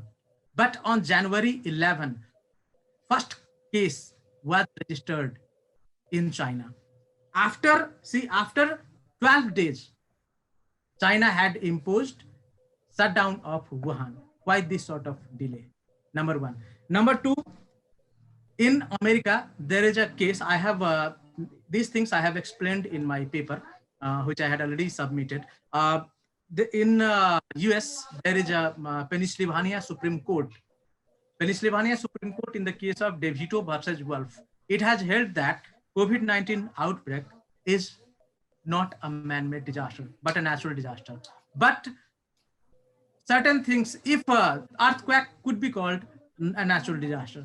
But this sort of pandemic should in no way be called this natural disaster, but because it was a man-made disaster, artificial disaster. If you see the intention of China, because it had allowed their nationals to travel across the globe as a potential carrier of the coronavirus. So it was China had imposed corona lockdown after it delay. It has delayed. So this is how the role of China is a bit malicious, you could say. So this is how what I want to draw the attention here is that we have to look the provisions of England as well. So England has adopted and enacted in Coronavirus Act 2020 and provisions for temporary registration of doctors as well. But in Nepal and India, we don't have these sort of provisions, because if we see that in Bihar's suppose Madhubani or Bihar's Muzaffarpur district, there are doctors and nurses are very low in number. We don't have a law which obliges the Bihar government to hire as many number of doctors and nurses in a temporary basis. There should be a law. In that case, England is hard at better pedestal. So we have to we could acknowledge these provisions in our part of the world as well. See, in IPC as well, in India's IPC, Indian Penal Code, there is punishment measures which a person could be sent to jail for which may extend to 6 months or even to 1 year, or even in CRPC 144, a person could be if you are going to assemble for more than 5 in number, and then you could be sentenced to jail for up to 3 years. So what are the best part, what are those welcoming provisions in England? We could see here that indemnity against clinical negligence. In India and Nepal, if a doctor, for example, if a doctor in Mumbai commits an error, we could say not error by intention, but he happens to there is any kind of negligence at workplace with the coronavirus patients, then who is going to indemnify that loss? We don't have answer. We don't have any answer in law. But in England, there is an answer that government of England would be bearing those loss. So in case of this compensation to the emergency volunteer, we don't have any provision which says that temporary registration of the emergency volunteers, but in England, there is provisions that every volunteer would be registered, and those volunteers would be even provided travel allowances as well. So we don't have these provisions. For example, another beauty is in that legislation is that there is a kind of audio-visual presentation in courtroom and tribunals for even classes, compensation to the victim, and these things we could borrow from England as well. But in our part of the world, these things are missing. So in India, if so far constitutional perspective is concerned, in India there is no any provision. Our Constitution of India is silent on the disaster risk management or disaster risk preparedness, because at that time in 1949, this disaster or pandemic was not much under limelight. It was not under limelight, but there is a entry in Constitution of India, entry 97 under Union list, which says that those subjects which are not mentioned in the Union or state list or concurrent list, that on that topic, on that subject, central government would be empowered to legislate law. So the central government in India, it has adopted and enacted National Disaster Management 5, which were brought into effect in this COVID-19 outbreak. And there is one special law as well, which is state legislation, 1897 law. So in Nepal, there is a constitutional provisions as well in directive principle, but these provisions are not implemented in Nepal, because we are federal since 2015 only. The Constitution of Nepal has brought into effect on September 20, 2015. So as we are a bit poor country, and we don't have a long history of exercising federal democracy, we are a bit finding a struggle in enacting legislations, as well as with the economy, and we have financial constraint, as well as we are not a developing country like India, but we are under least developed country, under the list of least developed countries. So Nepal is not a developing country, but it's a least developed country. So as the conclusion part is concerned, what I want to draw the concern is that India and Nepal both, in India as well, what are the rights of the state? These things have been prescribed, but what are the duties of the government towards the vulnerable group of citizens, or towards these provisions are not mentioned. So there could be a kind of common forum which could be comprising of bacteriologists, virologists, lawyers, and among other healthcare professionals to conduct research on antibodies and pandemic. In India's epidemic law, as well as in Nepal's epidemic law, there is no definition of what is contagious disease, what is infectious disease, or what is epidemic. So our law don't necessarily explain the duties of the state towards its vulnerable citizens. For example, if you could see that in India, there is Unorganized Workers Social Security Act 78, which says that those group of citizens under unorganized sector, they would be registered and they would be provided with the identity card. But 12 years already been passed. India is yet to distribute identity card to those persons who are associated with the unorganized sectors. So this law is yet to come into effect. So what point I want to draw here is that enactment of law is one thing, while the implementation of the law is the other. In this coronavirus pandemic has taught a big lesson to us that we are good with the with enactment part, but we are poor with the implementation part. So if there is another law as well, Interstate Migrant Workers Act 1979. This is Indian legislation. This kind of law is not adopted in Nepal, which says that those who are interstate migrant workers, they would be provided with the travel allowance plus 1 month of advanced salary. But you could see in the you could have seen in Astak or in other news channels that our interstate migrant workers, they traveled their journey from Maharashtra to Bihar. They all came by foot. They had no sufficient amount of money with them to even buy a bottle of water. They were under hunger state. So they were not provided any sort of travel allowance or any sort of this 1 month of advanced salary. So you could see that these laws are put in place, but these laws are yet to be implemented. So this is how I would like to conclude my paper. I could see that in the last, I can say that we are in dire need of adopting and enacting a comprehensive pandemic code, which could upright the rights and interests of the vulnerable group of citizens, or the human rights, which could acknowledge the rights and concerns of the citizens during an outbreak.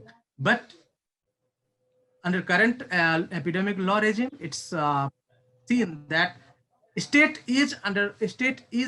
has power, but state has rights as well. But the rights of the citizens is not mentioned. The rights of the citizens are missing in our laws. So we are in need of a comprehensive pandemic code.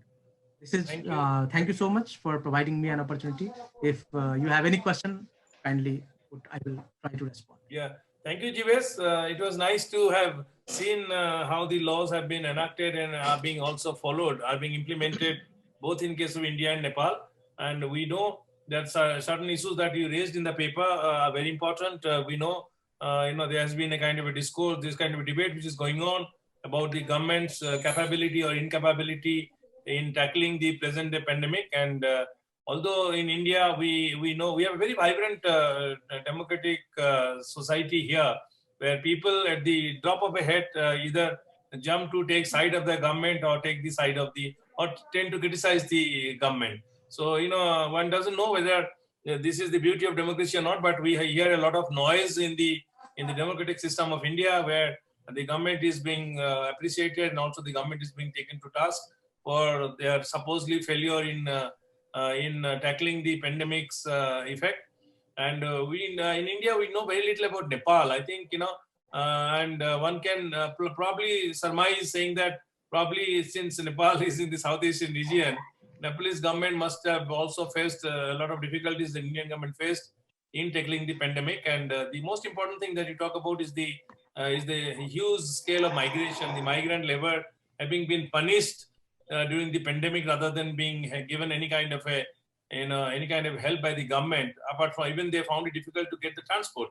So I think, the only point that needs a little clarification in the paper is that you tend to be blaming China, while the world has not come to any conclusion that that this coronavirus COVID-19 really originated in Wuhan, in the people's of China. I mean, it's very interesting to remember at this point that the countries do not seem to be coming to any conclusion. They seem to have opened up a kind of a very lengthy kind of a procedure where WHO had constituted a team to investigate, but we do not know. United States, being the most powerful country, has not really come to any kind of a conclusion. But nonetheless, we have diplomats here. We will probably invite them during discussion to offer their views on the papers that are presented, and particularly whether China is to be blamed or some other country. Thank you so much. It was nice to have got a legal perspective about the efficacy of the pandemic, about the what you call it, epidemiology law, and how the laws probably look for further reforms in the days to come. Thank you very much. But we will take up the questions at the end of the session. We have a lot of time. I will have at least 10 to 15 minutes for discussion. That is where I've invited the attendees also to put in with their comments. Thank you so much. I think Dr. Jasdeep Singh is present here on the panel. Dr. Jasdeep Singh is working as an associate professor in Department of English in the Graphic Era University in Dehradun, Uttarakhand. Uttarakhand is a hilly state. Not only it is known for the beauty, it also is known for various other things. Also, having located the Administrative Training Institute where the bureaucrats are trained. I think somewhere we can also get to know as to how the training institute being located in Uttarakhand is apart from training the bureaucrats, is at all responding to the needs of the society or not. I think with these few words, I welcome you and I invite you to make a presentation on exploring the threats on human security through Salman Rushdie's fiction. I think although your topic is entirely interesting, but I would like to see, when you talk of fiction, also please pay some attention on the facts. Thank you. Dr. Jasdeep Singh, please. Dr. Jasdeep Singh, can you hear me? Yes, sir. Yes, sir. Thank you. Yes. Thank you, Dr. Biswajit. Thank you, Dr. Nandini, for giving me an opportunity to present my paper. And may I share my screen, sir? Yes. May I share my screen? Yes. All right. I'm just sharing my screen. Just a minute.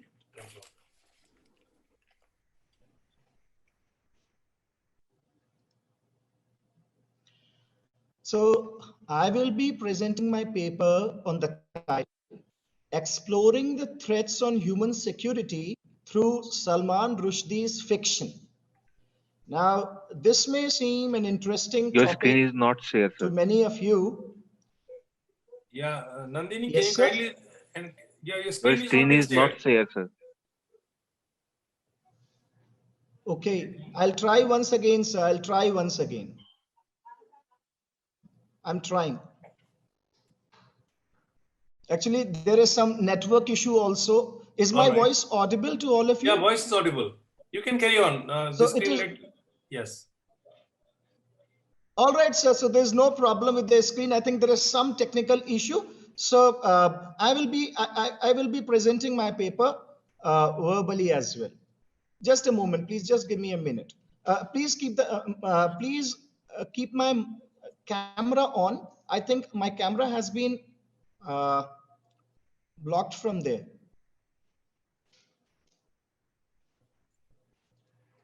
Yeah, team, please. I think my camera Sir, has your been camera is blocked not. Sir, by the your camera. host. Sir, your camera is not locked from here.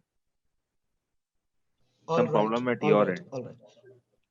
All right, so I'll be talking about my paper.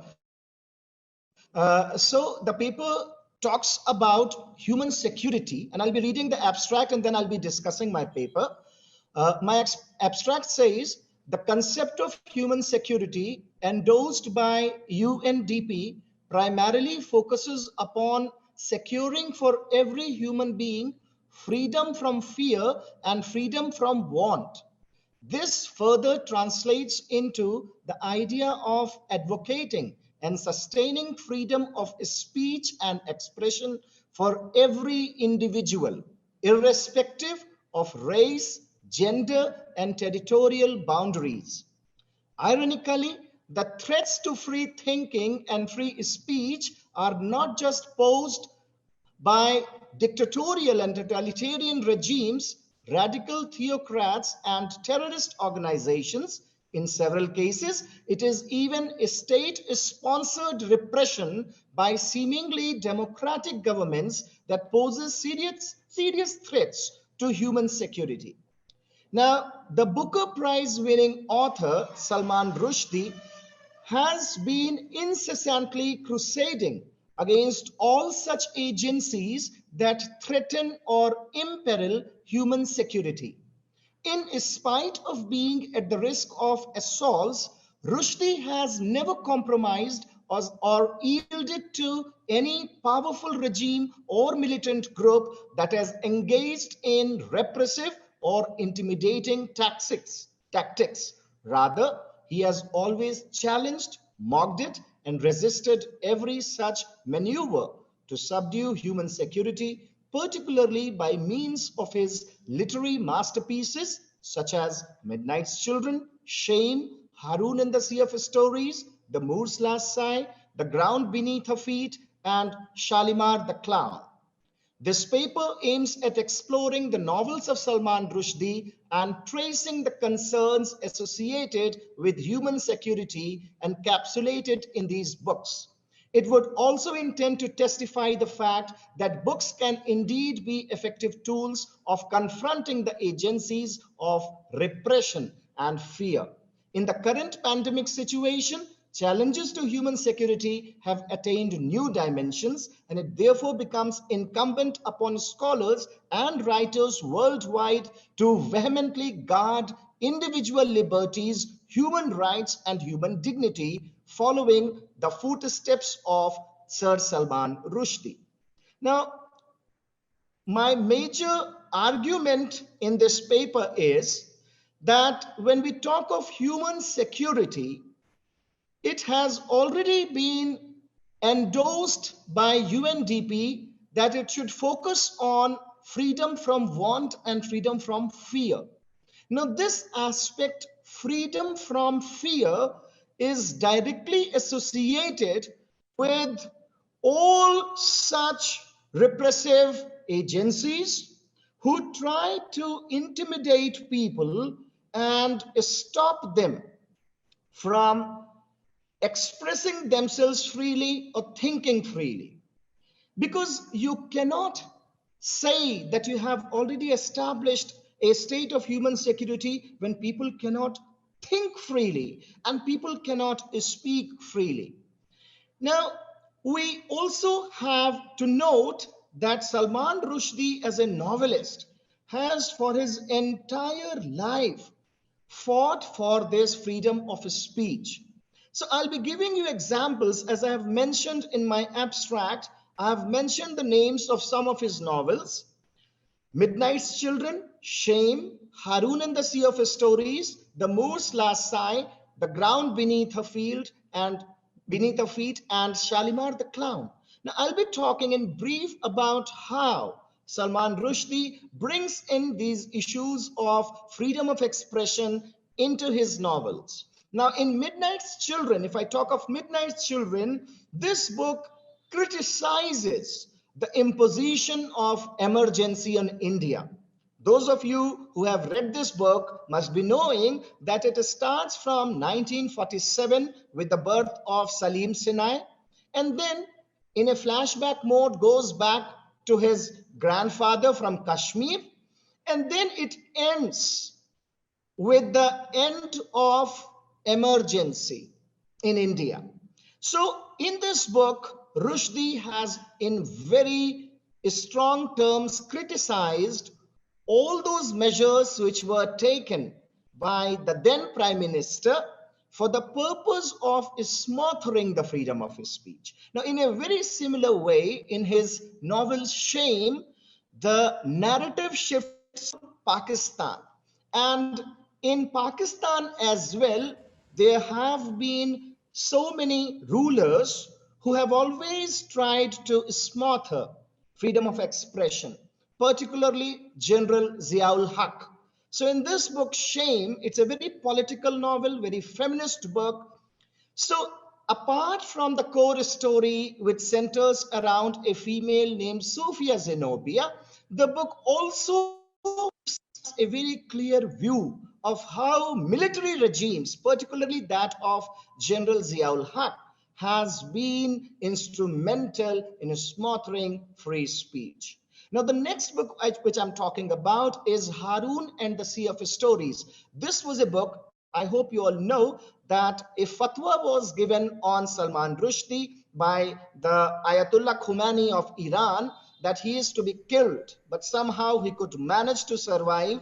And this was a book, Harun and the Sea of Stories, which he wrote after that death threat was imposed on him. And in this book, it's a very interesting book where if you read, it seems like a children's novel, but it has very serious undertones related to how freedom of speech is vital to our existence in any society. If you simply smother freedom of speech, you cannot make that society progress. Well, in Moore's Last Sigh, again, the narrative shifts back to India, and here he is talking about all those politicians. I would not like to name them on this platform, but he talks about several politicians associated with Indian politics.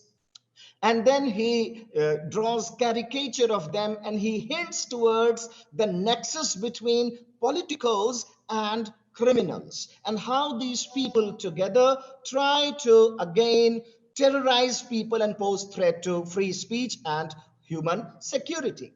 And in a very similar way, in Ground Beneath Her Feet as well, he mentions these issues. But in Shalimar the Clown, which is all about Kashmir, it's a book about Kashmir, and I believe all of you should read it, because very evenly in this book, Shalimar the Clown, Rushdie has pointed out how the terrorist organizations, and he has named Pakistan. You all know Rushdie is a bold writer. He doesn't get scared very easily, or probably never gets scared.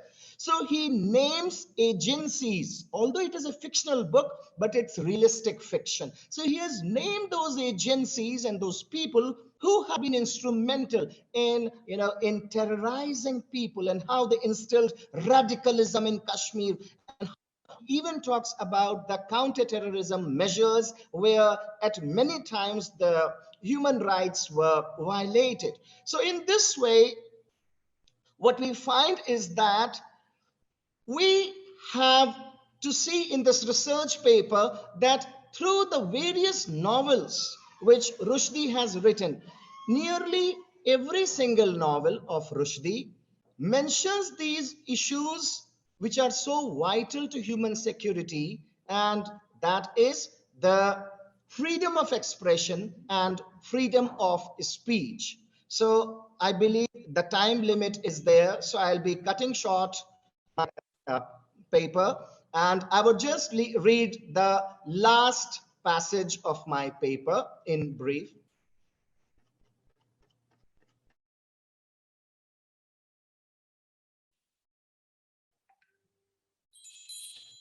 It can that the novels of Salman Rushdie have not only pointed out the ways in which totalitarian regimes and terrorism supporting ideologues have repressed or censored freedom of speech, these books have also sensitized global readership about the relevance of such liberties that are to his novels and other literary works.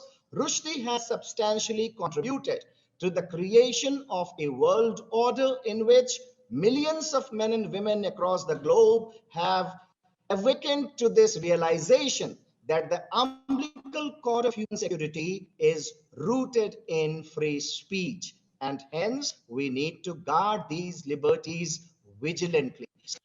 I tell you all that my paper was actually trying to relate the issues of human security and particularly freedom of speech with the novels of Salman Rushdie.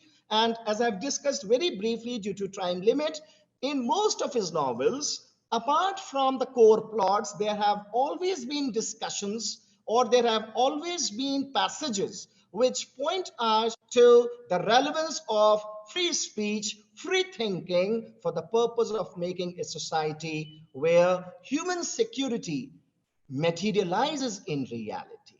So thank you very much. I thank all of you for being a patient listener. Thank you very much.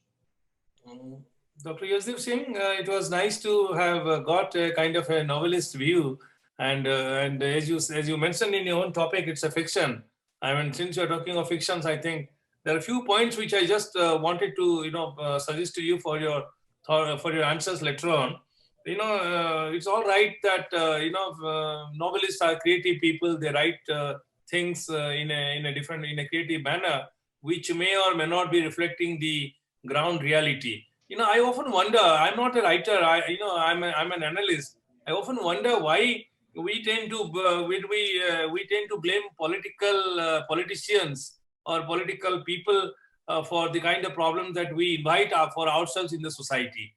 I mean, we know very well that the politicians are part and products of the society, and if they tend to act in a manner that must be related to the society rather than taking place in a vacuum, in any kind of a vacuum. The other thing that I would like to suggest, put up to you is that, when you talk of pandemic, while we may be, the authors may be talking of human security, but pandemic has, if at all it has taught any lesson to us, it's all about how to sort of, control our own freedom. Freedom cannot be, understood in a very, very, open sense of the term, and also to appreciate that our freedom should not, amount to others' unfreedom, which is what the problem is. And I think what went on, what passed on was humorously was that, when we were under lockdown, all the animals and other beings which were under threat from us were enjoying their own freedom. So that, that picture gave a lot of message to us. But the other thing also, when you talk about, state-sponsored operation, I think, that we also need to see very clearly whether the state is above human society or it's a part of the human society. And these are the three things that I will come to you later.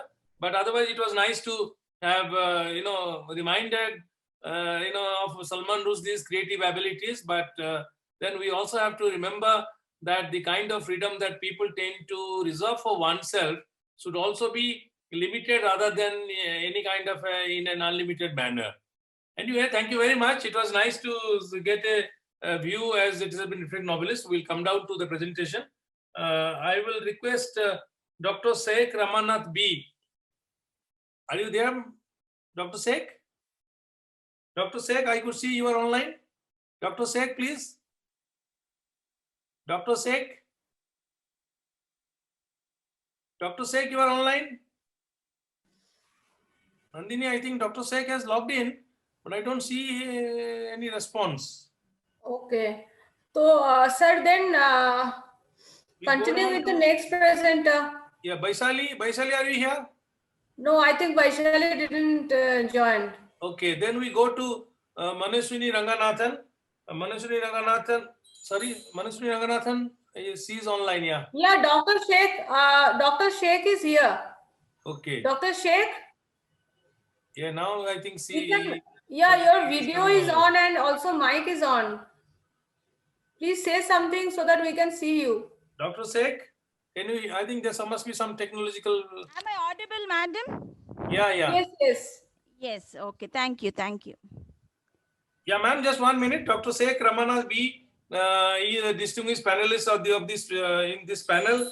She is working as the principal of KBR Engineering College, Telangana, India.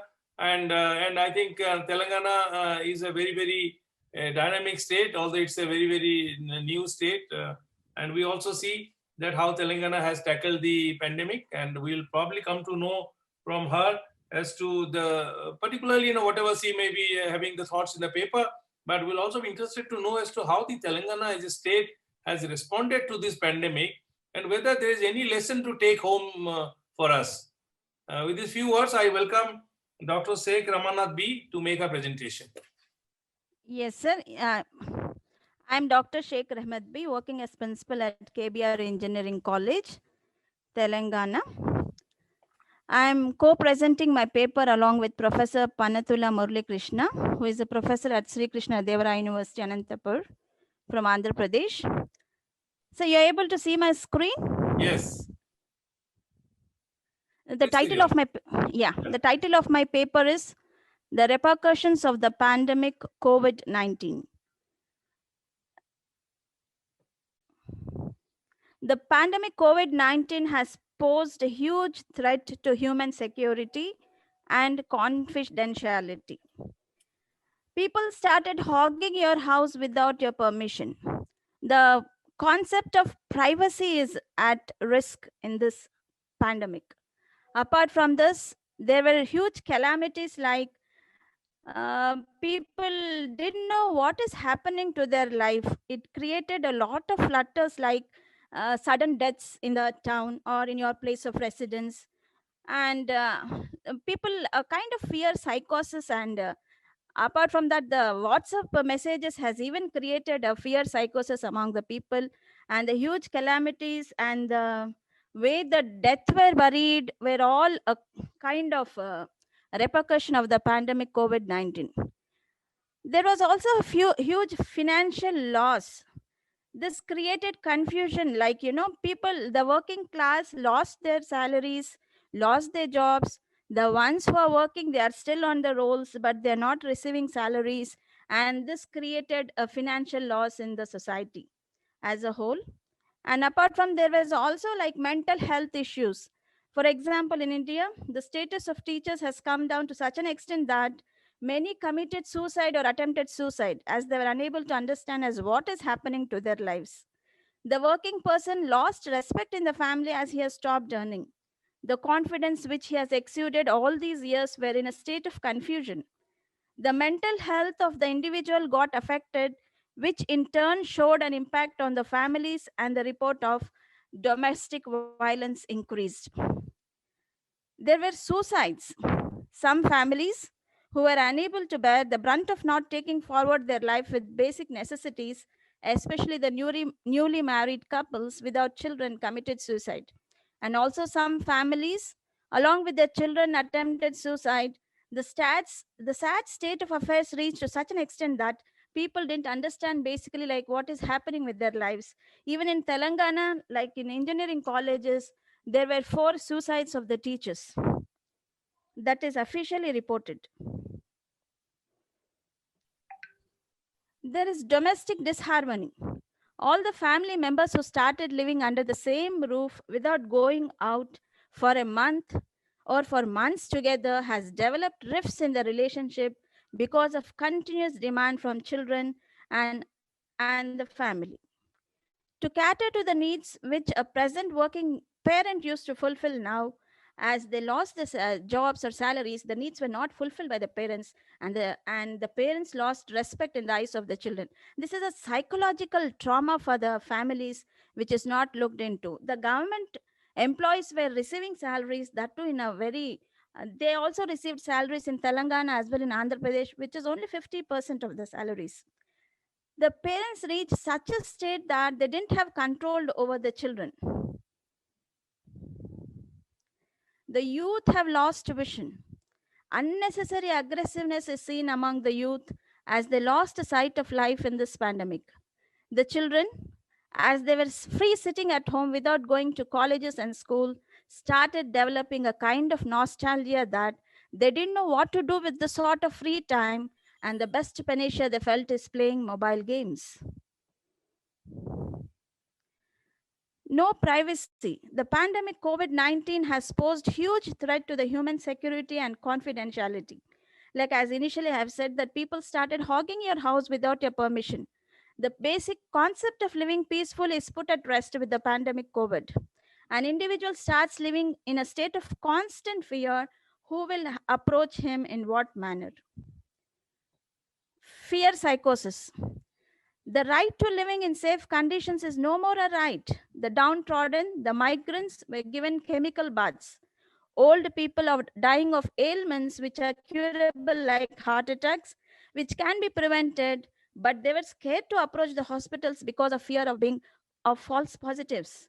There is alarming note of false positive where people were made, and this made people not to approach for testing, though they had the symptoms. Thank you for your patient listening. Okay, and Dr. Sheikh Ahmad B, I think it was nice to get kind of a window about the kind of consequences which pandemic is leaving behind. I think, the most important thing that those were written in the paper, and those probably where I could see some pointers, is that probably, the whole pandemic is probably is giving a call for reworking the so-called existing social welfare mechanism. The government was, when you talk of India, since I come from India, when you talk of India, we know that the Indian government had probably restricted its welfare policies up to the people who are probably, below the poverty line, and sometimes restricted to certain communities. But then migrants, the huge migration that was pushed because of the pandemic, that has again brought them into a kind of a welfare category, which probably the section which needs a lot of governmental assistance, which is yet to come.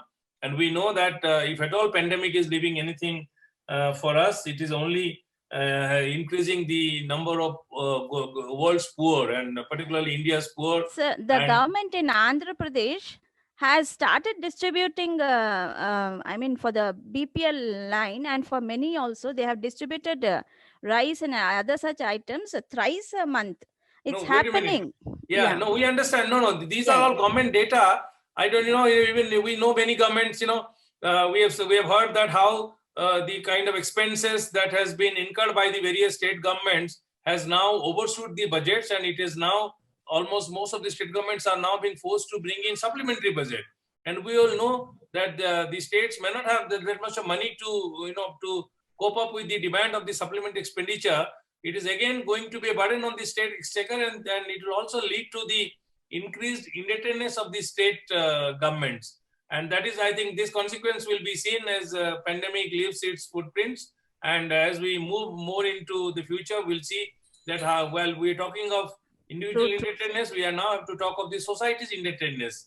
Which I was talking about is that the dream of the dream that was being sold to us by the so-called, by the so-called global businesses, that there will be a heavy increase in the so-called middle class, which was supposed to be 500 millions. Now, probably it will fall much even below 300, because most of the families are finding it very difficult to cope up with the demands of the pandemic, and that is where with the economy having come to a stop, and as we know, it is now minus almost negative GDP.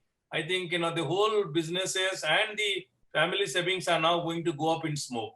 But nonetheless, that we'll talk about it. That we'll ask the panelists and the audience to react. And and then particularly, one should also, when you talk about the increased population, we also have to know that how the state also needs to be involved in some kind of a futuristic planning. What has happened in this context is that even when you talk of India, we never knew that such a thing could strike. We are probably going happy, with the thought that nothing will happen to us as we travel on the road, and we feel nothing can happen, but accidents occur. So that is where, this kind of exigencies or accidents will have to be also inbuilt into a policy planning, where you have to, the society has to, society and the state, they will have to keep up some resources aside, which can probably be, brought to our own rescue in the nature of some emergency reserve. Anyway, so it was nice to see how things have happened and how it has been your impression about the pandemic. We will leave it to the others to kindly comment on the last thing. We will ask now, I think Manuswini Ranganathan is the last speaker, and she can probably take just 10 minutes because then we can have 15 minutes to discuss. Manuswini Ranganathan is going to talk about, she is a graduate intern. She again comes from Tamil Nadu. Yeah. Thank you, sir. I'm a law graduate from Shastra, which is in Tamil Nadu. Okay. And I'm currently working with Prerna Foundation. I'm a research intern there, and that's actually based in Mumbai. Oh, because it's in Tamil Nadu. Okay, thank you. I'm from Tamil Nadu. Okay, right, no problem. Please. So, I'll share my screen first.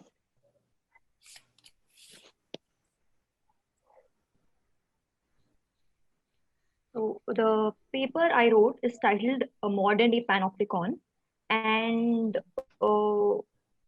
what I wanted to discuss in this paper is how the advances in technology, especially with regards to technology where you can surveil people, has affected all the various rights, including the right to privacy. So first, before we go into the subject, I just wanted to discuss the panopticon. So as you guys see, this is the architectural structure of panopticon, which was a concept that was invented by Jeremy Bentham. So he was asked to construct an architectural drawing for a prison. And he came up with this drawing where this central tower that you see here is where the guards would be. And this enabled them, the prisoners were always under the fear that they're being watched, and they wouldn't be able to know whether they're being watched or not. While this was very controversial and it was not implemented actually, this concept became very popular subject of discussion in science fiction and as well as non-fiction. Particularly this person called Michel Foucault, who is a very famous French philosopher. He discussed how if people were always under the fear of being watched, how inhumane that would be. And also this famous novel by George Orwell in 1984, where he discussed about a government which was like very suppressing government, which was able to find out even the slightest hint of dissent by its citizens and punish them. So why that is relevant in this present context is, before maybe a few decades back, the government might have not had enough technology to monitor every aspect of an individual's life. But right now, the technology has progressed in such a way that every information of yours, that even the tiniest trivial detail is available to the public because of the advancement in technology. And that's a serious issue where we are living in a society where we don't know whether when we are being watched and One minute, just Manaswini. Yeah. Do you want to share your screen? I think my screen, it's not shared. Oh, sorry. I thought it was shared. Apologies. Thank you for pointing it out. So this is the presentation, and this is the architectural structure of the panopticon that Jeremy Bentham came up with. As you can see, there's a central tower.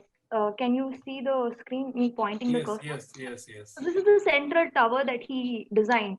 So what would happen is the towers were such in a way. Please put in a presentation mode. Oh, yeah. Yeah.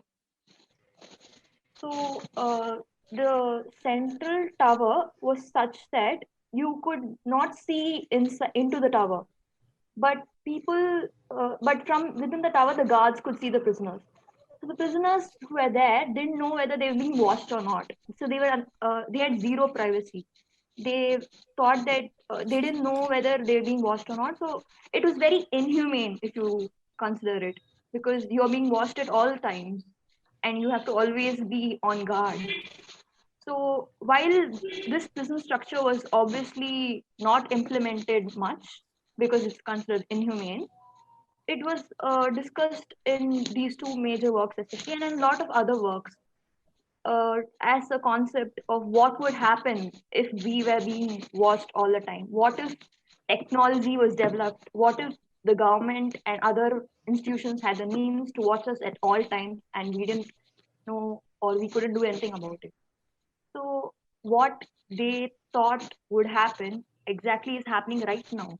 We are at the stage where we have technology where it's very possible to monitor everyone's lives without them being aware of it.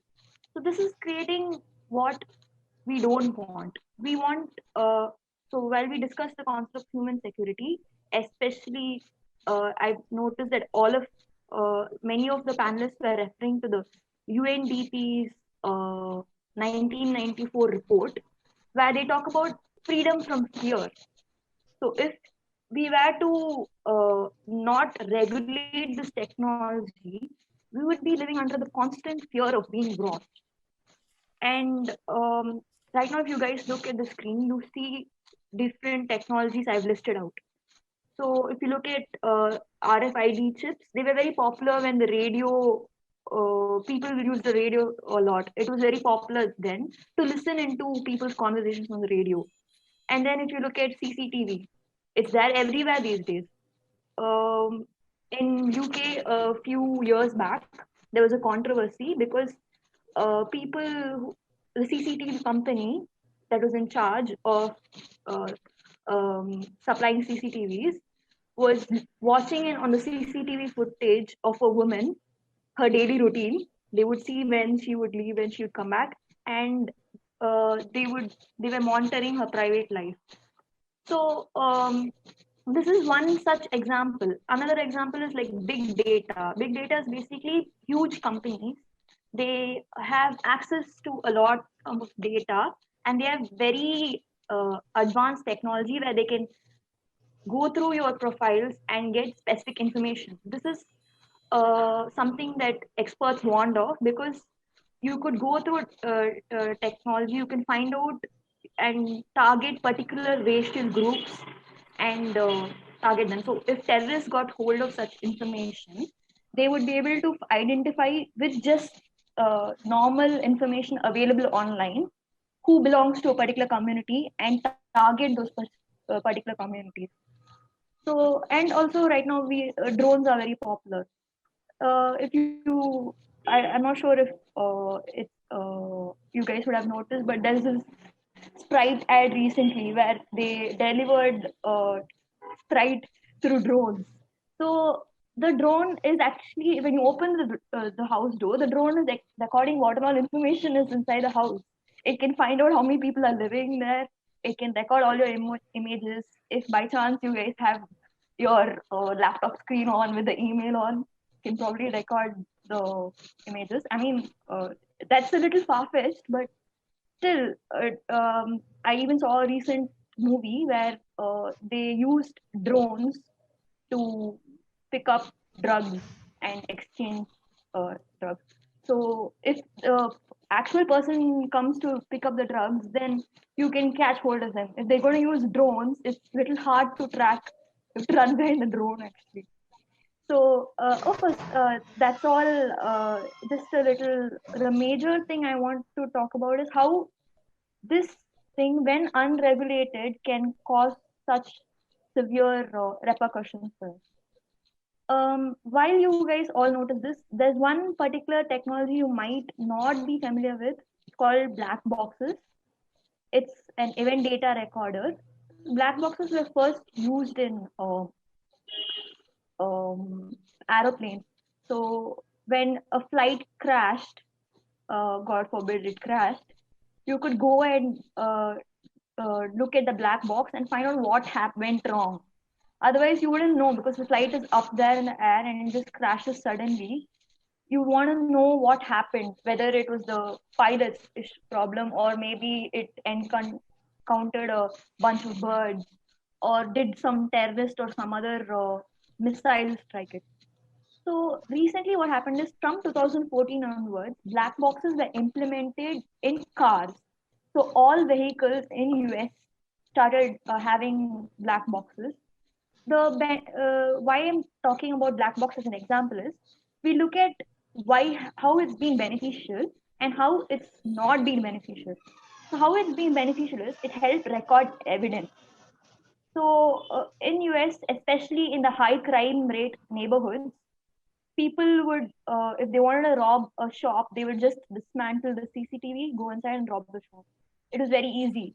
But once they started having black boxes in the cars, and the cars were parked all around the neighborhood, it became very hard for them to go and dismantle each and every black box in each and every car. So committing a crime became hard. So this was one way they this was one benefit of the black box. Another was people would pretend to be hit by a car, or they'll just run into the road while you're driving so that they can claim medical fees from you. That wouldn't happen because the black box was able to record correct information. And also US, they have major everyone sues everyone. And this is what, when I was in law school, first year of law school, so my teacher used to say that in US, it's very easy. People just put suits just like that to sue for small trivial reasons. So that was reduced because of black box, because you had evidence to support your genuine claim, and people wouldn't just come and claim. They needed proper evidence. The problem was you didn't know who could access the black box footage. There were rumors that the car companies that manufactured these cars had 24/7 access to the black boxes, and they could monitor your entire history. And there was also the rumors that, and many states didn't have clear-cut laws as to who can access the black box technology. So what would happen is law enforcement authorities would just show up and they would access the black box without getting a proper warrant from the court or without getting your permission even. So this became a huge controversy. So finally, they had this is how a black box looks. Apparently, it's in where we have the accelerator and a clutch and the brake, right? So it's just above that. That's where it's usually kept, and you just monitor your entire system. And some black boxes have the technology where you have a camera somewhere near the rear view mirror. So what happened is US had an existing law that said that you cannot unreasonably search or seize things from a person unless you got a warrant or you got the person's permission. But in spite of that being a law, since it was not specifically governing black boxes, so a lot of abuse happened. So they needed an actual court judgment to clarify that no, the Fourth Amendment, which governs unreasonable searches and seizures, would apply to black boxes also. So as you guys notice that in spite of having an exact, because they didn't have an exact law, there was a lot of abuse. So what I've majorly discussed in this paper is we have an issue of surveillance. It's a global issue, not just a problem in US. In India, you have the Aadhaar scheme. You wanted to bring in a welfare mechanism, but you also were scared that this scheme, your information, such as your fingerprints, might be leaked to the public. So what we're trying to balance is ease of life through better technology, but at the same time, ensuring that your privacy is also maintained. There's also this issue of Cambridge Analytica scandal. Like, data is such a valuable resource right now. It's such a profitable industry. People are just buying and selling data. In Cambridge Analytica, scandal, what happened was Facebook profiles of people were leaked to the public. And there are many similar organizations which are using our data and making a profit out of it. So all these issues make us think, how are we going to make sure that there is that we get the benefits of technology without the problems of privacy? So addressing these three concerns, from what I researched, these were the three ways to address concerns. One was making sure laws are not ambiguous. You guys might recognize this case, Shreya Singhal versus Union of India, where they talk about Section 66A. It created a big controversy then, as everyone would remember, anyone from India would remember.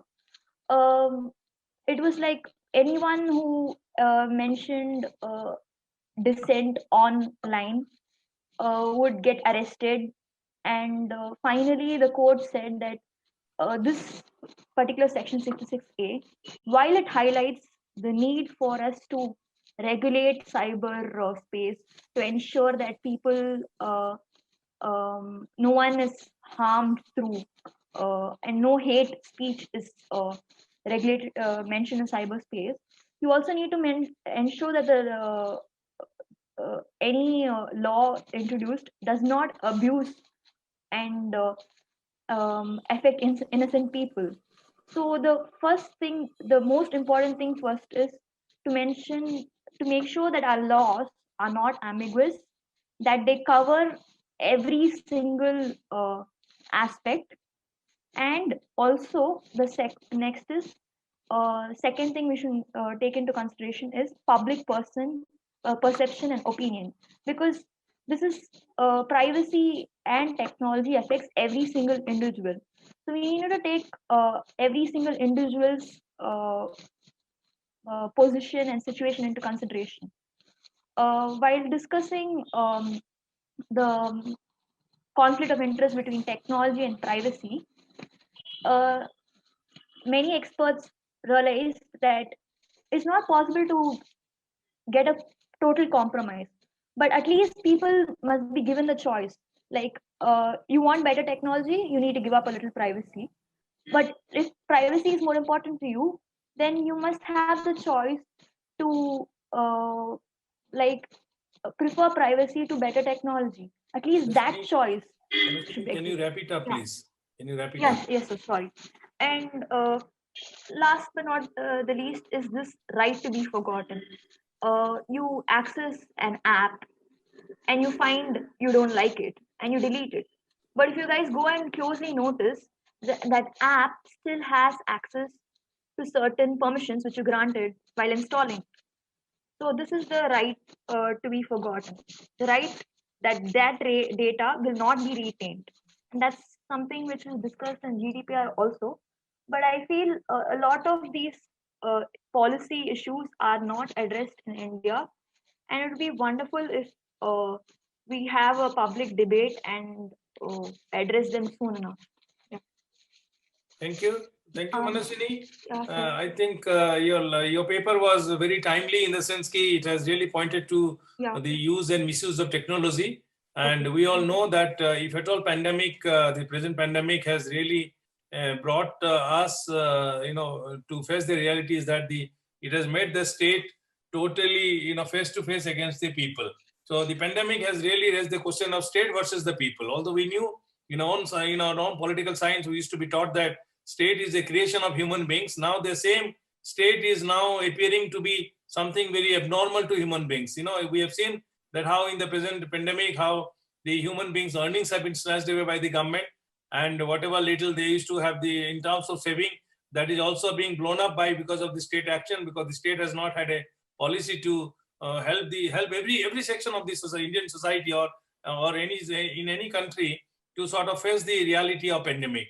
And what pandemic has also made us to realize that it has made the state a big daddy. When we were small children, the US was being projected as a big daddy, and now we find while the US remains a big daddy in the global sense of on the global stage, the state in any country appears to be a big daddy. The state seems to be the arbiter of all that human beings have to do, And what has happened in the process, it has really curtailed the human freedom. The freedom to choose occupation, freedom to live where you are, freedom to, freedom to do whatever one wants to, all these freedoms are gone.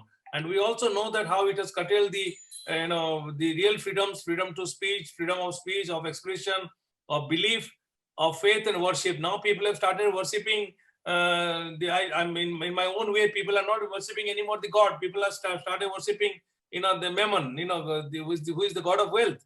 So, and it has also, made the state to increase its own spending on technology rather than on people-oriented welfare schemes. So, and then we also know that how the state tends to have been converted by the present pandemic to be a more pro-business and less people-friendly. So, all these problems will come to be realized as pandemic leaves its footprints, and as we saw when we move into the 2021, and when pandemic tends to will be controlled by virtue of the injection use of the vaccine, and that time we will be facing our real tragedy of being human and also of being non-human. Non-human is in terms of the practices that we have been practiced so far, and human is that we will have no resources to bank upon. I think there will be increased population in any society. We know how the loss of very bright minds are taking place in terms of death in various advanced countries, in India also.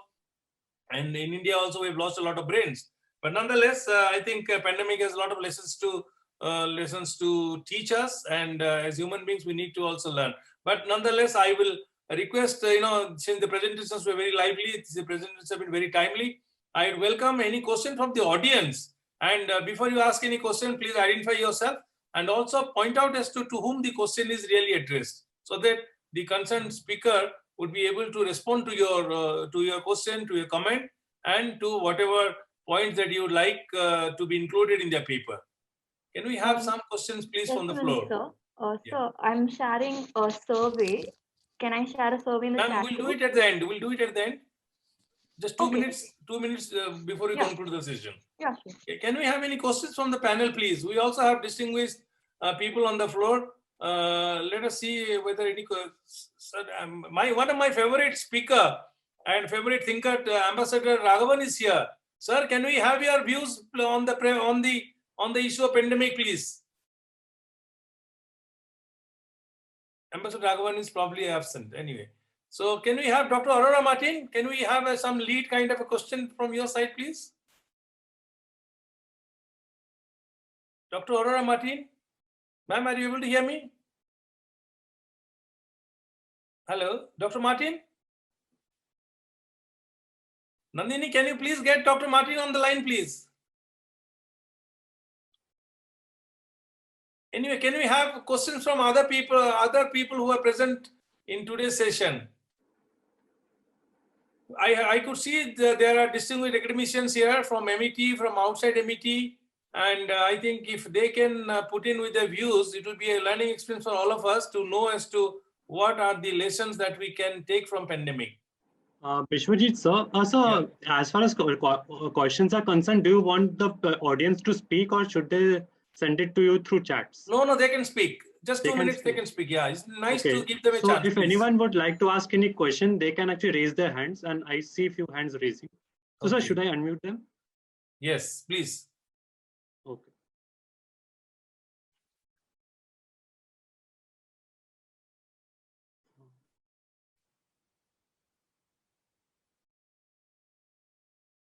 Mr. Goyal, do you have a question?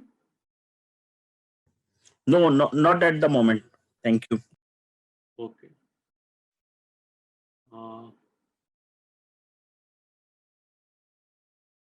Anyone who would like to ask a question can. Okay, Mr. Parikshit Kala.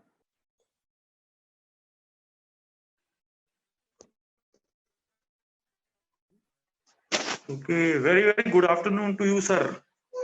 And my question is that as I was also listening to the different research papers which were being presented by the different speakers for this session, just I want to ask a common question, like as we all are still in the pandemic, what steps we have to take to see that we are safeguarding ourselves and we are also safeguarding our fellow men. And because we come from academic industry, so we have to also do certain researches which will be beneficial for the future, because such pandemics can also arise in future also. So this is my common question. Anybody can answer. Anybody can answer. All right, thank you. Okay, okay. Any more question? We'll take it a little later. Any more question, please? Sir, are you waiting for the questions? Yeah. We'll just take it all questions together, then we'll get them to answer. If there is a very pointed question, we'll ask the speaker to address immediately. If there are common questions, we'll give them 3 minutes I each. think Miss Elisa Sagma wants to ask a question. Her hand is raised. Right. I'll just Elisa, please.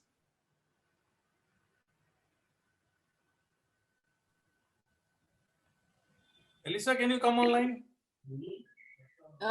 Sir, actually, according to our technology, this webinar session attendees, I think, can't raise questions. They are mute.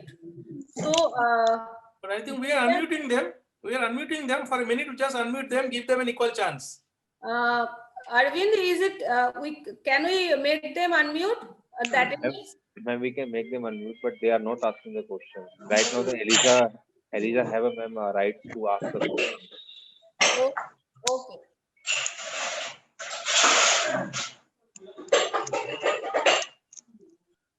Elisa, can you speak, please? Elisa's mic is still muted. I think, sir, they are not want to ask any kind of a question. They just raise the hand. Okay, right. So fine. So since there was one question which was a general question, I would like each of the paper presenter to respond. It was although I had a plan of giving each one of you a last minute kind of a comment, but since the question has come, one can always reflect on it, and please, and also let's see how much far you can go, and then we'll see what can be done. Can we start with the first speaker, Tanya? Tanya, are you online? Tanya is gone. Tanya, are you online? Anyway, Nutan, do you have to respond to this question which was asked as a general question? Yes, Dr. Mahapatra. I think what we can look like in general, the question was on pandemic and what we can do, the research. I think the most important area that we can look into is mental health and pandemic. Because this is something which is personal as well as very important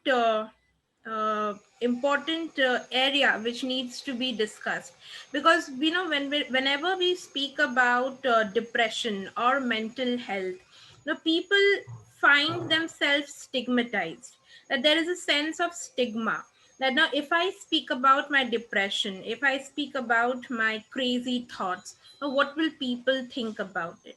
Even if we are taking professional help, even if I go to a psychiatrist, that relationship, that is never open, that we never discuss it with our friends, or we never discuss it with our acquaintance, our relatives. We want to keep it a very hush matter. But the number of suicides that we have witnessed during this pandemic, the fact that we were at our homes and we were so exposed to so many news and so many things that we need to dwell upon. So I think mental health and awareness for the mental health should be looked into, not only from a point of view from an academician, even people those who are not into academics, they should also understand that mental health is not something that needs to be stigmatized. It is not something that is in someone's control. So we need to understand that mental health is very important, and people should be aware that it is not just a very stigmatized matter, that that person is mad. That terminology should not be derogatory. That is what I want to share. Thank you. Dr. Yasdeep, are you here? Jibes, are you here? Dr. Sheikh, are you online? Dr. Sheikh? Dr. Sheikh is not here. Dr. Yasdeep? Manashwini, you speak.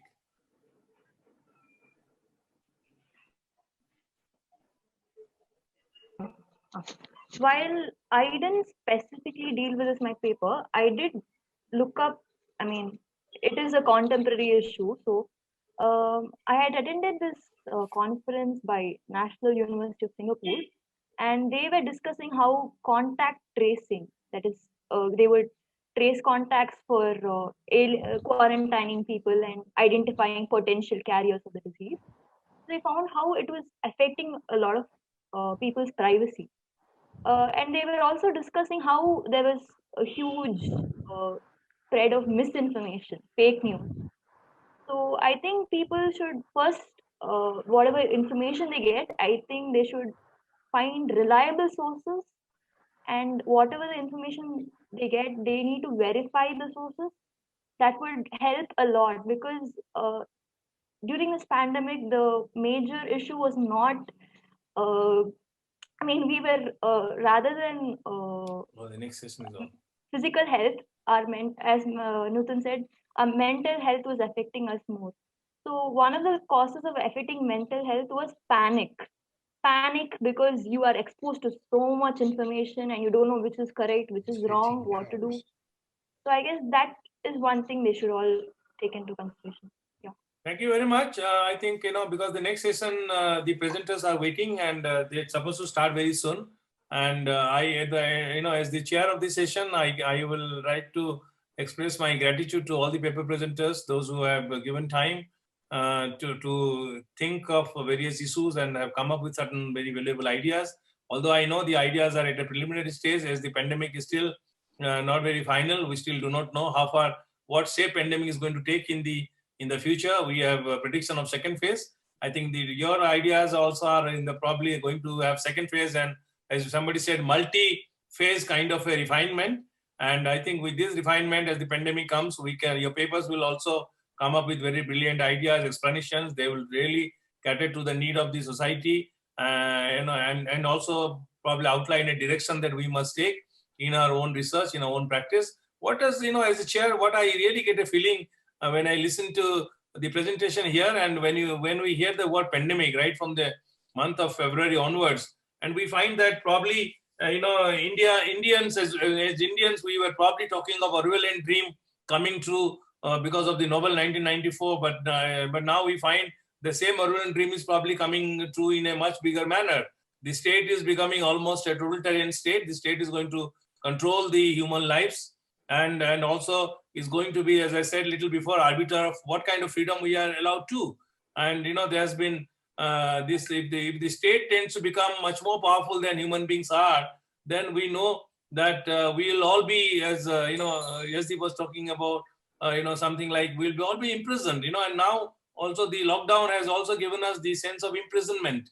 We, I think Manushin was talking of the panopticon. I think that also is coming up. The state, the society, instead of being an open and free society, we are all being treated as prisoners inside a jail, inside a prison. And we know that how the pandemic tends to call upon a refinement of our own attitudes, of our own beliefs, of our own way of actions. And also the most important thing is the movement, mobility in terms of ideas, mobility in terms of physical movement, and mobility in terms of space of a thought and of a belief. That is where I think pandemic is a new example, and the kind of gadgets that we're using as Gen Y, Gen X. Now we know those are, although they are being used in a much more high degree, but we know to what the use we are putting it to. So since there's been a kind of a negative effect of the gadgets and use of social media, and which is posing a danger to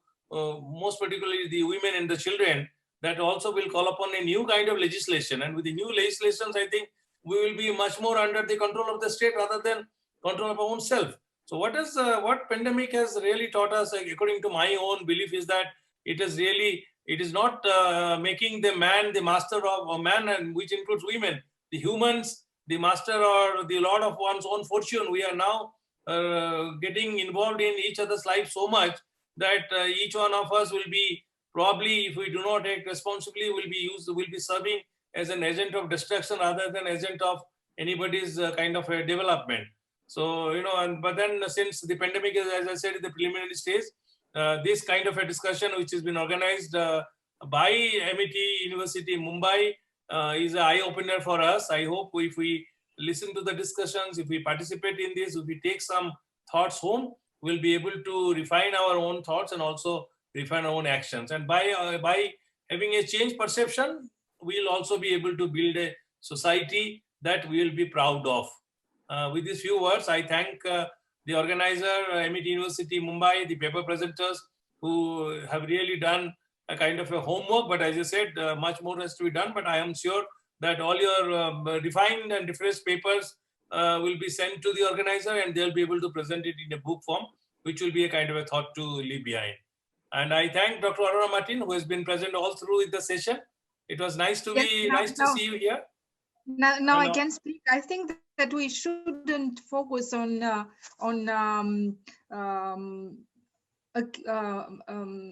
prison, to see this period like a prison.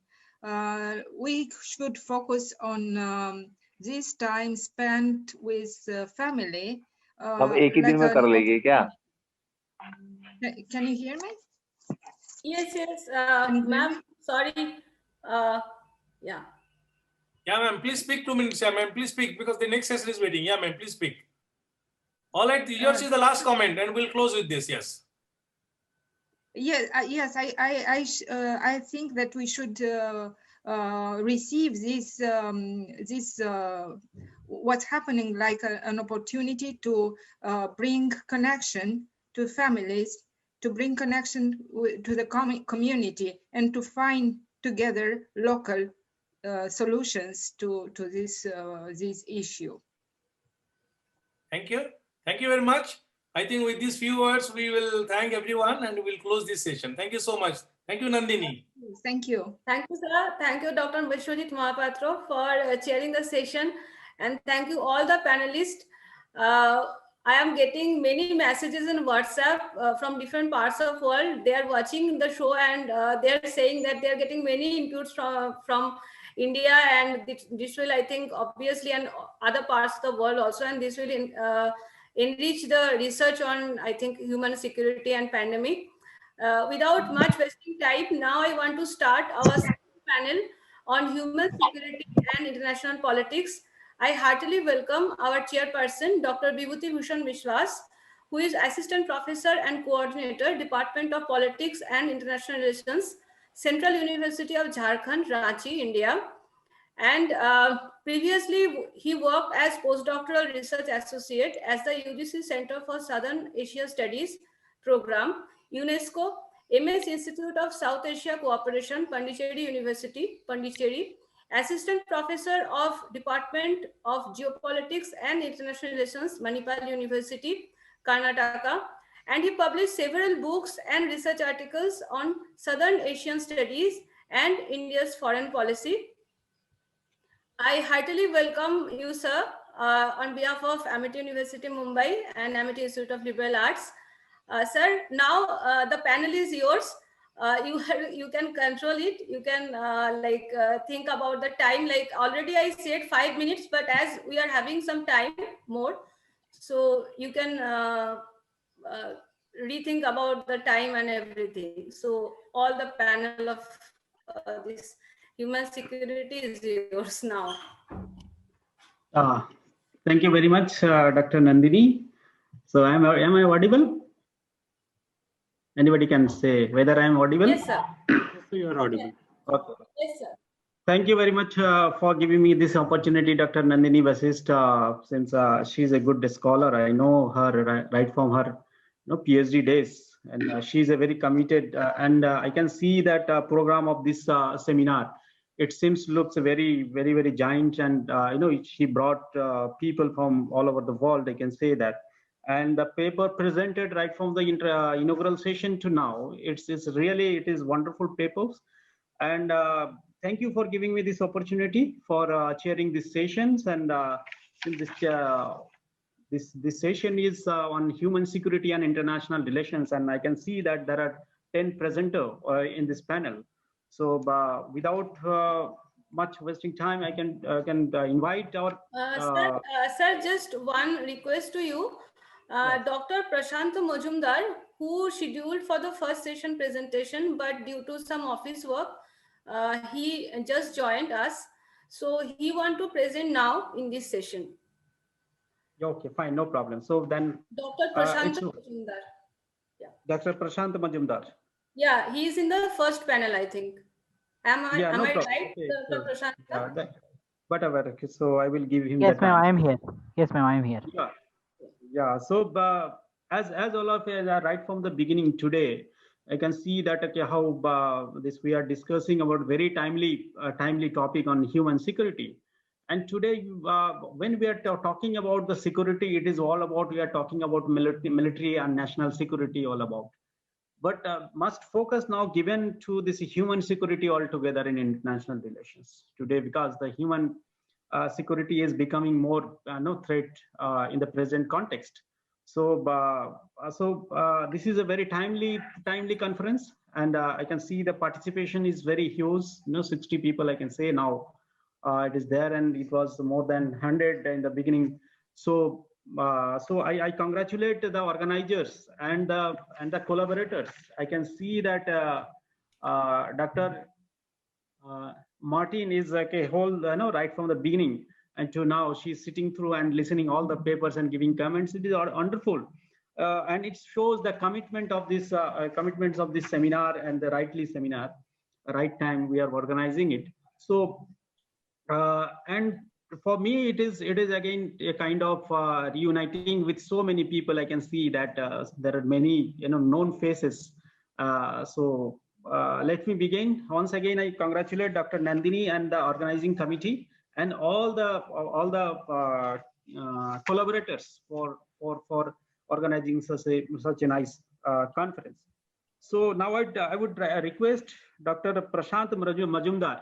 As Nandini said that he was the paper presenter in previous session. So I invite him, because I don't have his paper name here because I have not taken that one. So I invite him for presenting his paper. So you will get around 7 minutes. So as 5 minutes, okay, it's allotted, but I will give you 2 more minutes extra. So over to you, Dr. Prashant. So please Yes, sir. I already shared the screen. Is it visible? Yes, it is visible. Okay, sir. Can I continue? Yes. Go ahead. So, good afternoon, everyone. I am Dr. Prashant. I am the Master of Public Health Dentistry, and I am doing paper on the behalf of Dr. Shyamalendra Lashkar, Dr. Aisha Jaffna, and Dr. Manisha Kaul. So, our topic is epidemiological overview of COVID-19 scenario in India. A report of spread of a new viral infection was reported from Wuhan, China is the later part of December 2019, named as a coronavirus, causing acute respiratory syndrome of unknown etiology.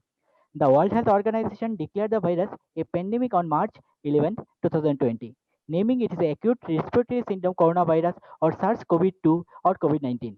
The first case of the virus pandemic was reported in India on 30th January 2020, which was originating from the China. Coronavirus is an infection disease which can affect either the upper respiratory tract or lower respiratory tract depending on the severity of the virus.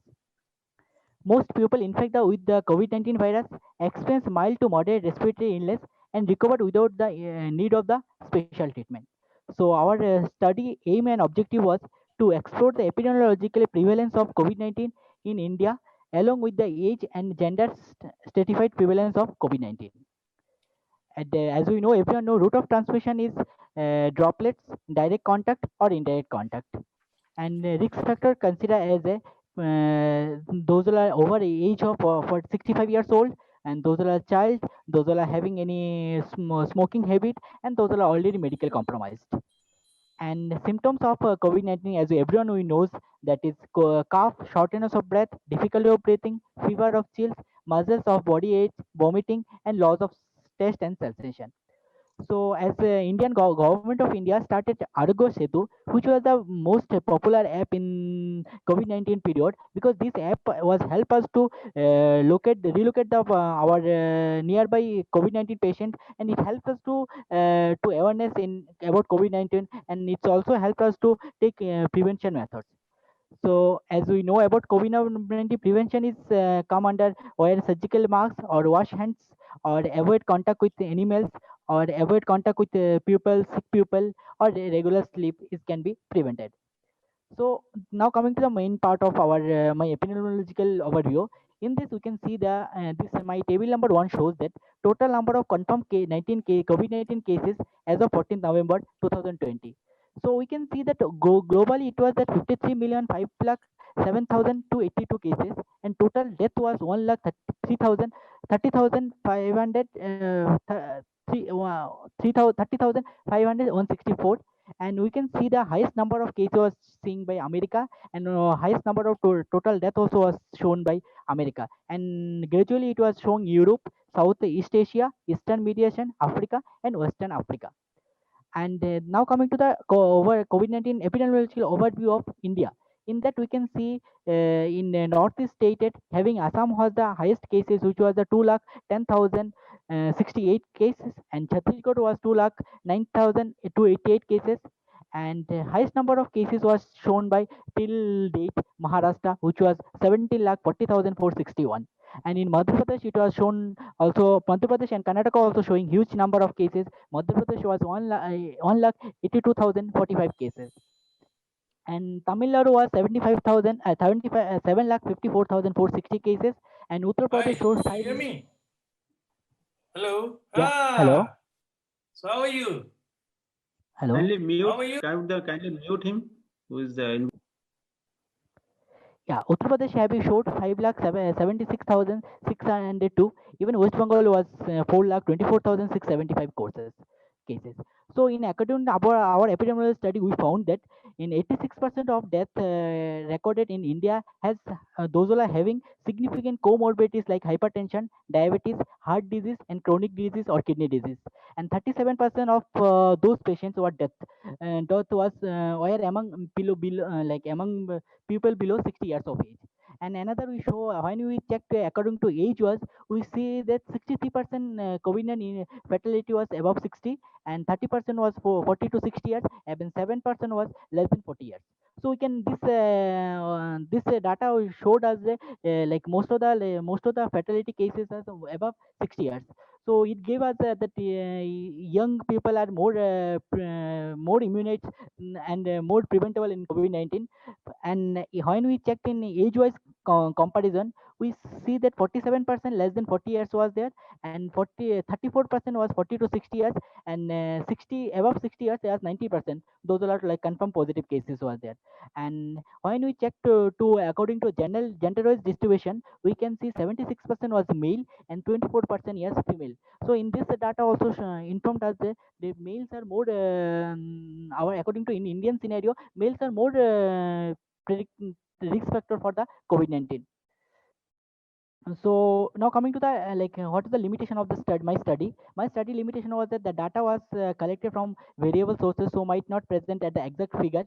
As another limitation can be, since huge population is affected, so there is might be case not reported, like those are asymptomatic cases and whom we don't know whether they are infected or not. As we know in March April situation, it was we are having shortage of our medical facilities. So in such situation, most of the people may be recovered, but we are not having the proper data. And another data was it was valid for only for time particular time period. As I already mentioned in my other slides, it's only November 15th up to November 15th data was calculated.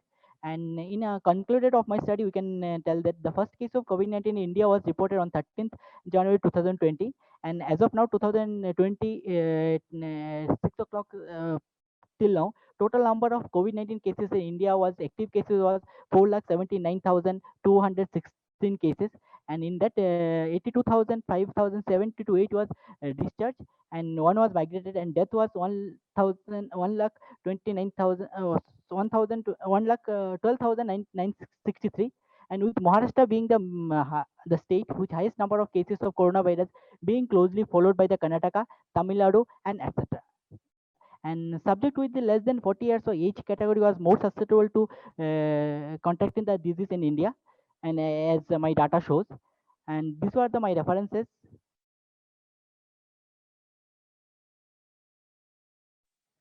So thank you, Dr. Prasant, for a very short presentations, though it was very data driven.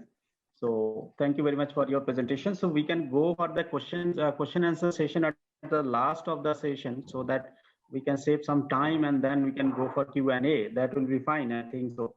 So more or less, okay, you have given the Indian context in terms of this problem, how India is facing. And so let's see, in the last, we can have certain Q&A.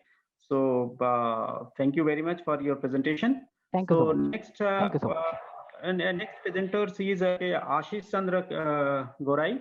So he will be presenting on pandemic and rural marginalized people in the backdrop of human security approach.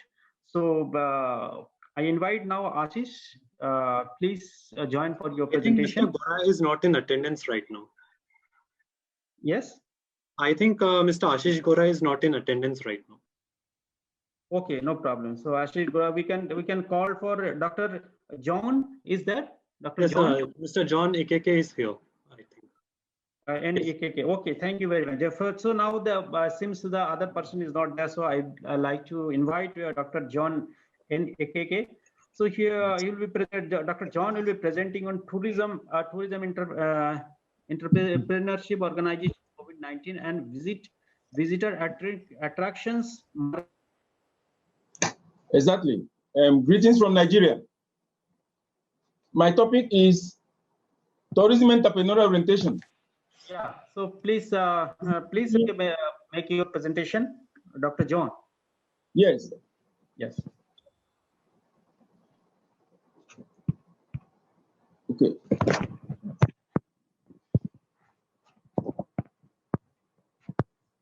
And would you please let me share my presentation? Yes, sir. You can do it by clicking the share screen option. Yeah, that's what we are doing now. Like I said, our topic is tourism entrepreneurial orientation, COVID-19 and visitor attraction marketing in developing countries of the world. As we are all aware, by way of introduction, but the presentation is not visible, I think. We are having issues here, but fix it now. Please share your screen so that it is visible to everyone. Can I go ahead? Yeah, so you are not sharing your presentation? I'm trying to share it. Having issues here. Okay, then go ahead. Without the sharing. Okay. Can I? Yes, okay. Yes, go ahead. Our topic is tourism entrepreneurial orientation, COVID-19 and visitor attraction marketing in developing countries of the world. As we are all aware, tourism remains the largest industry in the entire world, with several service providers. But the visitor attraction market remains the highest of all because that is the primary attractor to any destination. If you do not have what will attract the people, what will attract tourists to a destination, then there is no tourism. But unfortunately, as the challenges due to COVID-19 has ensured that no one travels again to any destination because most of the visitor attractions are all closed because of the dangers associated with COVID-19. As recorded by Bloom Consulting in the year 2020, it discovered that this closure has led to $450 billion lost due to the COVID-19 pandemic.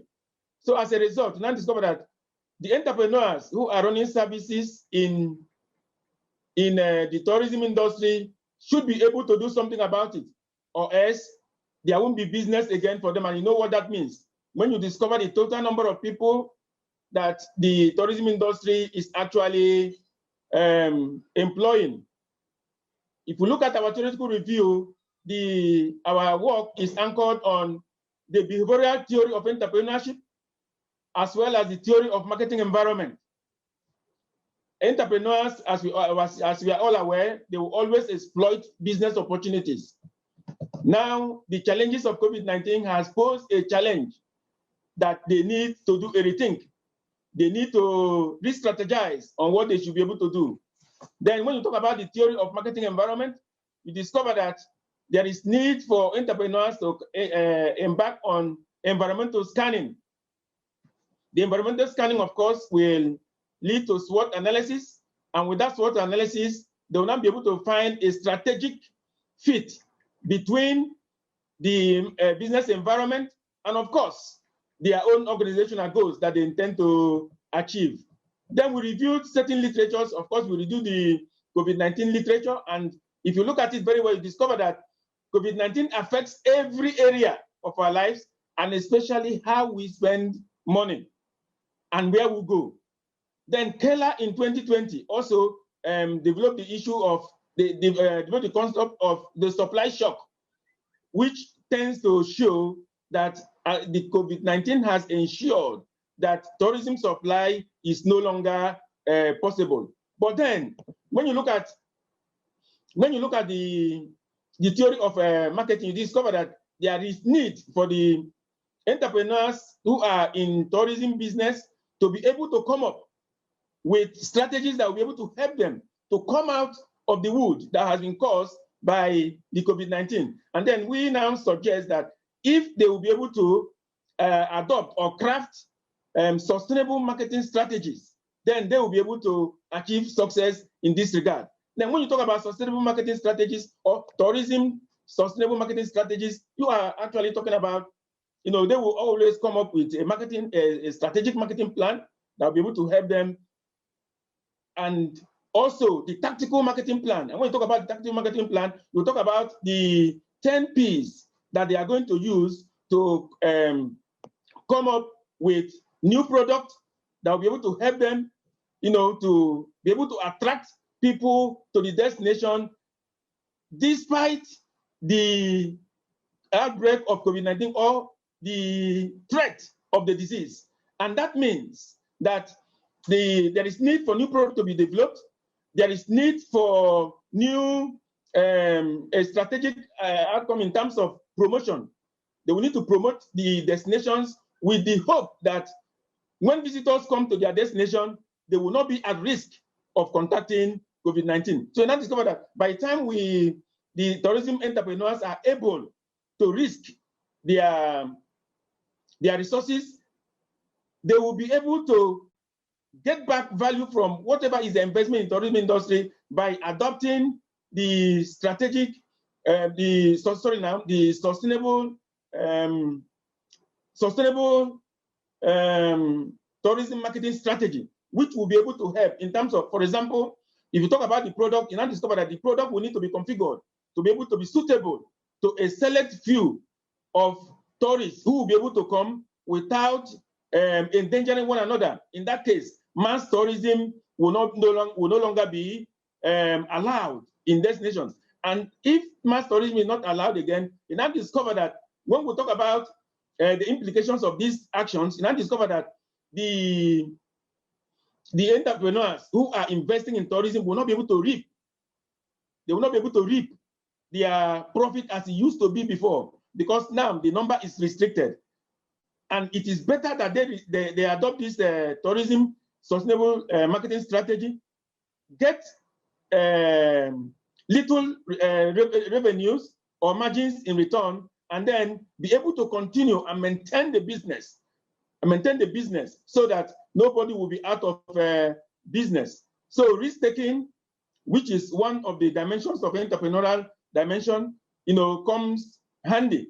You risk your resources, but something should be able to help you to recover, to get value in return. And that is your ability to craft, sustainable marketing strategies that will be able to help them. I was allotted 5 minutes alone, so I don't know if I overshoot the time. I'll wait for questions, sir. Thank you.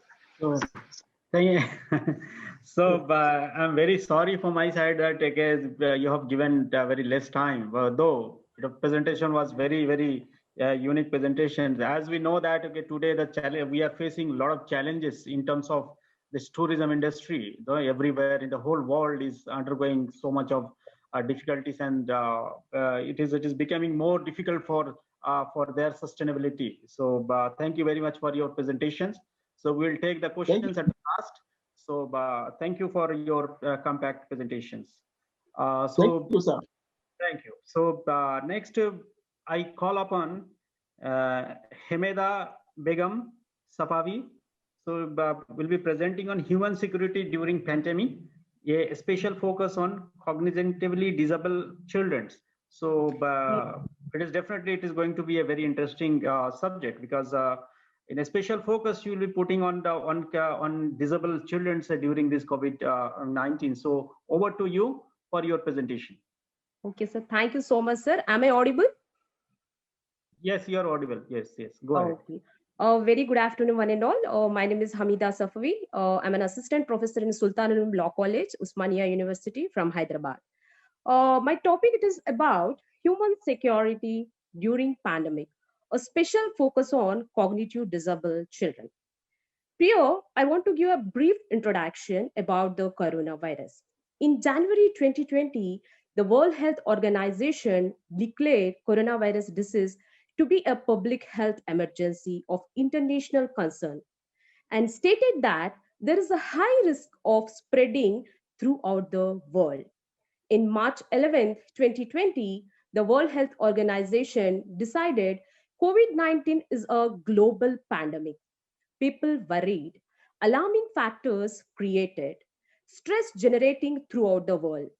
The COVID-19 has created numerous problems. Nearly half of the people hospitalized and vulnerable group as usual face many hurdles, mostly laborers, workers, farmers, and disabled persons. The coronavirus pandemic has created apprehension not only to a common people, but also intellectual and developmental disabilities also. Children with disability have more risk factor than the general population. Those who have compromised immune system and are most vulnerable to the virus. Cognitive disabled children face abundant complications than others. They are one of the most abolished and marginalized sector of our society. Children with cognitive disability need additional support. During the crisis, they're incapable to move from one place to another, and they're incompetent to understand the crisis. They are facing many challenges during the pandemic. They go into the depression and other mental health problems also. Children with cognitive disability unable to get proper treatment and facing many complications like health problem, social problem, emotional, educational, psychological, environmental, economical, political, and legal issues also. In rural areas, the situation is very worse because of the poverty, not reaching government schemes and policies. Even the legal system also very far to reach to them. Now, when we discuss about the education system connecting to the cognitive disabled children, the education system completely changed and moved effectively towards the offline classes to the online classes. But this system not affecting to the cognitively disabled children, mainly children who are suffering with learning disability, autism, cerebral palsy, Down syndrome, and ADHD. Their situation is worse, and they are facing many complications at home, and not only at home, in the society also. Children with cognitive disabilities face a greater challenges with online classes. Even families of children are also more likely to experience socio-economic challenges, including less access to the internet and technology. Even though in India, our Prime Minister, Narendra Modi ji, recently announced PM e-Vidya platform will cater to the learners with the visual and hearing impairment, but this is not affecting to the cognitive disabled children. They are helpless to attend the therapy sessions like occupational therapy, speech therapy, behavioral therapy, and special education services also. Their regular life disturbed. They do not have the social and environmental interaction. They need more care and protection than others. For each children, one caretaker should assist, but in this situation, not happen. So they feel alone and go into the depression. Cognitive disability, the children are unable to make adequate adjustment to many walks of the life because of their limited intellectual and adaptive capacities. They are deficient in the general intellectual abilities and are unable to care for themselves. Their disruptive behavior may be so severe that they require assistance, care, and protection in access as compared to the average children. Now I'm going to the another issue, that is it is another threat during social isolation, increased risk factor for abusing to these children. Might be whether it is a sexual abuse or the physical abuse. Children who have disability already experiencing higher rate of abuse and neglect than other children. Now, when we discuss about the economical issue, our finance minister Nirmala Sitharaman announced Garib Kalyan Yojana, an economic support package of rupees 1.7 lakh crore for the poor, widows, and persons with disabilities, that is Divyanga. But it is not affecting to the cognitive disabled children, even if it is reached, but it is not enough for them. India lacks a comprehensive law on pandemics. The Epidemic Disease Act 1897, that is EDA, simply and inadequately recognized the power of each state government to take measure and prescribe temporary regulation to manage epidemic disease, according to section 2. You have 1 more minute, so please bind up. Yeah. Yeah, sure, sir.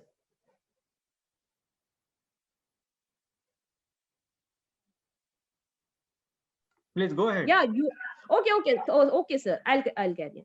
The central government has invoked powers under the Disaster Management Act, that is the 2005 DMA, by declaring COVID-19 is to be a disaster and disabled persons also included in this act.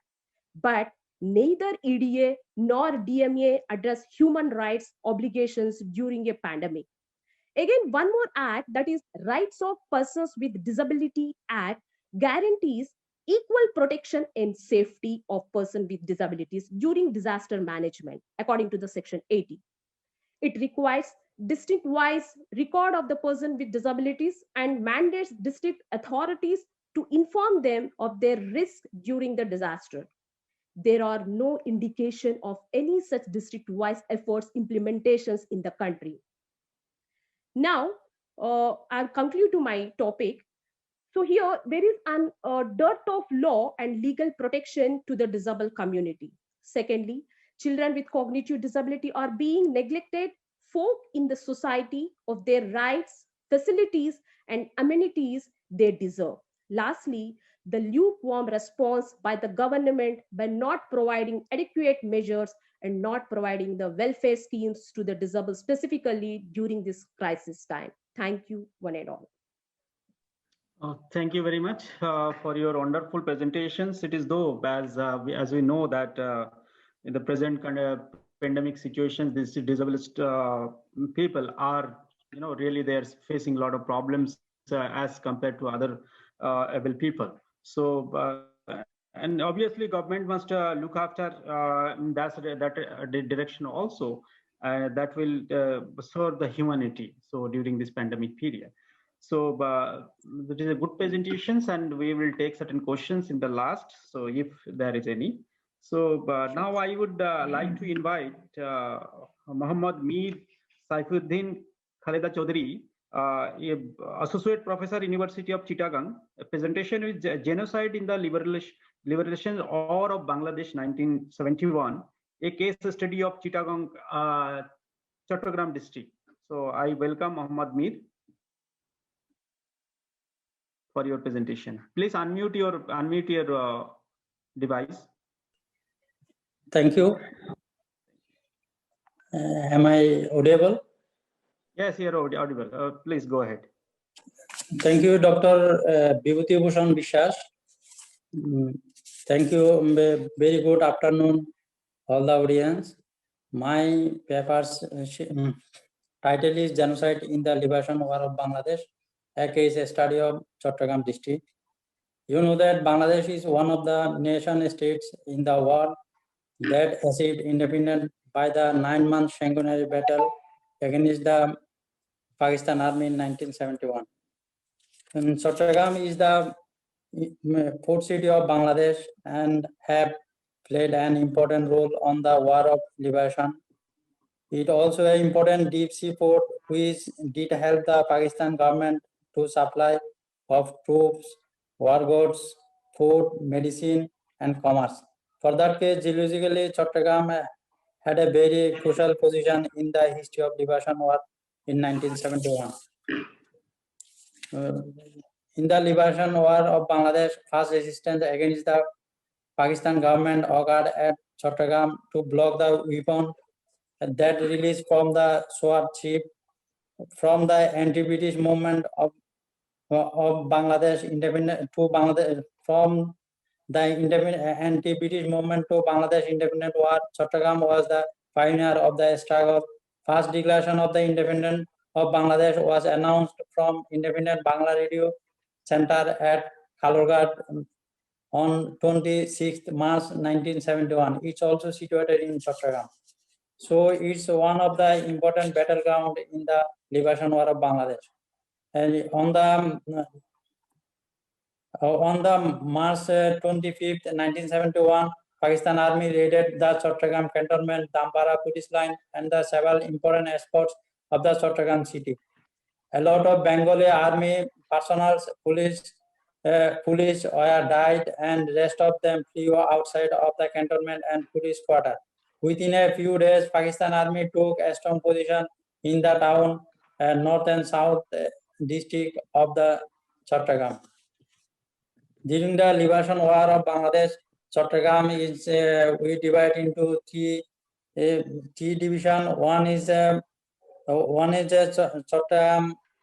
Mahanagar, that means Chittagong town. Another is Chattogram district north, and other is Chattogram district south.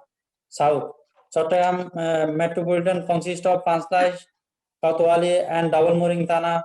There is a genocide spot is Kalurghat Radio Center, Shulosahar, Sanmari Road, Chattogram Medical College, Nathpara, Abdul Para of South Katoli, Hill of the Pavatak Sangha, front side of the Pahatoli Eye Hospital, West Rampura, East Pahatoli, Bodhbhumi, and Custom Academy were the most notable places of Bengali people's bloodshed. When we see the Chittagong district north, there is consist of Mirasarai, Sitakundo, Parikh, Hatazari, Raujan, and Rangunia Thana. It is situated beside Dhaka Chattogram Road and near India border. There are about 31 killing spot was founded in that zone. Bortakia Bazar, Shat Mandir, Dewannagar, Jagat Mallapara, and Uttarpara kept the very important evidence of genocide. A terrible genocide occurred at Jagat Mallapara and the Uttarpara of Raujantana. There another district side of the Chattogram is south, which consists of Potia, Satkania, Boalkali, Baskali, Anwara, and Sondip Thana incorporated. On the March 3, 1971, Pakistan Army raided the Muzaffarabad village of Potia. They are also raided Dulhazara, Potia, Sondana, Satkania, Lohagara, and other side of the south district of the Chittagong, south district of the Chattogram. So we see that the Liberation War of Bangladesh marked a watershed in the global history of freedom struggle, the untiring fight of the Bangladeshi masses against the unprecedented spate of the state violence, genocide, and torture.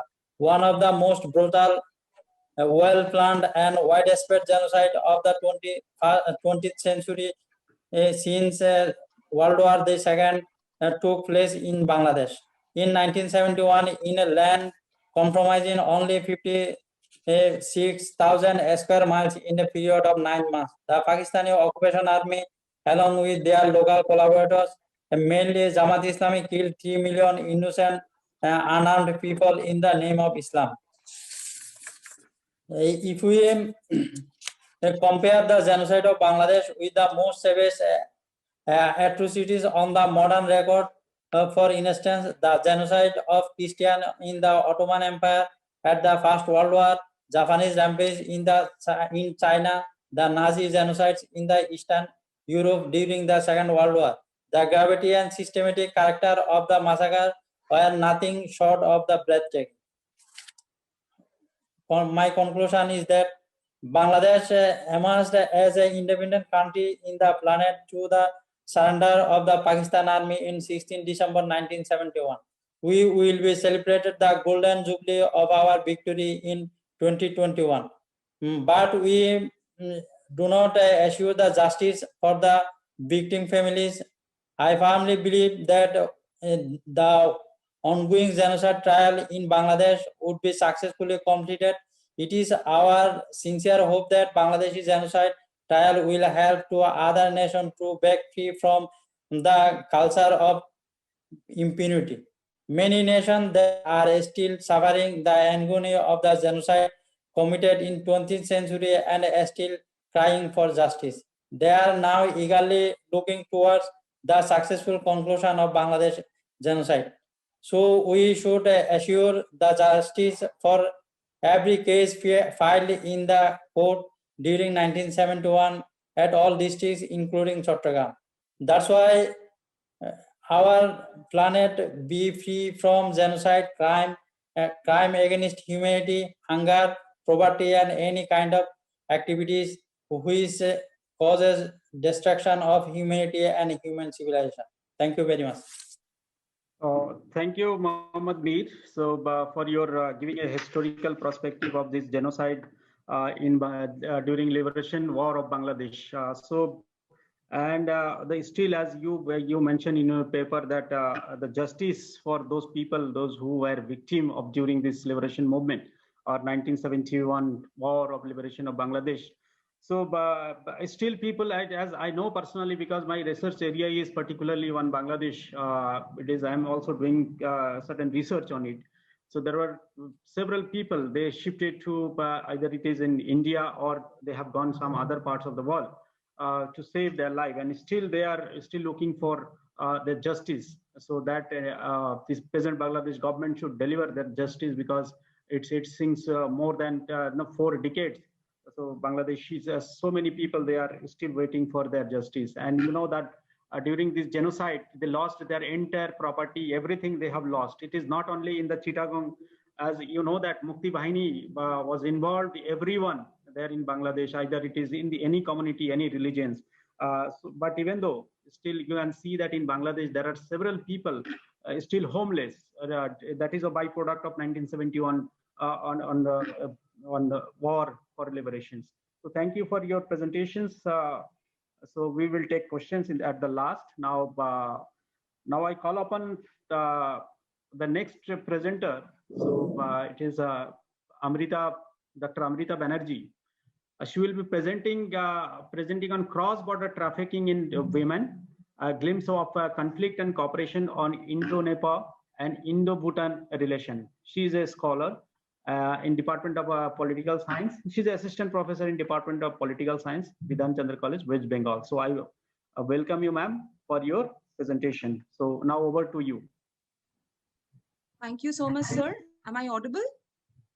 Yes, you are audible. Please go ahead. Okay, thank you, sir.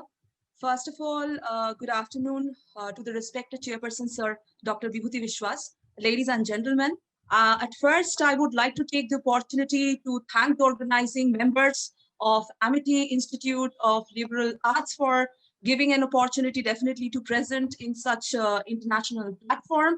With that, I would like to mention that today my paper basically is on cross-border trafficking in women, glimpses of conflict and cooperation in Indo-Nepal and Indo-Bhutan relation.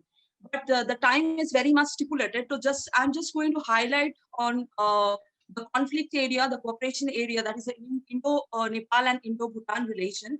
So by standing basically, in the 21st century, we are actually caught, in the relentless spiral of violence and self-destruction. Why? Because the ecosystem is rapidly collapsing, that we all know around us, and 2020, I think, is a worst example that we all know. And millions of people are dying of hunger, disease, war, and communities and families are somewhere or other breaking apart and turning more and more people into migrants, and the ignorance, greed, and hatred in our mind are somewhere or other aggravating the fear of insecurity, damaging all the relationship. Nearly 1 million people all over, if I'm not wrong, we go hungry every day. And whenever we talk about trafficking as a issue, the first thing that comes to our mind is definitely the poverty.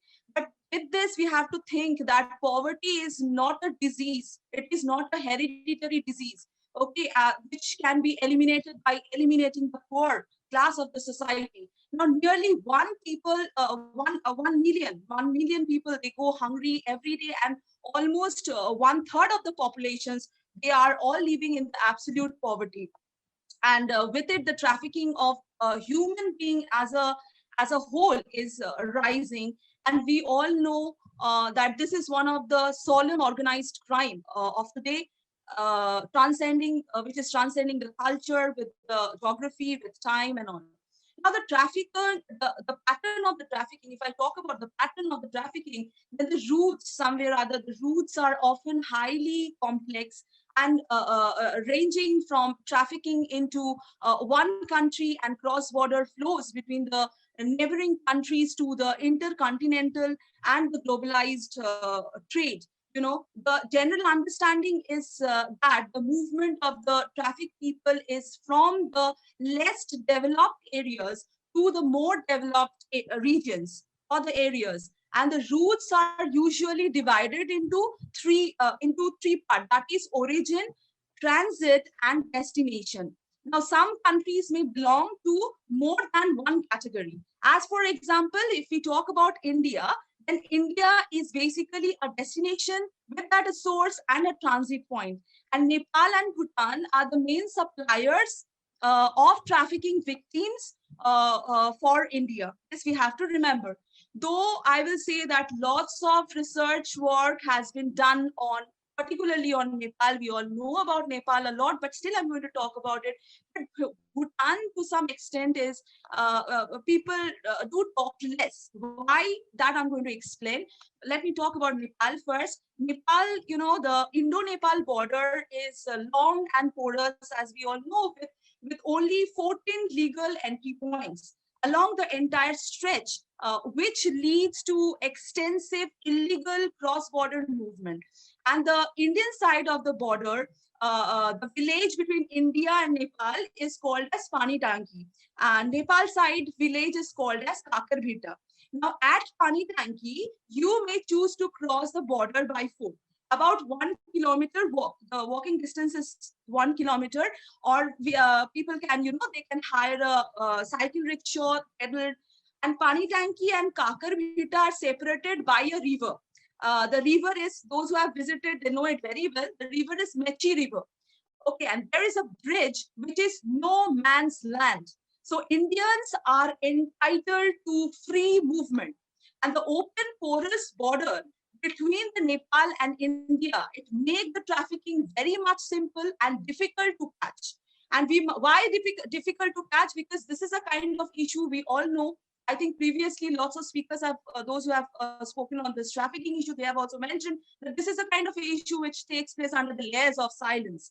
Now, the open porous border between this India and Nepal, it is very much, it is there is no immigration control for the Nepalis migrating to India, or Indians, those who are entering in Nepal, because there was a treaty that is on 1950s, okay, the peace and the friendship treaty between India and Nepal. So these things are the historical thing. So if I now talk about directly on Bhutan, Bhutan in the same way, like one part, Bhutan part is Phunchuling and Indian part is Joygao. Joygao is the area. And I'm talking basically on the Indian state of West Bengal at the of Jalpaiguri. Jalpaiguri, through Jalpaiguri, if you try to enter Bhutan, then you have to go by this border.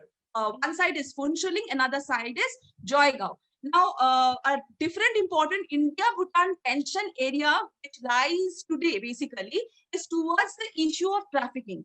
But that what I mentioned the very first while I started my paper, like people do rarely, they talk about it. Why? Because generally the news of the trafficking of human beings in Bhutan are decisively being buried from the world outside, because of I can say, like, they want to basically preserve its traditional identity and culture. And the government of both the countries, if I talk about both the countries, or if I talk about Nepal, Bhutan and India, I will say that what I personally feel is they never considered looking at human trafficking as a major problem area of the future. And they talk about, but they turn a kind of soft blind eyes towards trafficking, which generally is not possible without their connivance. This we have to remember. So, like, I would also like to say, like, here, all the countries, they have to check the reality on what is happening in the names of the missing employment, and finding out that whether they are the victims of the trafficking or not. Okay, or else it will be really very much difficult, equally for India, for Nepal, for Bhutan, to check such an illegal and humanitarian issue. Now, with that, I would like to conclude by saying that in the fight against, trafficking of women or trafficking as a whole, the government organizations, the non-governmental organizations, and the civil society, the pressure group, the international bodies, all have to play an important role. Of course, we have to remember one thing, that, law alone cannot do anything. Okay, it cannot be the only instrument to take care of all the problems. Okay, so we all have to participate, and looking into the extent and the magnitude of the problems, in the state, it can be said that a very little effort, whatever have occurred in the state, okay, or in a country, then I will be saying that good work has been done basically by the non-governmental organizations. There are few organizations which are really working hard on it, and on the government part, comprehensive plan should be there. There should be a kind of a plan to eliminate the vice and check the trade in the human misery. At last, I would like to say, like, we the humans, we all have to raise our voice, and definitely we have to act conjointly. We have to stop blaming each other. We have to work conjointly and build up a kind of a harmonious connotations, and there should be a kind of a coordinations and cooperations among the stakeholders, to stop this kind of issue. Thank you. Here I would like to end my paper presentation. Thank you. Thank you very much, Dr. Amrita, for your good paper, and hope there will be certain questions in the last, and we are running out of time, so that we can take comments in the last. So, as you know that, okay, this human trafficking in Indo-Nepal and Indo-Bhutan is one of the biggest issue in the present day. And during this pandemic situation also, we can see there are certain movements are taking place during very much and then cruelty against of humanity is going on in the name of this trafficking. So anyways, okay, we'll invite certain questions. So thank you very much. Now I would like to call upon Dr. Nishant Kaushiki. is Assistant Professor, Central University of Punjab. We'll be presenting on pandemic and the reconfiguration of international security order. So let's see, this is an interesting paper by, so I invite Dr. Nishant. Are you there? Sir, I think she's not in attendance right now. Okay, no problem. So then we can move to the next paper. Dr. Manju Thakur, are you there? Is she there? No, sir, I think she's also not here. Okay. So then Manas Kumar Behra. Yes, I can see him. He is there. So, okay, now he is a PhD research scholar in the Jawaharlal Nehru University, New Delhi. So he will be presenting on COVID-19 pandemic and its impact on Rohingya refugee camp in Bangladesh. It is obviously it is a very good topic because I am also following this area. So let's hear from you first, and then we'll make comments. So Sir, over to you, Manas. Sir, may I audible, sir? Yes, you are audible. Please go ahead. Good afternoon, respected chairperson, sir, colleagues, and my dear friends. Introducing I myself, Manas Kumar Behra. My topic is COVID-19 pandemic and its impact on Rohingya refugee camps in Bangladesh. First of all, I just giving brief introduction about Rohingya refugees. Rohingya refugees are basically from Myanmar, Rakhine State. Since 1978, they are discriminated by Myanmar government and Myanmar authority. And basically, they are tortured by Myanmar authority. And since 2017, they are basically staying in Bangladesh, Cox's Bazar. First of all, now in pandemic period, they are suffering from various issues like sanitation, food, water, clean water, and many more things. Now, before I go to my topic, first I introduce about what is human security. Basically, human security is freedom from want, freedom from fear, freedom from living in dignity. But in Rohingya refugees, they are basically suffering from, and they are not enjoying three of the human securities. According to Muhammad Haq sir, arguing that human security is not about protecting the boundaries of the state and territories alone, but also about providing the basic needs of individuals and peoples.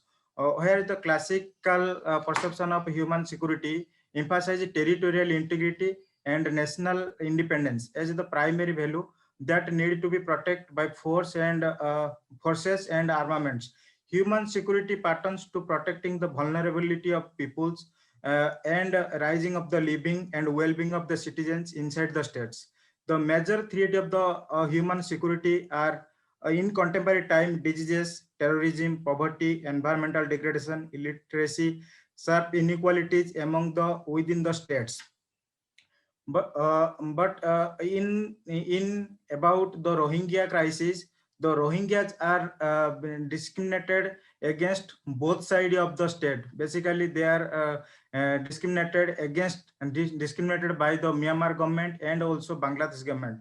Now, in COVID-19 pandemic, Bangladesh's response to COVID-19 Rohingya refugees. As we know, COVID-19 is a global pandemic.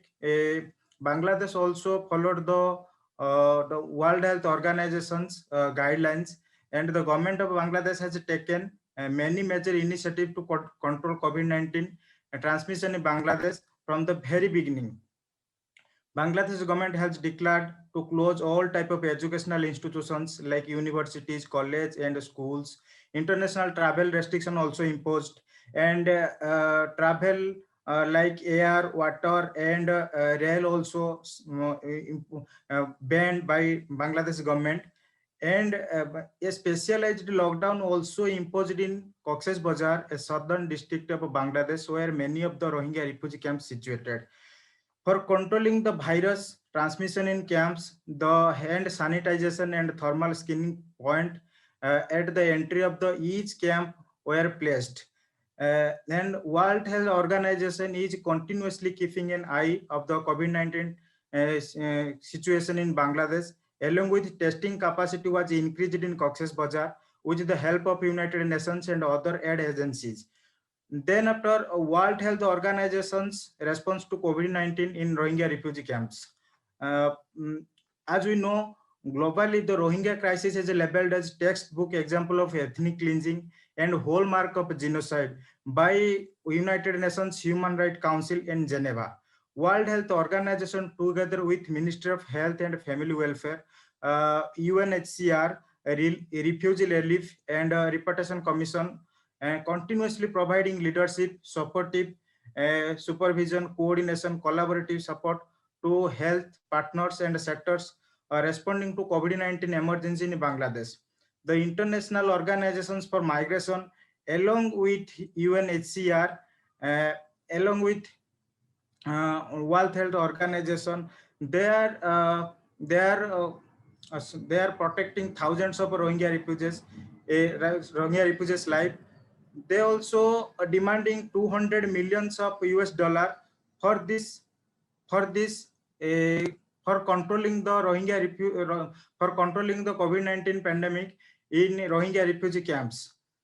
Then after high vulnerability to COVID-19 transmission in refugee camps due to lack of sanitation, lack of clean water, enough toilets, bathroom, essentials, health service, and other facilities, whereby they are using water from various open sources and suffering from many diseases.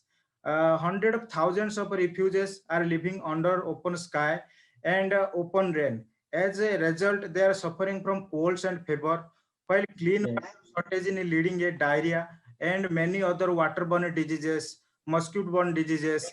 And please wind up, Manish. Please wind up your conclude your paper. Yes, sir. Yes, sir. Then lack of medical facilities in Rohingya refugees. They are very limited blood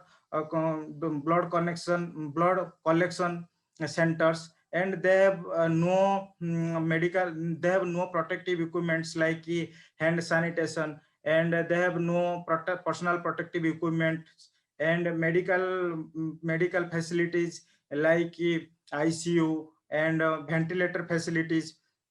Rohingya refugees are basically suffering from various issues like the Rohingyas are settling highly population density camps. They have no idea about new virus. They have no idea about social distancing, physical distancing, and clean their hands properly. So government of Bangladesh and World Health Organizations, like many NGOs, they are coordinately working in refugee camps to control this pandemic.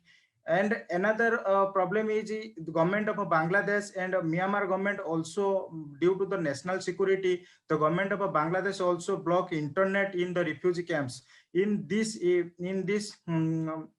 technological world, the internet service is very important due to spare idea about update about COVID-19 medical facilities. So many refugee agencies and humanitarian agencies also demanding to restart internet service in refugee camps. So another problem is in refugee camp site is natural hazards in refugee camp sites. Basically, southern Bangladesh is a natural phone site because of a flood, cyclone, heavy rainfall, landslide. The Rohingyas are hugely affecting by the natural disasters. In this time, the Bangladesh government also planning to resettle and shift some of the Rohingyas to Bhasanchar Island. This island is situated in Bay of Bengal. So many of the humanitarian organizations and many of the NGOs, they are not supporting this idea because the Bhasanchar Island is a basically new island.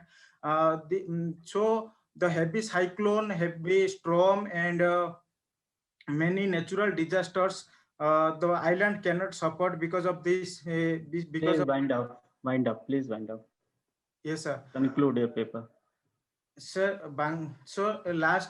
lastly, Bangladesh is a country of the universe which hosted the last number of refugees since 1970-80. So Bangladesh Rohingya crisis has no longer a simple humanitarian disaster, instead potential threat to Bangladesh national security and also creating bilateral tensions between Bangladesh and Myanmar.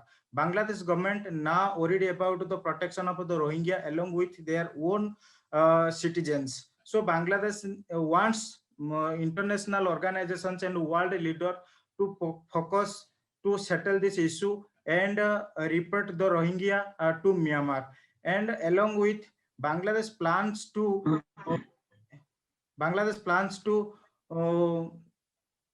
reduce the further COVID transmission in refugee camps. The Bangladesh government and the global humanitarian organizations should act quickly, cooperation to find and control the health, the COVID transmission in Rohingya refugees camps. If the preventive measures have not taken by the government, including international organizations and NGOs, the situation will be devastating. Internationally, immediate protection equipments and help needed to protect the Rohingya refugee population for this deadly COVID-19 pandemic. Thank you, sir. Thank you very much, Mr. Manas Kumar Behra. So as we know that again, this Bangladesh is facing a severe problem for this Rohingya refugee, and I personally visited this Cox's Bazar and I saw the miserable conditions they are living over there. And I hope that now presently in Myanmar, that's new political party has come to power. And there must be certain kind of solution they were going to do, and hopefully international community also will put certain kind of pressure on Myanmar to go for negotiation with Bangladesh. That is hope for a better solution for this refugee. Otherwise, definitely there will be a kind of human crisis in Bangladesh, and there will be a kind of social problem also over there. And social security will create a very huge problem for Bangladesh as well as for India altogether. So thank you for your presentation. Now move on to the next paper. Pawan Kumar is available? Is Pawan? No, sir, he's absent. He's absent. And then Talhar is there? No, sir, that he's also absent. So now whether the first paper, so that Gorai is there, whether she has joined or first paper. First paper of this panel was no, sir, Gorai is also not here. So now we are done with all the papers. Yes, sir, we are done. Yes. So we are done with the paper. Thank you for. So it is 4:10 was the timing allotted to us, though we started little late. So what I feel is that again, there were varieties of paper being listed in this particular session. So it is on human security and international politics. So very rightly pointed out that Dr. John, I think he is there. I think Dr. John very rightly pointed out that again, in the present situation, this tourism is one of the sector whereas has got so much of problem, and this COVID-19, we do not know that when we are going to resume as like previously how we were enjoying our life, and we were living our life in the fullest. So so your presentation was really, it is good, and I wish I could give some more time to you, but because of time constraint. So and the next paper was on Hamida. Okay, she presented during the special focus being given to disabled people also during this pandemic. Okay, how they are facing problem during this COVID-19, and it is a more challenging than the challenges with them because of this lockdown, and there was no employment opportunity, and so on.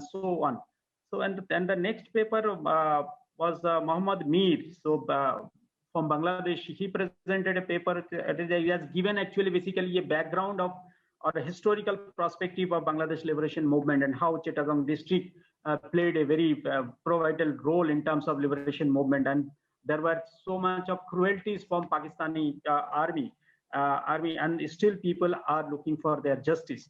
So that he has very rightly he pointed out that still people are waiting for justice to be delivered by the Bangladesh government. And then Amrita Banerjee is obviously she has been given a very insight of the trafficking. It is as we all of you know that all of you are aware about this cruelty against of humanity when we are talking about trafficking. And Bhutan and Nepal is one of the we can say that a core center from where this trafficking are taking place in India and other places. So on it. So she has given this everything in very nutshell. And well, I think okay, this is a well researched paper. So the next presentation made by Manas Kumar Behra, as right just before. So it is obviously that in Bangladesh, since it is a very highly populated country in the world, and the influx of 10 lakhs or 10 refugee from Myanmar, it is again giving a very big challenge to the present government, and that is creating so much of social security. In social security dimension also you have to look into, and then it is not only the challenge for the Bangladesh government, that may escalate up to India also, because there are still, when I visited the place personally, Cox's Bazar, to look into the matter with the Ministry of External Affairs people there in Cox's Bazar. We went there, and so what we saw is that okay, most of the ladies, those who were just 16 or 17 plus, everybody, most of the female were pregnant, and they were short of all basic amenities, medicines or basic facilities over there. So that is very, very miserable condition. That's why here we are talking about human security and how international communities can play a very pivotal role in terms of safeguarding this human being, and we can provide a kind of basic amenities or basic facilities to the every human being. So today, what we can say that Gandhiji, as we know, that Gandhiji, what he said is very rightly fit in this context, that this whole universe, the whole world, the universe is having everything fulfilled to everyone's need, but universe is that whole world is not having enough to fulfill one person's greed. That itself we can understand that, and that is very correctly Gandhiji pointed out.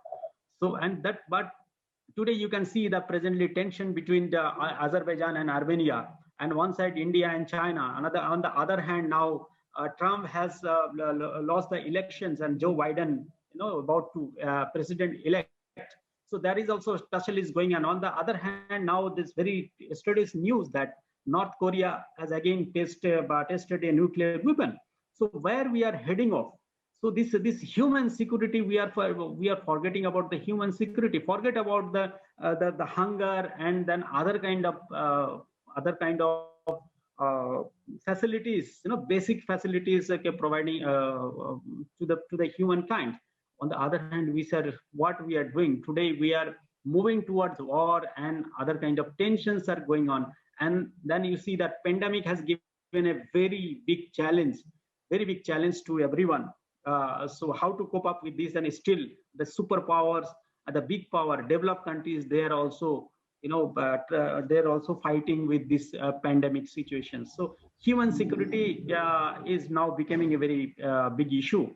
And in Middle East also, you can see how tensions are going on. So with this background, I would like to call upon open the floor for any kind of discussion, any observation, any comments, any questions from audience and fellow panelists. So I will now open the floor for question and answer. Dr. Vibhuti, I think we have some questions in the question box. Okay, so just in the question and answer box, we have some questions. Okay, let me read out. Why no answer was given? One is there, another, I'm sorry, you have mute. No, there is no question. No, first, Achha, that is for the previous section. हाँ sir, एक chairing the session. So, हो गया sir.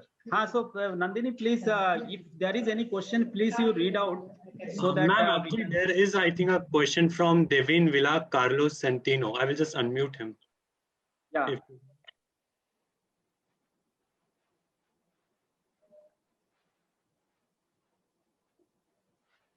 Devin?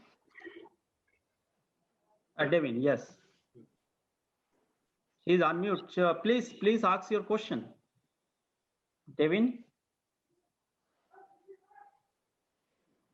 So I think there's some technical issue here. I think so. Any other? Can you help us?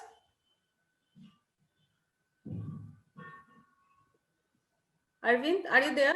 Can you help us? Ma'am, actually, it's a mic issue on her end maybe. Okay, then move on to some other questions if it is there. I don't think there are any questions left now. I think, ma'am, she's not interested in asking the questions.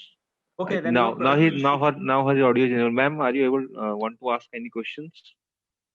So, any other question Hello? from even from panelists or any comments, any observation? No, I think she's not. Martin, Dr. Martin.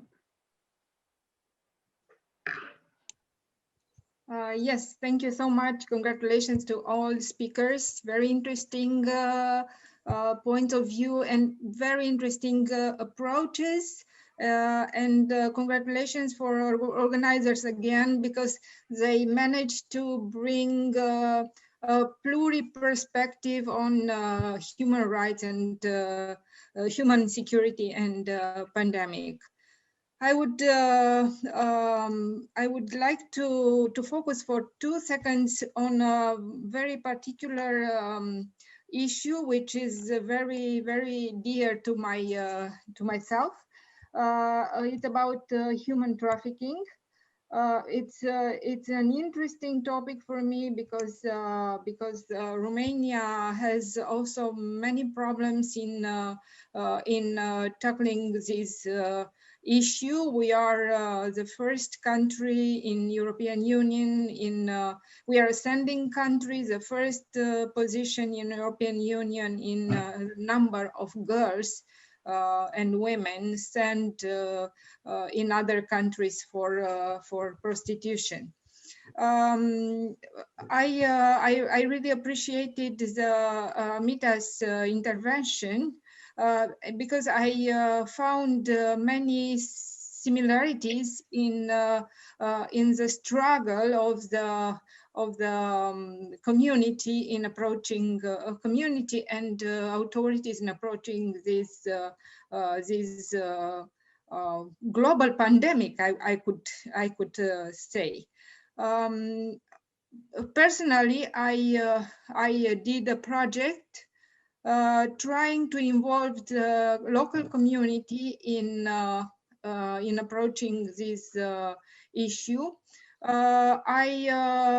It's an idea that could be we could implement together. If you agree, we can keep contact, and we can continue to work on this topic.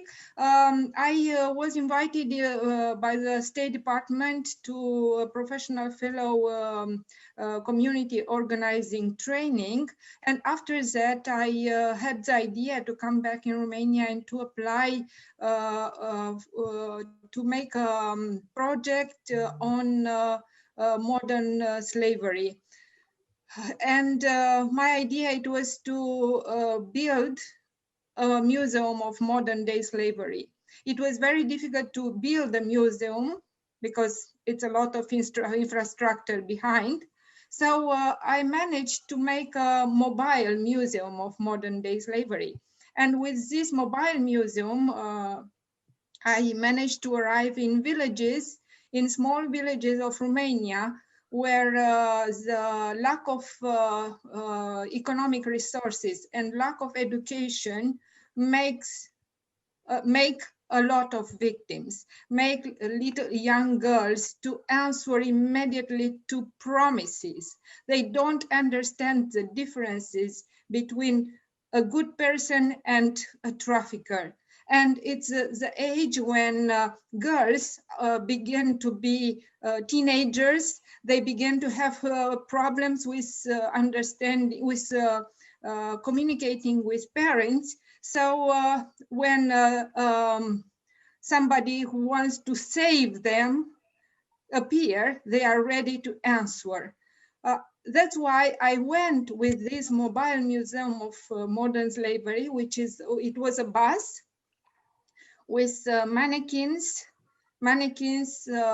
wearing different, representing different types of modern day slavery.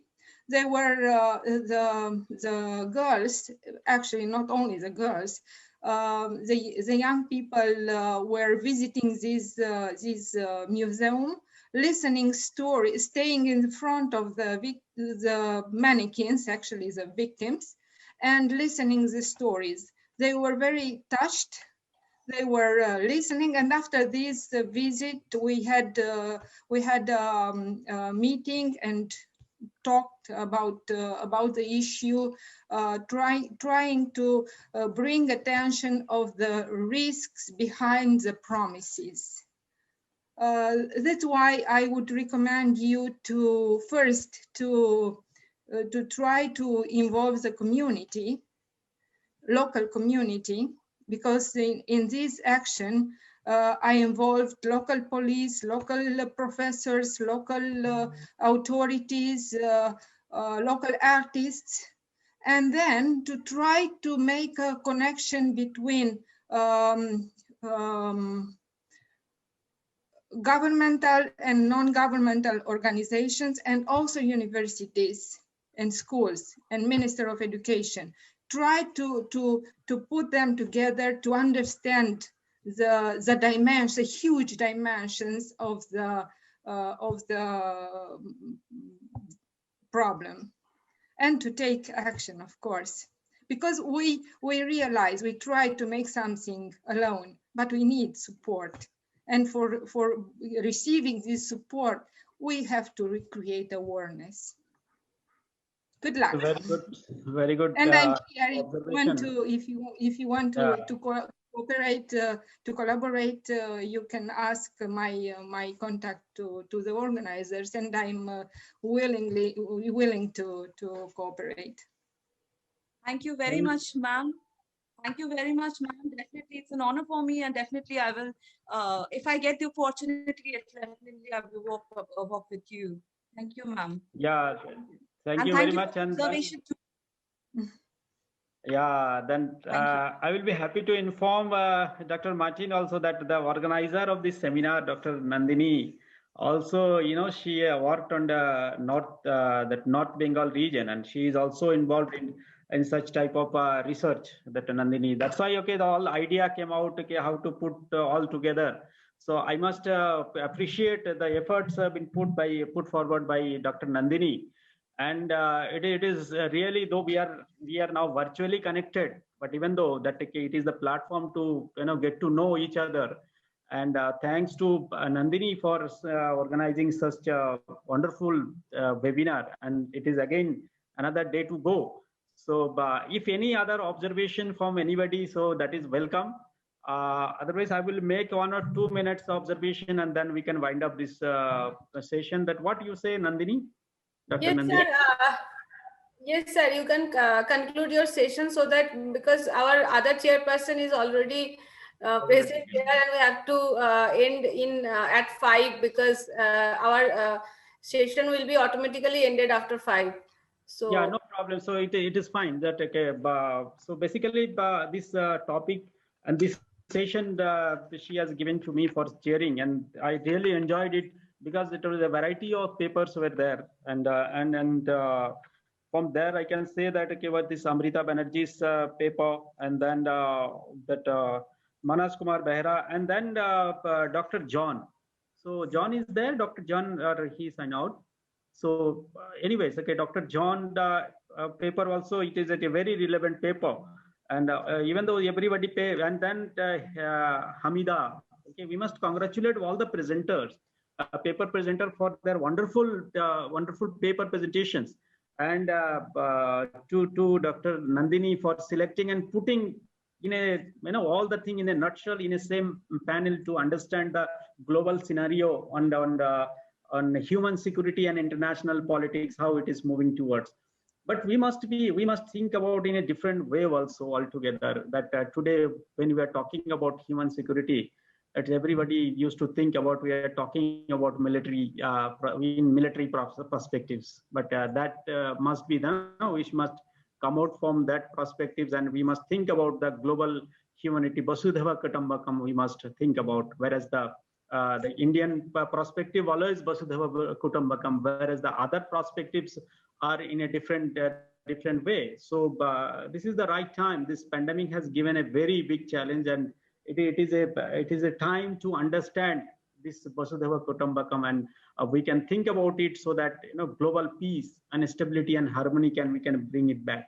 And today, people when a person or a child is dying out of hunger or suffering from malnutrition, it is a shame on our humanity, because that everything is available for every human being, but it needs to reach to the person that we are lacking because of a lot of corruptions in political system, and in different countries are undergoing different type of turmoil, either it is political instability or corruptions or many other social securities. So thank you very much once again for giving me this opportunity for this session, and I thank all the paper presenter, and especially Dr. Nandini Vasist. So thank you very much, and Dr. Martin for sitting through and making your valuable comments also. Thank you very much. Over to Nandini. Thank you, sir. Thank you, Dr. Vibhuti, for so well moderation of this session, and you are giving inputs of your personal views in every paper, and you wrapped up well at the end. And really, all the panelists are very much like talked about different issues on the same panel.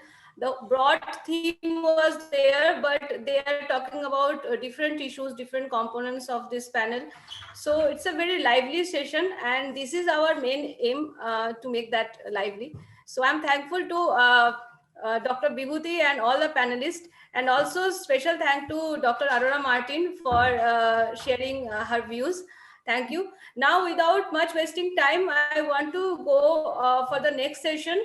That is our third panel of this international conference, that is on human security and sustainable development.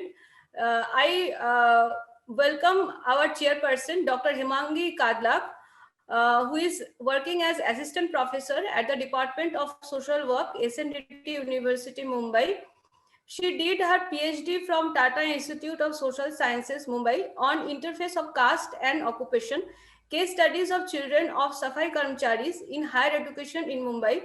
One of her papers on women Safai Karmcharis has been kept for study at Indian Institute of Management, Ahmedabad. She was selected for a student exchange program at Kiel University, United Kingdom in 2013.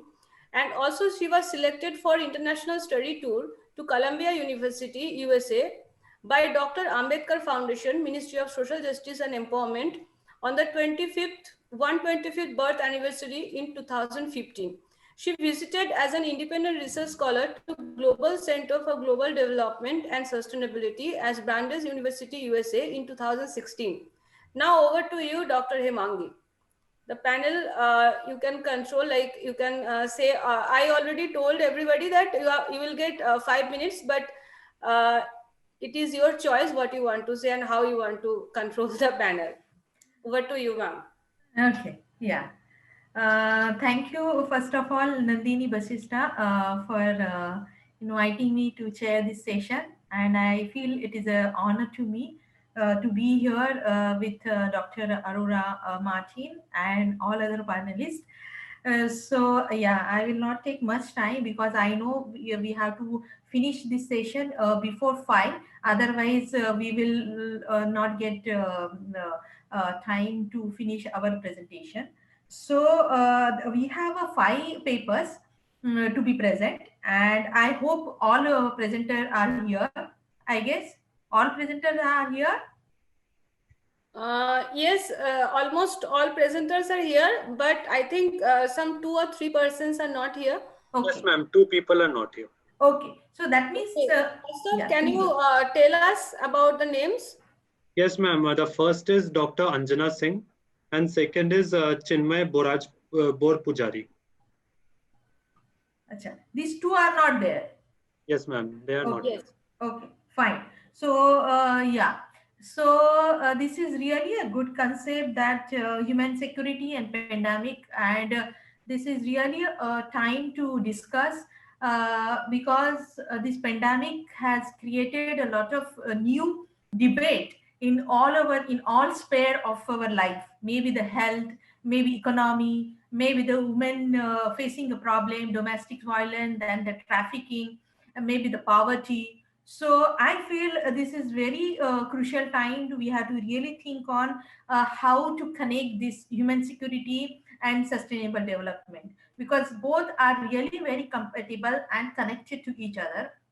The human security itself gives a scope for each individual to represent as an international human being, and this is a really widened kind of scope for each, even the smallest country, even the poorest of the poor people can also be involved into the framework of human security. So, and this is very interesting quote I found here: the world can never be at peace unless the people have security in their daily lives. And it is really understood when we started this pandemic. And I feel the human security and the sustainable development, we have to really think on it and rework on the goals and rework on the human security during the pandemic and after the pandemic. So to begin with this kind of introduction, I would invite the first panelist is not there, that is Dr. Anjana Singh, but the second panelist, I guess no, she is there. So Dr. Madhurima Chaudhary, she is an assistant professor at the University of Kolkata, West Bengal, India, and her topic is environmental sustainability, security, and policy implications. So to start with this, I just give a brief kind of framework, like how you people can conclude or how you can summarize your paper, because I know that within 5 minutes it is really very difficult to hold talk about your paper. So just give an introduction, then middle of your paper, and then conclusion, and maybe then you can finish your paper in a wider framework. So yeah, so please, I invite Madhurima Chaudhary to present her paper. Yeah. Hello. Good evening, Chair, respected professors, Dr. Aura Martin, and other participants. Well, I've just written so that I can finish it off within 5 minutes. So my topic, as the Chair has already said, it's environmental sustainability, security, and policy implementations, a review. The idea of sustainability rose to prominence with the modern environmental movement, which rebuked the unsustainable character of contemporary societies where patterns of resource use, growth, and consumption threatened the integrity of ecosystems. However, it has been noted that in 1798, Thomas Malthus published an essay on principle of population, where he set out his famous theory of population. Sustainability summarizes attempts to meet the overall challenge presented by environment and development. The term sustainability is essentially related with the relationship between the environment and the society. This relation involves both physical aspect and ethical attitude. Environmental security and sustainable development emerged and grew during roughly the same period as human security and human development. Environmental threats are linked to the overall impact on human survival, well-being, and productivity. In other words, aspects of human security. Environmental change can have a variety of impacts, ranging from health to economic productivity to political instability, and so on. Environmental threats can also affect a diversity of subjects, ranging from individuals, families, communities, social organizations, various identity groups, diasporas, not geographically concentrated, governments, and biological species of various kinds. The concept of human security was first mentioned in the United Nations Human Development Report in 1994, which has attracted increasing attention over the past 2-3 decades among theorists and policymakers. The United Nations defined human security as a necessity in a response to complex and interrelated relationship between old and new security threats. The people-oriented notion of human security as it is defined in UNDP's declaration can be found in recent statements of ASEAN's members. Yet the definition itself is used neither in ASEAN's charter nor in other similar official documents of other sub-organizations of ASEAN. Human security is commonly understood as prioritizing the security of people, especially their welfare, safety, and well-being, instead of that of the states. The strength and appeal of human security is not only in its new elements, but in growing inability of traditional concepts of security is not only in its new elements, the new security context. Security is not only determined by political and military factors, but relates the maintenance of peace to the respect for human rights and fundamental freedoms, and includes also cooperation on social, economic, and ecological issues. Development and security also depend on respect for human rights and the rule of law. This recognition has been encapsulated in the concept of human security endorsed by the 2005 World Summit outcome as the right of the people to live in freedom and dignity. Free from poverty and despair, human security shares a common vision with human development and human rights. Their common goal is human freedom. Human development and human rights are mutually reinforcing, helping to secure the well-being and dignity of all people, building self-respect and the respect of others. Given the urgency of the global environmental crisis, the transition to sustainability is proceeding much too slowly for comfort. Apart from a confusing diversity of definitions and a much too long list of do's and don'ts, a major hindrance comes from the widespread misperception that sustainability is a concept too academic, too abstract, and relating too far into the future to invest much personal initiative to. Human security, on the other hand, has been gaining considerable recognition among the international community. It manifests people's concern with their economic, health-related, socio-political, and environmental well-being, generally at the present time, but involving differential timeframes. In that sense, invoking human security will not solve all problems on the way towards sustainability. It rather provides a tactical advantage for clarifying trade-offs and for attracting greater interest and support for sustainable issues. It is very important to understand that our environment, nature, and the society we live are interconnected. The interdependency is complex and does not always mean threat can be used as a positive change also. There has to be mutual support so that opportunities can be explored. Both threats and opportunities are local and global, and thus a dynamic focus should be there to promote progress.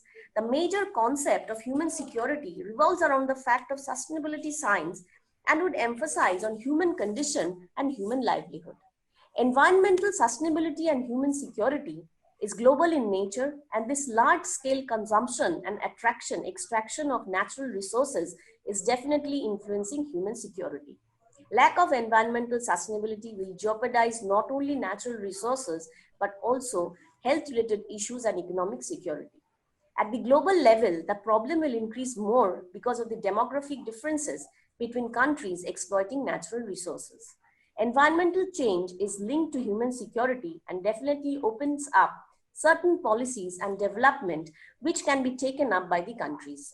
The global environmental change actually challenges the equity and equality among countries as well as gender. There can be different sustainability related NGOs to work by the side of the government and spread awareness. Thank you, Chair. Yeah, very good. Within time you have finished. Yeah, so it's really nicely presented. And I guess all of you know that Greta Thunberg, she is from Sweden, and 16-year-old. She just started the environmental kind of activism before pandemic, and after that the pandemic started. So this is really global kind of warming and global problem, and even the pandemic is also one kind of product of the environmental imbalance. So I will not take much time. And the second panelist is Kiran Kumari Singh. There are three authors for one paper. One is a Dr. Kiran Kumari Singh, another is Bhargav Ghosh, and third is a Sangeeta Jha. All are there? Yes, ma'am. I think three of them are here. Okay, so I will just introduce them very well. So yeah, the topic Dr. Kiran Kumari Singh and Bhargav Ghosh and Dr. Sangeeta Jha. So Kiran Kumari is Assistant Professor, Department of Geography, Central University of Punjab, Bhatinda. The second author is Department of Geography, that is Bhargav Ghosh. He's a I don't know what he is, but I think he works or he's a research scholar. Bhargav? He's a student. He's a student. Okay. Yes. He's a student of Department of Geography, Central University of Punjab, Bhatinda. And Dr. Sangeeta Jha is Assistant Professor, Department of Geography, the Maharaja Achayajirao University of Baroda. So yeah, so their topic is the lost connection with green and open public spaces during COVID-19 pandemic and emerging question. So yeah, please start with your presentation. Thank you, Dr. Hemangi. Good evening, Dr. Aurora Martin and Dr. Hemangi and other participants. I have prepared a small PPT which I would like to share with all of you.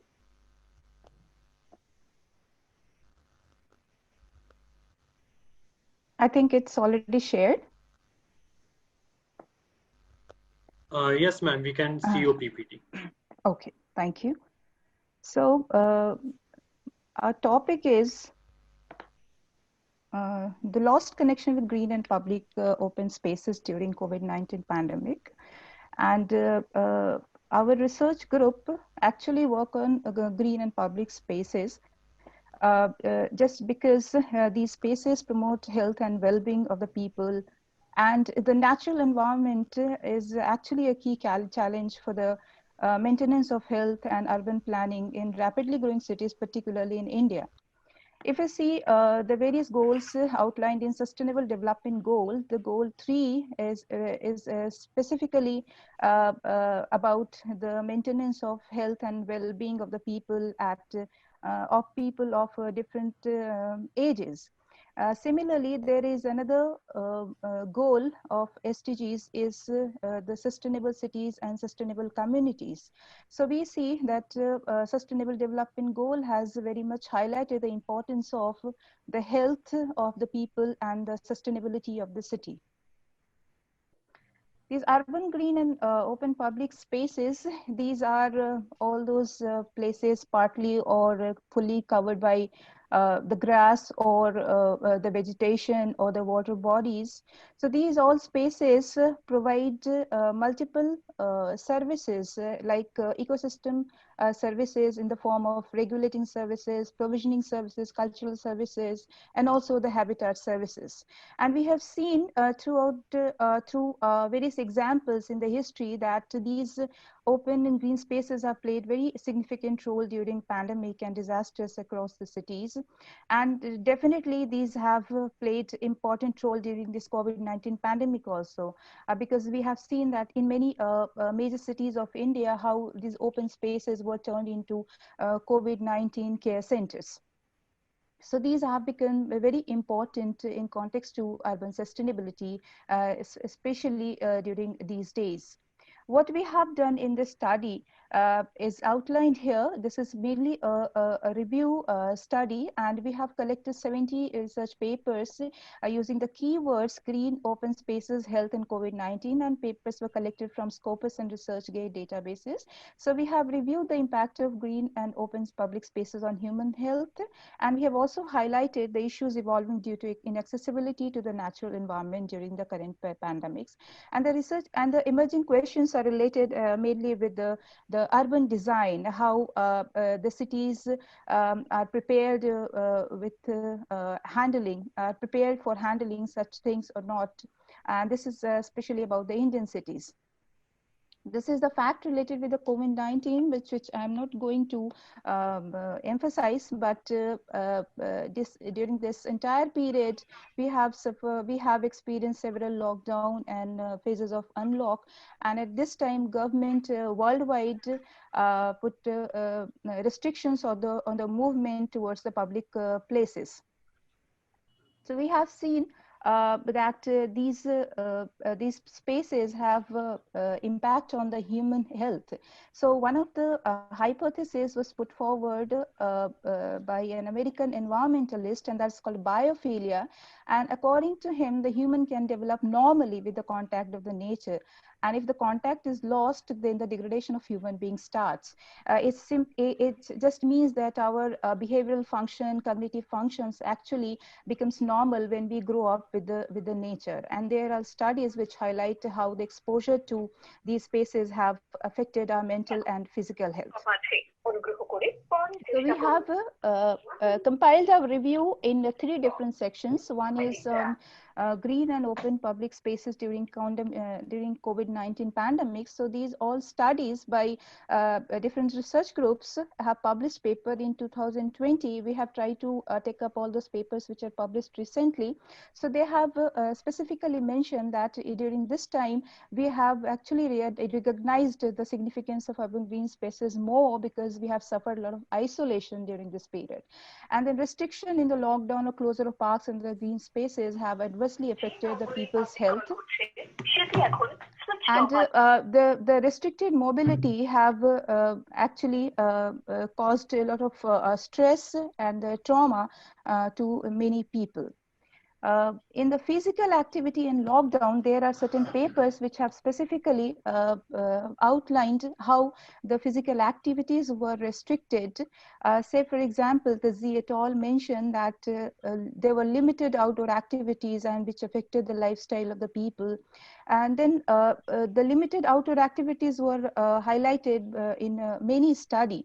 And we have also followed sedentary behavior, leisure screen time, and the sleeping time during the initial lockdown period had also increased.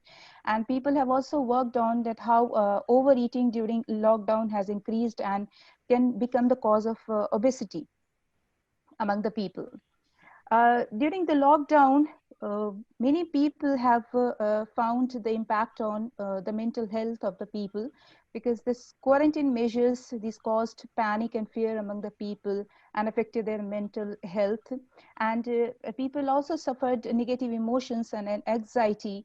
And this quarantine was quite inevitable to bring the stress, depression, and anxiety among the people. And there are several reasons that people were under stress. The housing conditions in the slum is known to everyone, and it was very difficult to maintain that social distancing measure at many places. So that also caused depression. These are the illustrations to show the number of visitors change during different time period in all over the globe. So the mobility trend on 19th February, which was the pre-lockdown period, shows the enough number of, there were quite a positive number of people who are visiting to these parks and outdoor spaces for recreational and other activities. While when the first lockdown was declared, the number automatically declined and went to negative. So we can see that the number of the visitors changed and in fact went to negative in different lockdown period. And in the month of May to July, it was quite significant, because actually people were not allowed to go to the public spaces. So these pictures show the similar things, and especially highlighting the condition of India in different lockdown period.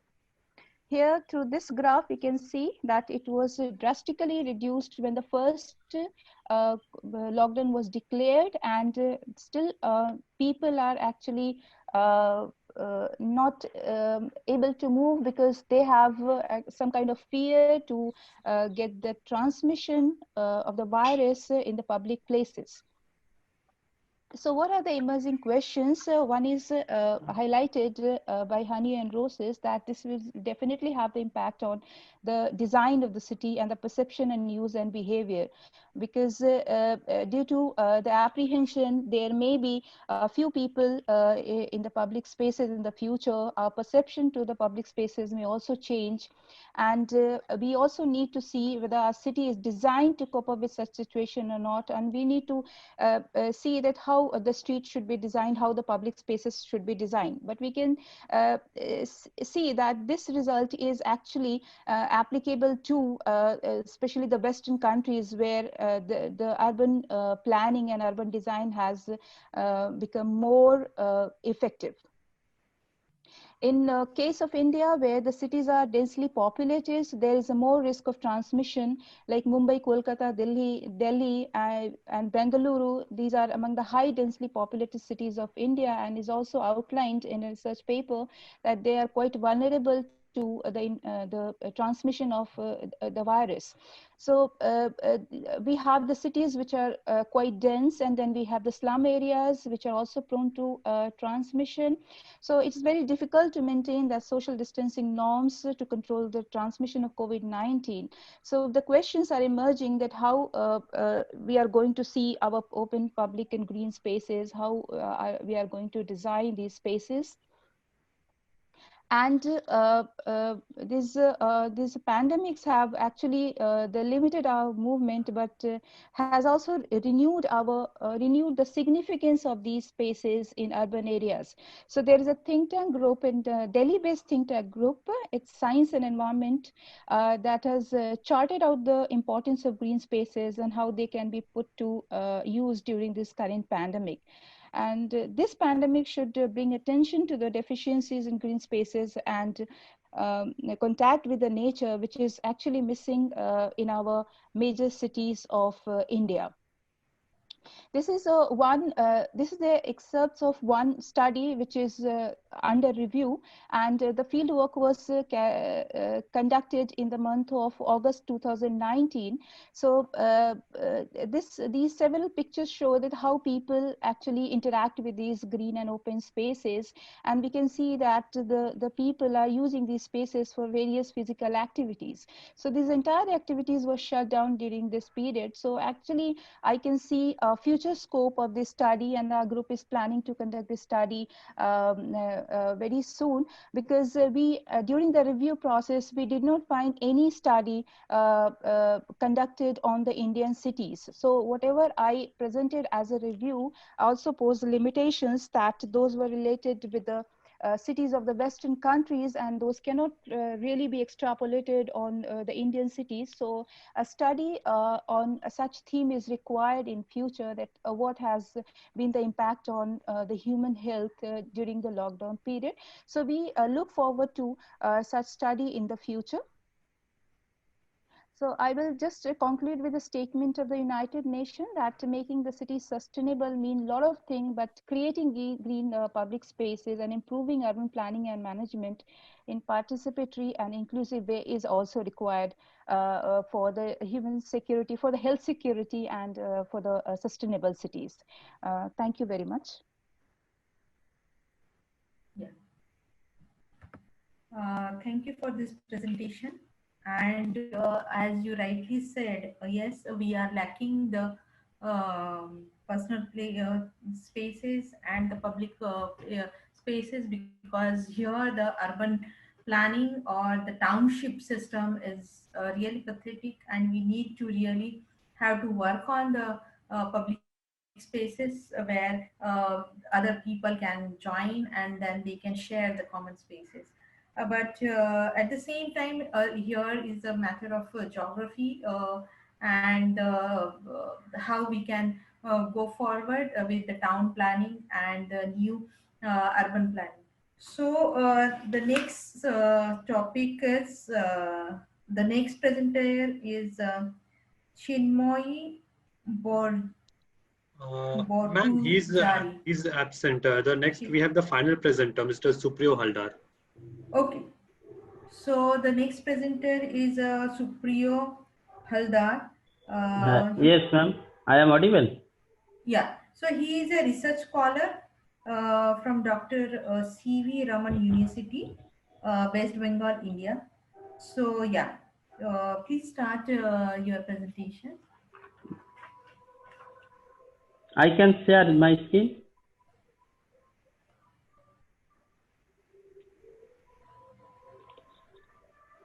Madam, my file PPT is visible. Hello? Yes. Oh. My topic is environmental issue during COVID-19 period and in present scenario. I am Supriyo Haldar, PhD research scholar. COVID-19 is a huge tragedy for world community. Everything in the world is affected due to pandemic, right from economic to resource, where the economy major country of the world are facing recreation and resource are surplus with no take at all. The measure to contain the COVID-19 pandemic, including lockdown, social distancing, isolation, and home quarantine, etc. In this topic, the various effect of environmental parameters like aerosol, ozone, particulate matter, nitrogen dioxide, sulfur dioxide, carbon monoxide, etc. we can analysis and water quality of India during lockdown period which are analyzed. It starts December 2019 when the case identified in Wuhan. There are great challenge for the whole world this type of disease because of its contagious nature, lack of vaccine, large time taken to the systematic and identify. So in India, COVID-19 was reported in first 30th January 2012 and spread in many districts of the country. Now is almost 93 lakh. Due to the lockdown, human activity and limited and as a result its effect on environment is positive one. The main object of this topic is to analyze a comprehensive discussion between the present on effect of COVID-19 on various environmental phenomena to find the effect of various pollutants on human health and also the related result and conclusion. The work have been present to study the effect of various environmental phenomena to analyze the pollution status, different state and city to find out the water quality of Indian main river during the lockdown. The main data source of my research work is primarily some literature review, website, Google academic, some journal, some book, newspaper, etc. The method involved and present the raw data of this year and last year, various harmful pollutants. Some of the comparison between 2019 and 2020 have been made with the data from picture availability from NASA and other data has been product of different parameter. Aerosol is atmospheric aerosol is highly variable size and chemical components are main source are biomass burning and plant material, etc. It is health impact like asthma, bronchitis, chronic disease, etc. Ozone is product when the pollution emitted by vehicle, power plant, refinery, chemical plant, etc. It can present various health issues like chest pain, cough, airway infection, etc.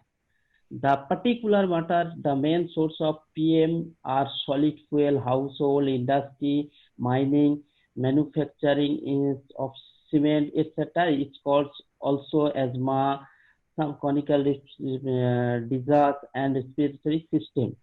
And nitrogen dioxide, the main source of the nitrogen dioxide of traffic pollution, and it called the respiratory problem and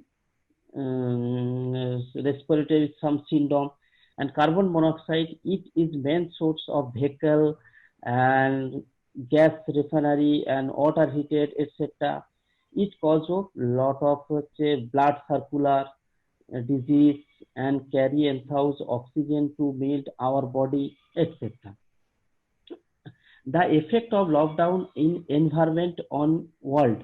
The effect of lockdown various environmental parameter has been discussed. First, the major country of the world has been discussed, and then the parameter related to India will be discussed. First, the effect of the emission of nitrogen dioxide has been discussed. The nitrogen dioxide emission from car, tax, thermal power, and other industrial facility can aggregated respiratory condition in people with asthma. It is long-term exposure can related to increase the respiratory system. Nitrogen dioxide main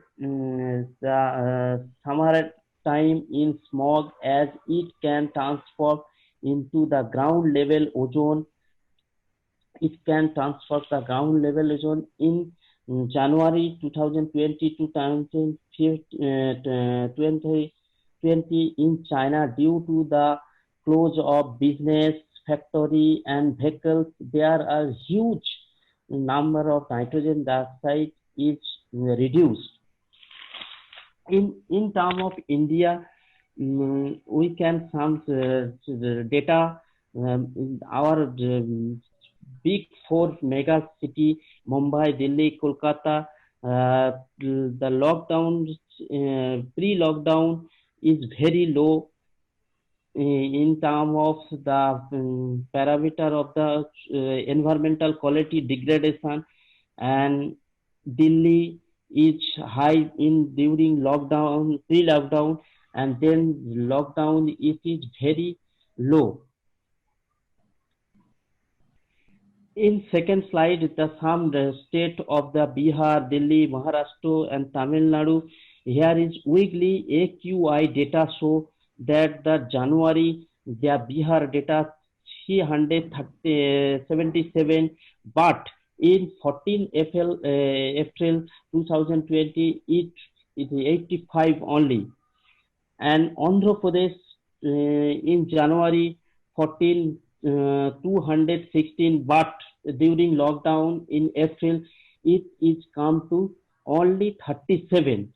Though we can say that the huge improve of the lockdown air quality in this diagram. The I compare to the pre-lockdown and during lockdown. PM, particular matter and carbon dioxide, nitrogen dioxide and O3, some data, these first figures show that the pre-lockdown, the air quality standard is growing to increase, but during lockdown it is low.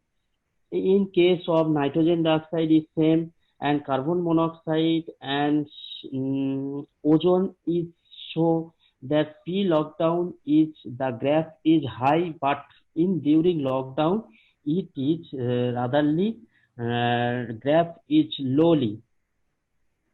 In this diagram, Delhi, Hyderabad, Kolkata, Mumbai, these are the Chennai, the big city. In this diagram, we can see that The nitrogen dioxide emission in Mumbai from December 2019 to April is observed that there is reduction of nitrogen dioxide during the restriction of traffic movement and the other indexes. There are reduction of aerosol level in similar result. In this diagram, we can show the in Chin, Wuhan in January 2019 and then January 2020, the compare between these two, there are huge improvement. The impact of river quality. The article and report in Delhi and other electronic media reveal the improvement of quality of number of rivers of India, including Ganga, Kaveri, Satudru, Jamuna, etc.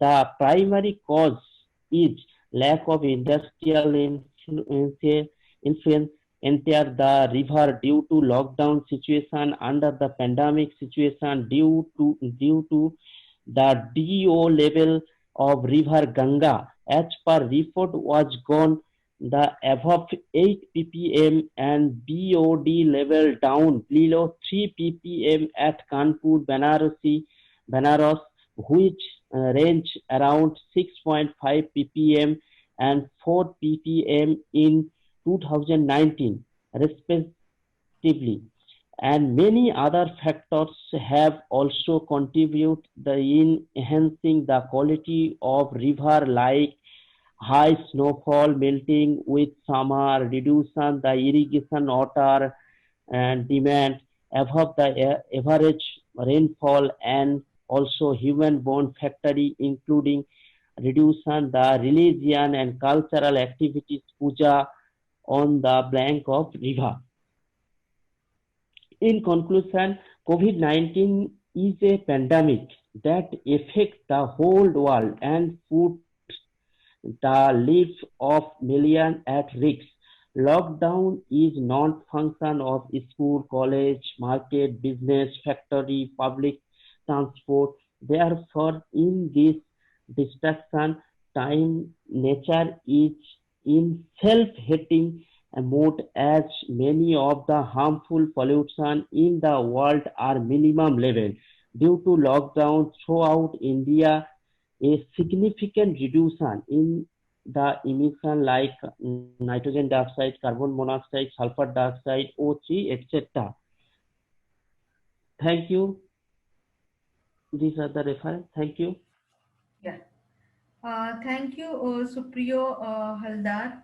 Yes, as you said, due to the pandemic, most of the people were inside their house and the industries were closed most of the time.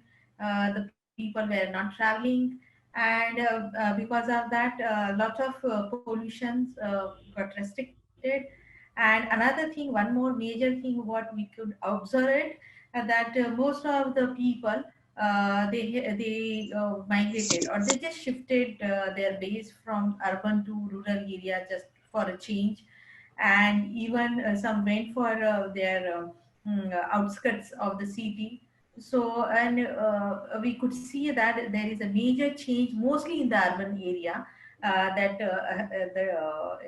in the context of environment, and we could see the pollution level also little bit decrease, and even the traffic, we could see that traffic was also not much major. So yeah, so this is the again which can the one the concept is there, reverse migration. So I think it is a reverse kind of pollution. So we could really control or subside the pollution during that time. So I think there is no other paper to be present. The presenter is there or not? Ma'am, I will just check it once Yeah, if please. anyone is joining. Yeah.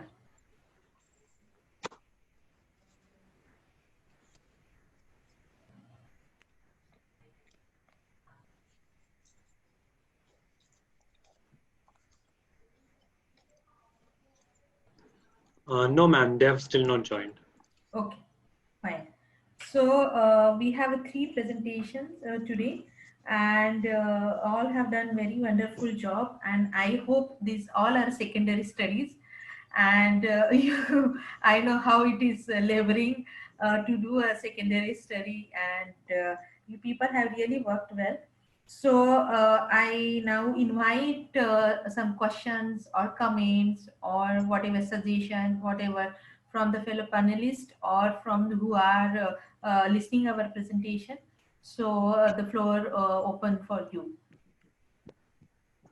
Ma'am, I think Mr. Iyer from the audience wants to ask a question. I'll just unmute him. Okay, yeah, please. And you please tell the name of the to whom to ask. So it will Yes, be, ma'am. yeah.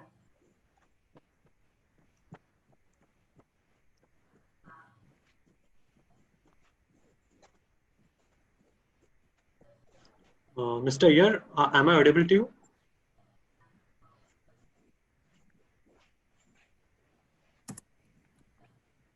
Yes. Hello. Yes, sir. Your voice is audible. Hello. Yes, sir. Yes.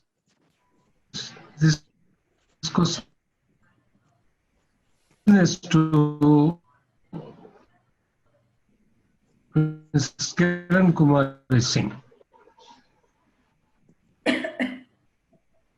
Yes. She was talking about the sustainability.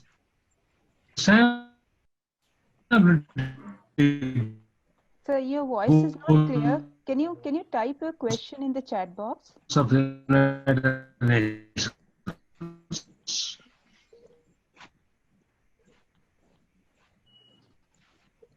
How far India is accelerating or about that? Could you please kindly explain in brief? As far as the pandemic is as shown by you? Okay.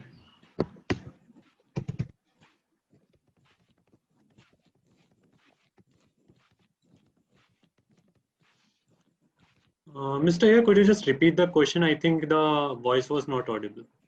Yeah, otherwise he can type also. Yes, sir. You can also type the question Yeah. and send it to us. I have. Hello. I think he wrote the question in the question answer box. Okay, fine. 1 minute. Okay, ma'am. Okay. So, ma'am, the question is how India is accelerating the pandemic situation as far as the UNO sustainability development goals are concerned.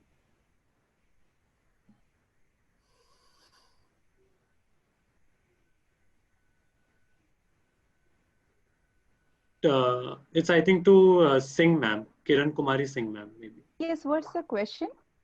Ma'am, the question is how has India, You can see the question in the question answer section. Kiran, please yes. click that Q&A and you can see the question, the last question. How is it from Dr. Srinivasan Iyer?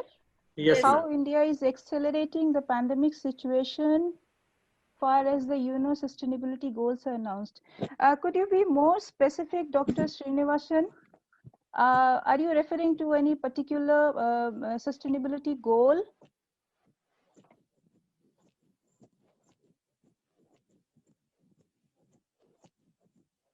Actually, I'm not getting the question. With what reference you are asking this? Climate change.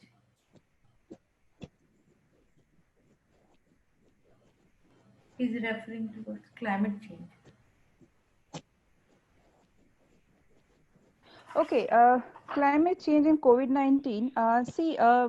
Actually, I haven't done any research on this, but yes, I have gone through several papers, and one of the paper has also come out from a lab of my school, and that is on how this different climatic parameters like humidity and the temperature, these are affecting this pandemic. But the thing is, I cannot say that whether these are related or not, but they have found quite a good correlation between the weather parameters as well as the COVID-19 cases in India. There are several studies available on the cities of European countries like Italy and Switzerland, and they have found a strong relationship between the humidity and drop of temperature and the COVID-19 cases. But the only thing is, we cannot extrapolate that result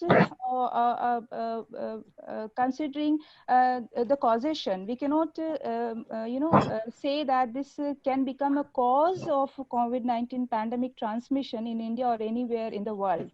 Okay, but yes, they have found a very good relationship, but whether this can become a cause or not, I cannot say because I'm not an expert on this thing. And secondly, the papers which I have gone through have also not claimed such a relationship. Am I clear, Mr. Iyer? Then I think he wrote something else also about COVID-19 and climate change. Yes, I tried to explain that only. Several papers are available that, how the weather parameters are related with the COVID-19 cases. But all those papers are just trying to find out the relationship, and we cannot say that the changes in those values or the climatic parameters can cause or can become the cause of the COVID-19 pandemic. This is what I have understood through different research papers published on this topic.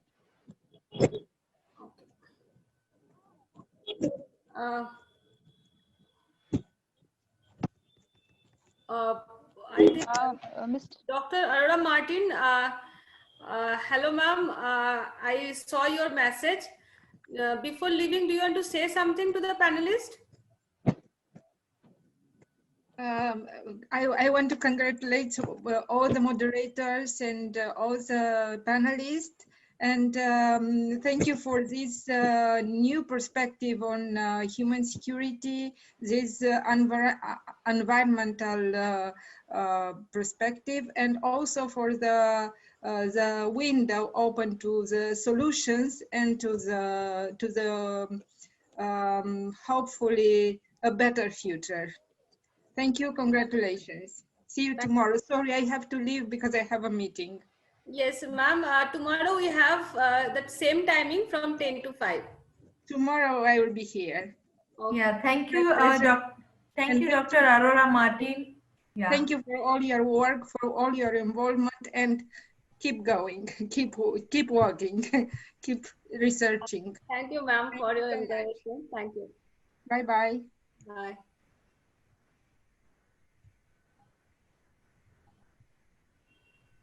Yes, Hemangi. Yeah. Sorry for interruption. Yeah. You can. No, Tanisha. Huh. So, is there any question? So we can conclude it. I think no question. Ma'am, it's 5:15. The session will be end soon. Okay, fine. So I think we should close it here, and I am really thankful to Dr. Nandini Vasishtha for giving me this opportunity to chair this session. At the same time, the fellow presenters, in a very short time of spare of time, they have concluded their paper. It is just a conclusion, I can understand, because the paper is and to elaborate every aspect, it's very difficult. But they had done a very wonderful job, and I hope we will meet some of the other conferences. And it is really a crucial time to really work on this environment aspect, because it is really directly linked to our food, health, your whole life of even the animals or the people of living being. So it is really very important and very crucial point in the during pandemic. So I hope we are closing this session and even the closing the day here. and you people, other panelists can continue for tomorrow's session. But here we are closing. Thank you to all. Thank you, Dr. Hemangi. Now we'll close today's session, and please meet us tomorrow at sharp 10. The second thing is that many are asking about feedback form. We will give a certificate for presentation as well as participation, and I will share the feedback form tomorrow in the valedictory session. See, because I am very busy for organizing all these things, so I have to make other things to give you your certificate. So please give me one day. Definitely, I will share the link tomorrow. I will try my level best. And thank you all for joining this session. Make this session very lively and informative. So thank you.